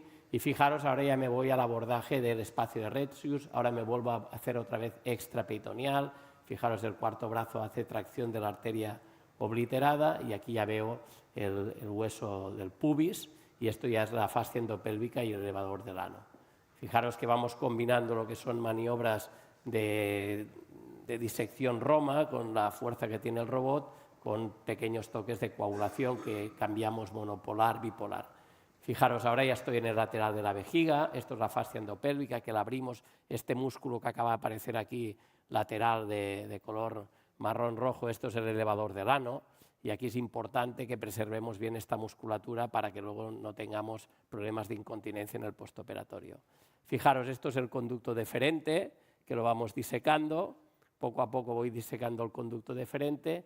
Y bueno, este paciente, obviamente todos los pacientes que les hacemos una cistectomía radical, hay que decirles que como les haremos una prostatectomía radical, pues que se van a quedar pues sin capacidad reproductiva. Fijaros que ahora estamos haciendo el abordaje lateral y vamos disecando. Entonces, aquí empiezan las banderetas neurovasculares. Aquí es donde el paciente empieza a jugarse el resultado de erecciones y continencia.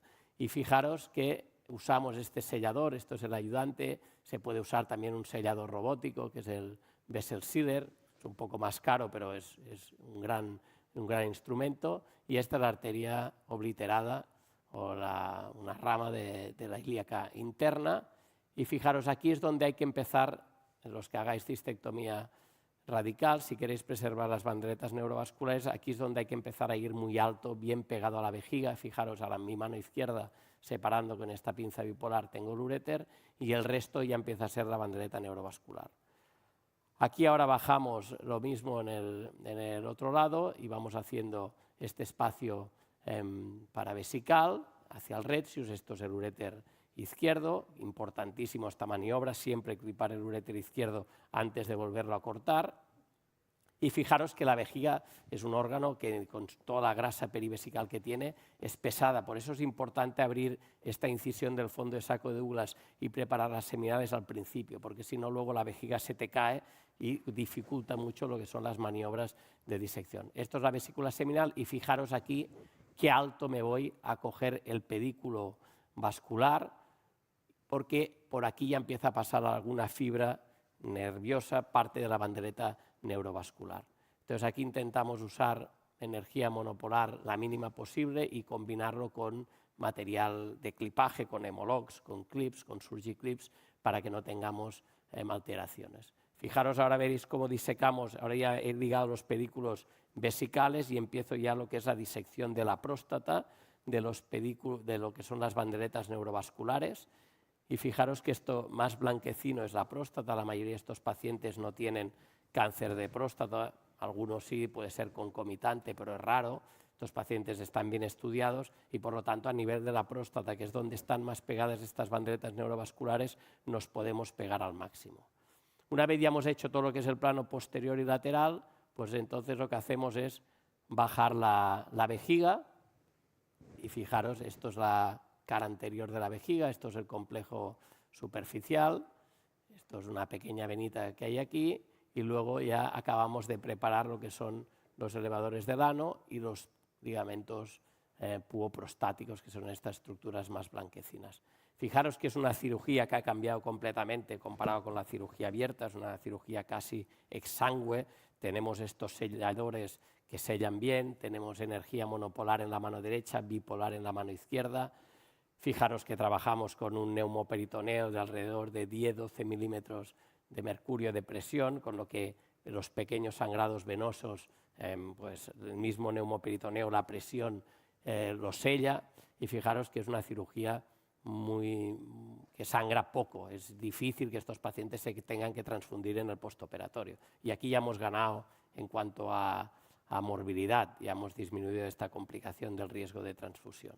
Ahora he ligado lo que es el complejo dorsal profundo, el plexo de Santorini, y fijaros, esta estructura que aparece aquí, esta estructura es la bandereta neurovascular, la izquierda, la derecha, y esto es la uretra. Cuanto más uretra conseguimos, cuando más larga esta longitud uretral, mejor será la continencia de este paciente. Estos trucos los hemos aprendido todos, obviamente, de la prostatectomía radical, pero cuando hacíamos cistectomía radical no pensábamos o no lo hacíamos de preservar las banderetas neurovasculares. Se habían hecho técnicas de biocapsuloplastia y esto, pero yo creo que lo que hemos aprendido de la prostatectomía radical lo hemos pasado ahora a lo que es la cistectomía. Ya hemos sacado la vejiga, ya teníamos los uréteres disecados y ahora empieza la parte reconstructiva. Inicialmente, cuando empezamos a hacer cirugía mínimamente invasiva, primero hacíamos la parte exerética de forma laparoscópica y luego abríamos para hacer esta parte.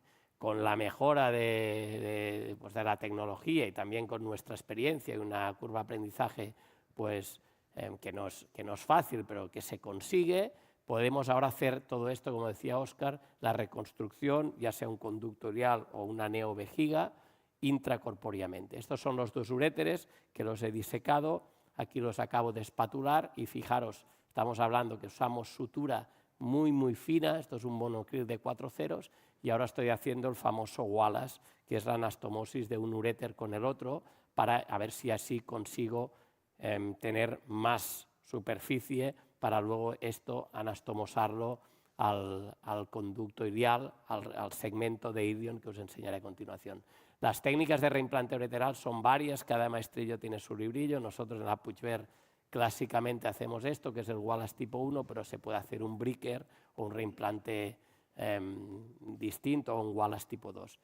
Fijaros que ahora, esto lo hemos aprendido los cirujanos generales, que usan estas endogías, estos son grapadoras que son, en este caso, lo hace el ayudante mediante como si fuera la laparoscopia, pero el robot ya tiene incorporadas también estas grapadoras y lo que hacemos aquí es seccionar el meso, cogemos unos 20 centímetros de ilion, que tiene que unos 15 centímetros de ilion, que tiene que estar a unos 20 centímetros de la válvula iliocecal, porque es el segmento distal del ilion es donde se reabsorbe la vitamina B12 y el ácido fólico, y fijaros, hacemos lo que es el aislamiento de este segmento ilial y luego la reconstrucción de nuevo del tránsito intestinal, todo intracorpóreo. Aquí con mi brazo lateral tengo cogidos los dos segmentos de intestino que tengo que anastomosar y fijaros que es relativamente sencillo cuando está bien estandarizado, con Óscar que hemos hecho muchas y pues ya lo tenemos sistematizado y es rápido cuando todo el equipo sabe lo que hay que hacer, pero fijaros cómo podemos hacer una anastomosis intestinal, que antes era un paso complejo y sagrado de la cirugía, porque aquí el paciente se juega todo, si esto falla, si el fallo de sutura significa una peritonitis y este paciente se va a ir a la UCI, pues fijaros que ahora, bueno, no es que le hayamos perdido el miedo, seguimos teniéndole respeto al intestino, pero con estas endogías laparoscópicas o robóticas lo hacemos bien. Y fijaros, al final de la cirugía el robot te aporta esta ventaja, que es que inyectando ICG al paciente, inyectando verde de indocianina endovenosamente, puedo ver la vascularización de cualquier órgano de la cavidad abdominal y así sé y me aseguro que este intestino está bien perfundido. Ahora ya tengo el segmento de ilion que he elegido para hacer el conductorial y fijaros, otra vez con mi cuarto brazo mantengo al aire y aquí hago una pequeña incisión y aquí es donde anastomosaré estos uréteres, esta placa de Wallace que tenía. Trucos aquí para los que hacéis cistectomía radical, siempre empezar de fuera adentro en el segmento ilial y luego al uréter dentro-fuera, justo en el punto donde has empezado a hacer el Wallace. No intubar en este momento aún los uréteres se tienen que intubar cuando ya he hecho una de las dos caras, porque si ahora pongo unos catéteres ureterales en medio, tendré todo el rato problemas y no sabré si tengo que pasar por encima, por abajo, me van a molestar. Fijaros, la cara posterior, que es la más compleja, es la que hago de inicio. ¿Vale? Fijaros la estabilidad del campo quirúrgico. O sea, con mi cuarto brazo estoy cogiendo intestino y uréteres, nada se mueve y mis otras dos manos me sirven para suturar. Y el ayudante, que es bueno y colaborativo, pues fijaros que con un endosit, que es un instrumento finísimo en la punta, lo que hace es pues, mantener el hilo, hacer tracción, pero siempre de la grasa, nunca del uréter, nunca del intestino para no dañarlo. Ahora es el momento de introducir los catéteres ureterales, lo hacemos percutáneamente a través de un trocar y fijaros qué facilidad para cateterizar un uréter pues, con los brazos del robot. Esto es un catéter unijota, que es el que se recomienda. Es importante que estos pacientes esta anastomosis la tengan seca, que no haya paso de orina los primeros días. Se podría poner un doble J, pero un doble J es seca menos, no deja tan seca la anastomosis y además luego hay que instrumentar este conducto ilial. Estos catéteres salen luego a través del conducto ilial y a la piel durante 2 semanas y a las 2 semanas, 2-3 semanas, se pueden retirar simplemente en la consulta externa. Nosotros usamos estos catéteres que son unos unijota, los que sois urólogos que quedamos 4, pero nosotros creemos que hay varios unijotas, estos son de Coloplast, pero hay también de Cook, pero tiene que ser un unijota multiperforado solo en la punta para que seque bien.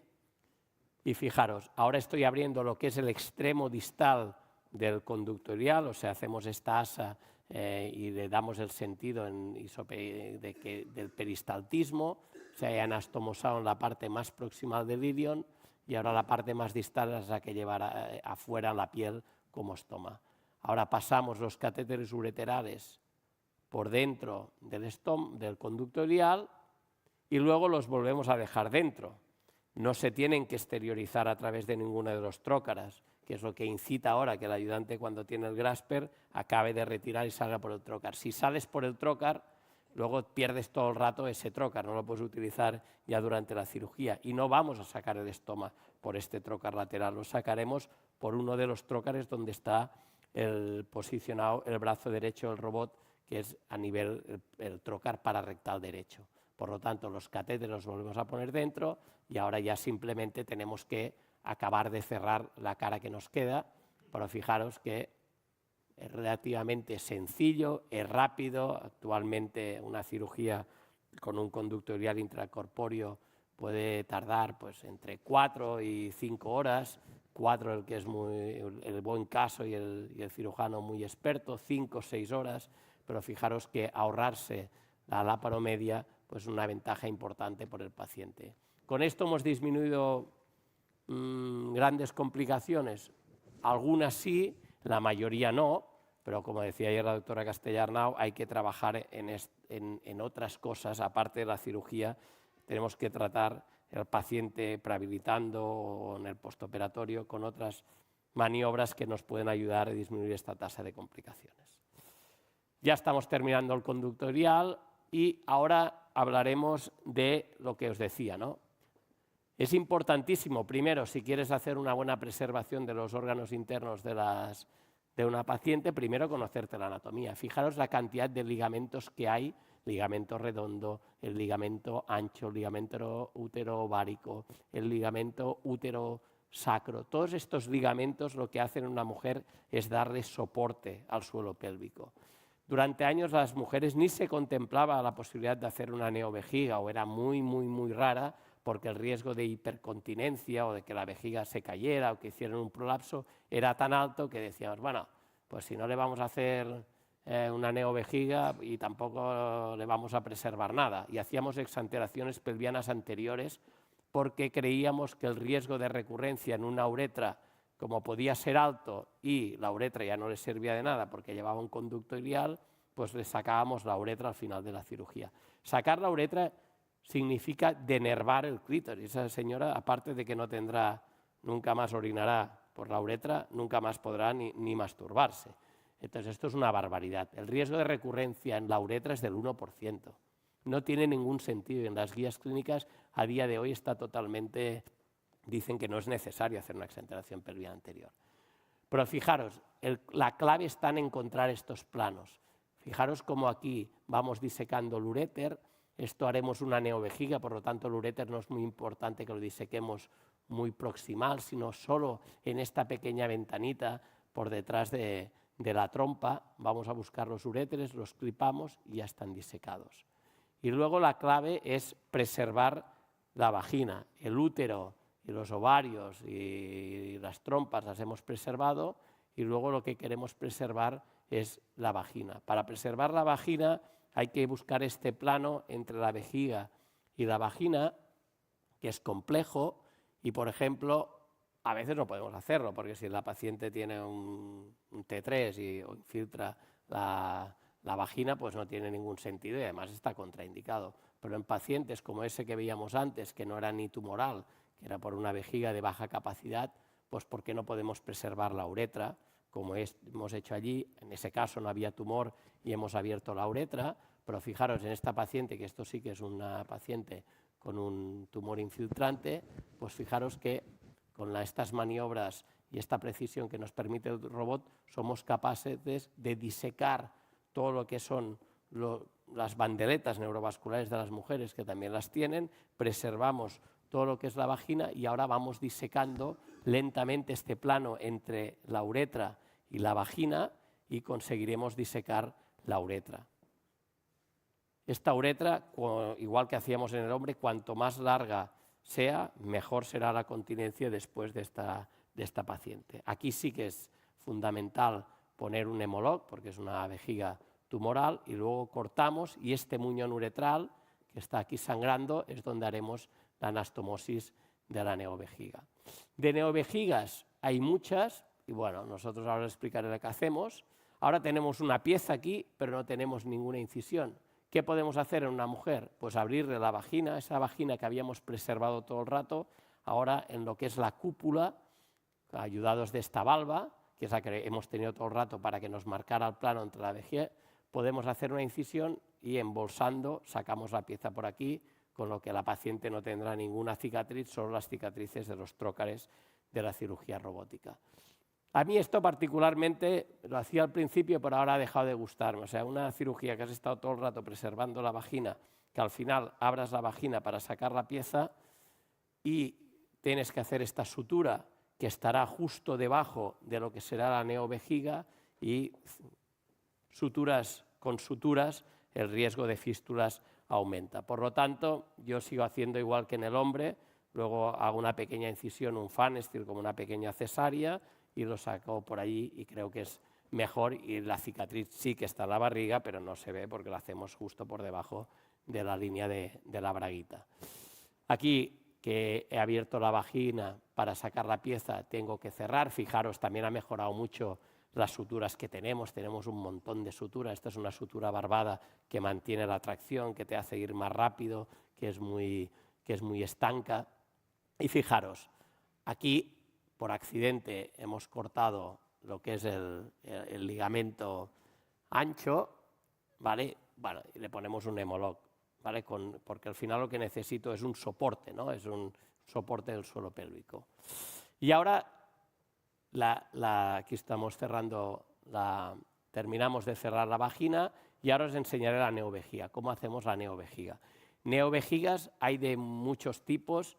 Las clásicas de cirugía abierta eran neovejigas que los cirujanos las hicieron a conciencia, hicieron estudios urodinámicos mirando las presiones intravesicales, porque al final una neovejiga lo que necesita es que sea continente, que sea un reservorio funcional y que a bajas presiones, que mantenga a bajas presiones y tengas escapes.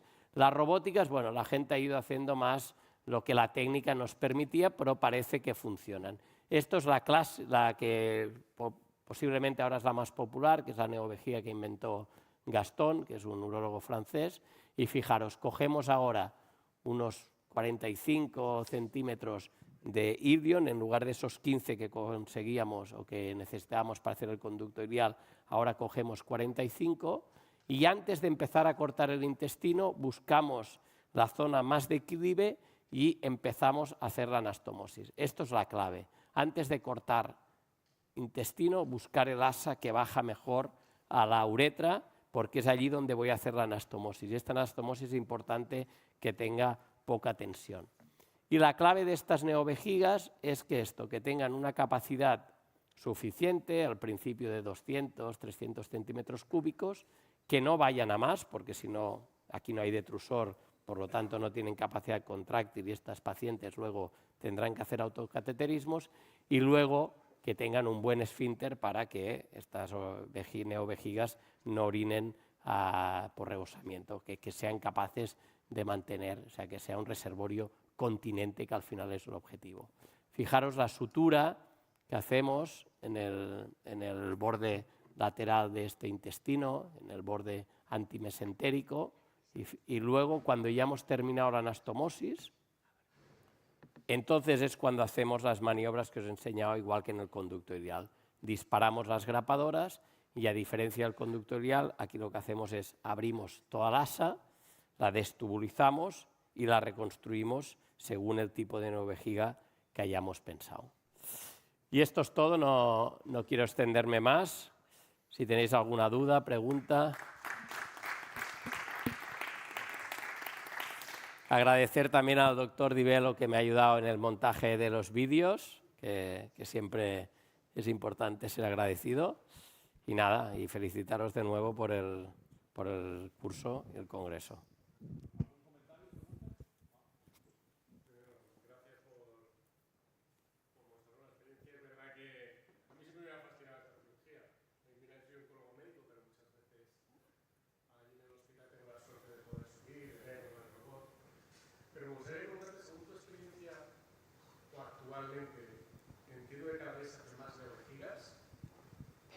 ¿Qué aspectos deberíamos de tener en cuenta o cuándo tú, en tu caso, piensas que no debemos ir por el camino de la neovejiga? ¿O a qué pacientes no les vas a ofrecer? Y si se lo vas a ofrecer, si realmente se lo ofreces de entrada a todos. Es decir, ¿para ti es un estándar hacer la neovejiga y algunos no? No, como decía antes el doctor Marato, hay que personalizar el tratamiento.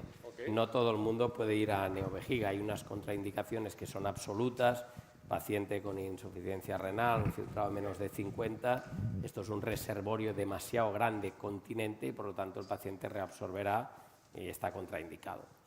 Paciente con enfermedad inflamatoria intestinal, ¿no? Pues con un Crohn, no le puedo sacrificar 50 centímetros de ilion en un paciente que sé que en el futuro va a necesitar cirugías. Pacientes que tengan ya un deterioro cognitivo. Si estos pacientes luego no saben esta neovejiga que acabamos de hacer, luego hay que aprender a hacerla funcionar.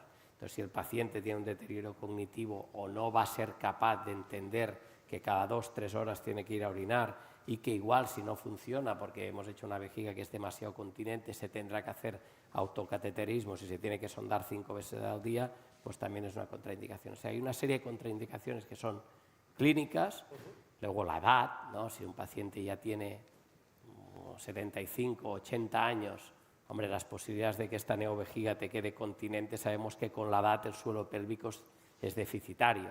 Entonces, igual que no hacemos prostatectomía radical en un paciente de 80 años por riesgo a que sea incontinente, pues lo mismo en esto. Entonces, hay una serie de criterios clínicos estrictos y luego el paciente tiene que entender, y algunos cumplen todos los criterios, pero no quieren, porque no quieren asumir este riesgo de incontinencia, porque si esta neovejiga no queda bien, pues se le va a escapar el pipí al paciente, o de hipercontinencia.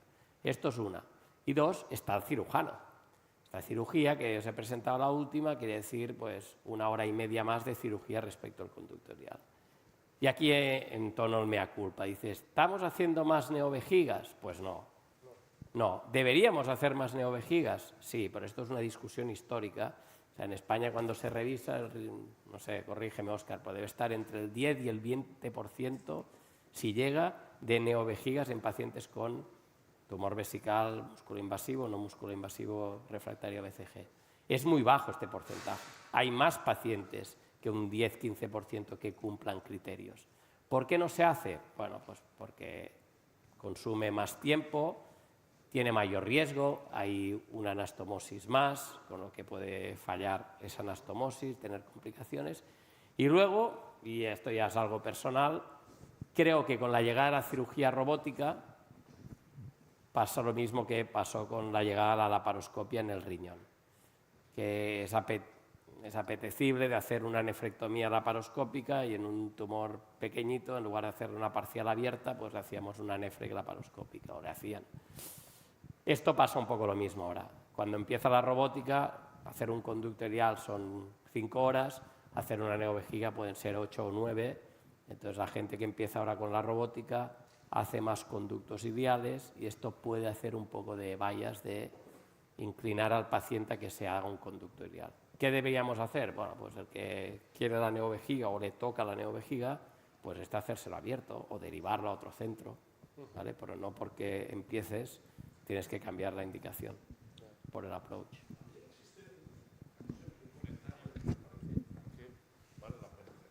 Es decir, los pacientes después de plantearles este tratamiento muchas veces necesitan tratamientos adyuvantes y no solo hablo de quimio o de inmuno, hablo también de radioterapia. Entonces, este hecho puede condicionar el hecho de indicar neovejiga.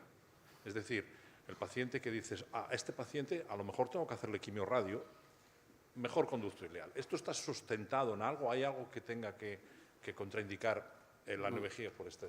No, porque son pocos los pacientes, y luego algún PT3 que luego se tenga que hacer radioterapia del lecho quirúrgico. Quimioterapia, sí, pero no hay ninguna contraindicación. Puede ser que mientras haga la quimio, pues el paciente le aumente algo la incontinencia, pero en principio no tendría que haber. Una cosa también, otra contraindicación es que el paciente tenga tumor en la uretra, donde tienes que hacer la anastomosis, ¿no? Esto lo miramos, hacemos una biopsia en la RTU, siempre de la uretra prostática, si esta es positiva, no lo contraindica, pero sí que te obliga a hacer un margen perioperatorio de este rodete de uretra, ¿no? De este margen uretral stam. Esto sería otra contraindicación. Hay una cosa que también, hablando allí en el clínico con Isabel, con la gente de allí, tuvieron una experiencia también de los estudios de inmunoneoadyuvante sobre que a veces percibían que había cambios en los tejidos a la hora de hacer la cistectomía posterior. Porque hemos trabajado en estudios de neoadyuvancia con quimio, inmuno sola. ¿Vosotros habéis tenido alguna percepción sobre esto o nada? No, y en este sentido, de los pacientes que Neki entró en el Peruán y tiene una análisis de complicaciones muy bien hecho, publicado en Neuropathology, realmente no encontraron nada. Bueno, pues ya sabéis un poquito más lo que hacemos. Gracias. Bueno, pues muchas gracias. Aún está la sala bastante llena para las horas que es y viernes. Muchísimas gracias a todos. Yo me lo he pasado muy bien. Si os lo habéis pasado la mitad de bien que yo creo que ya ha valido la pena. Y bueno, nada más que agradecer a todos los que hacen posible esto, que es que son muchos y que algunos veo por aquí. Muchísimas gracias y os emplazo al año que viene, si Dios quiere. No, nada más. Simplemente daros las gracias. Como este curso es un curso para solucionar o para intentar rellenar huecos que no tenemos solucionados, este año, pues bueno, hemos rellenado algunos, el tumor no músculo invasivo, en el esquema Niagara, por lo tanto, el año que viene, pues iremos rellenando otros. Muchísimas gracias a todos.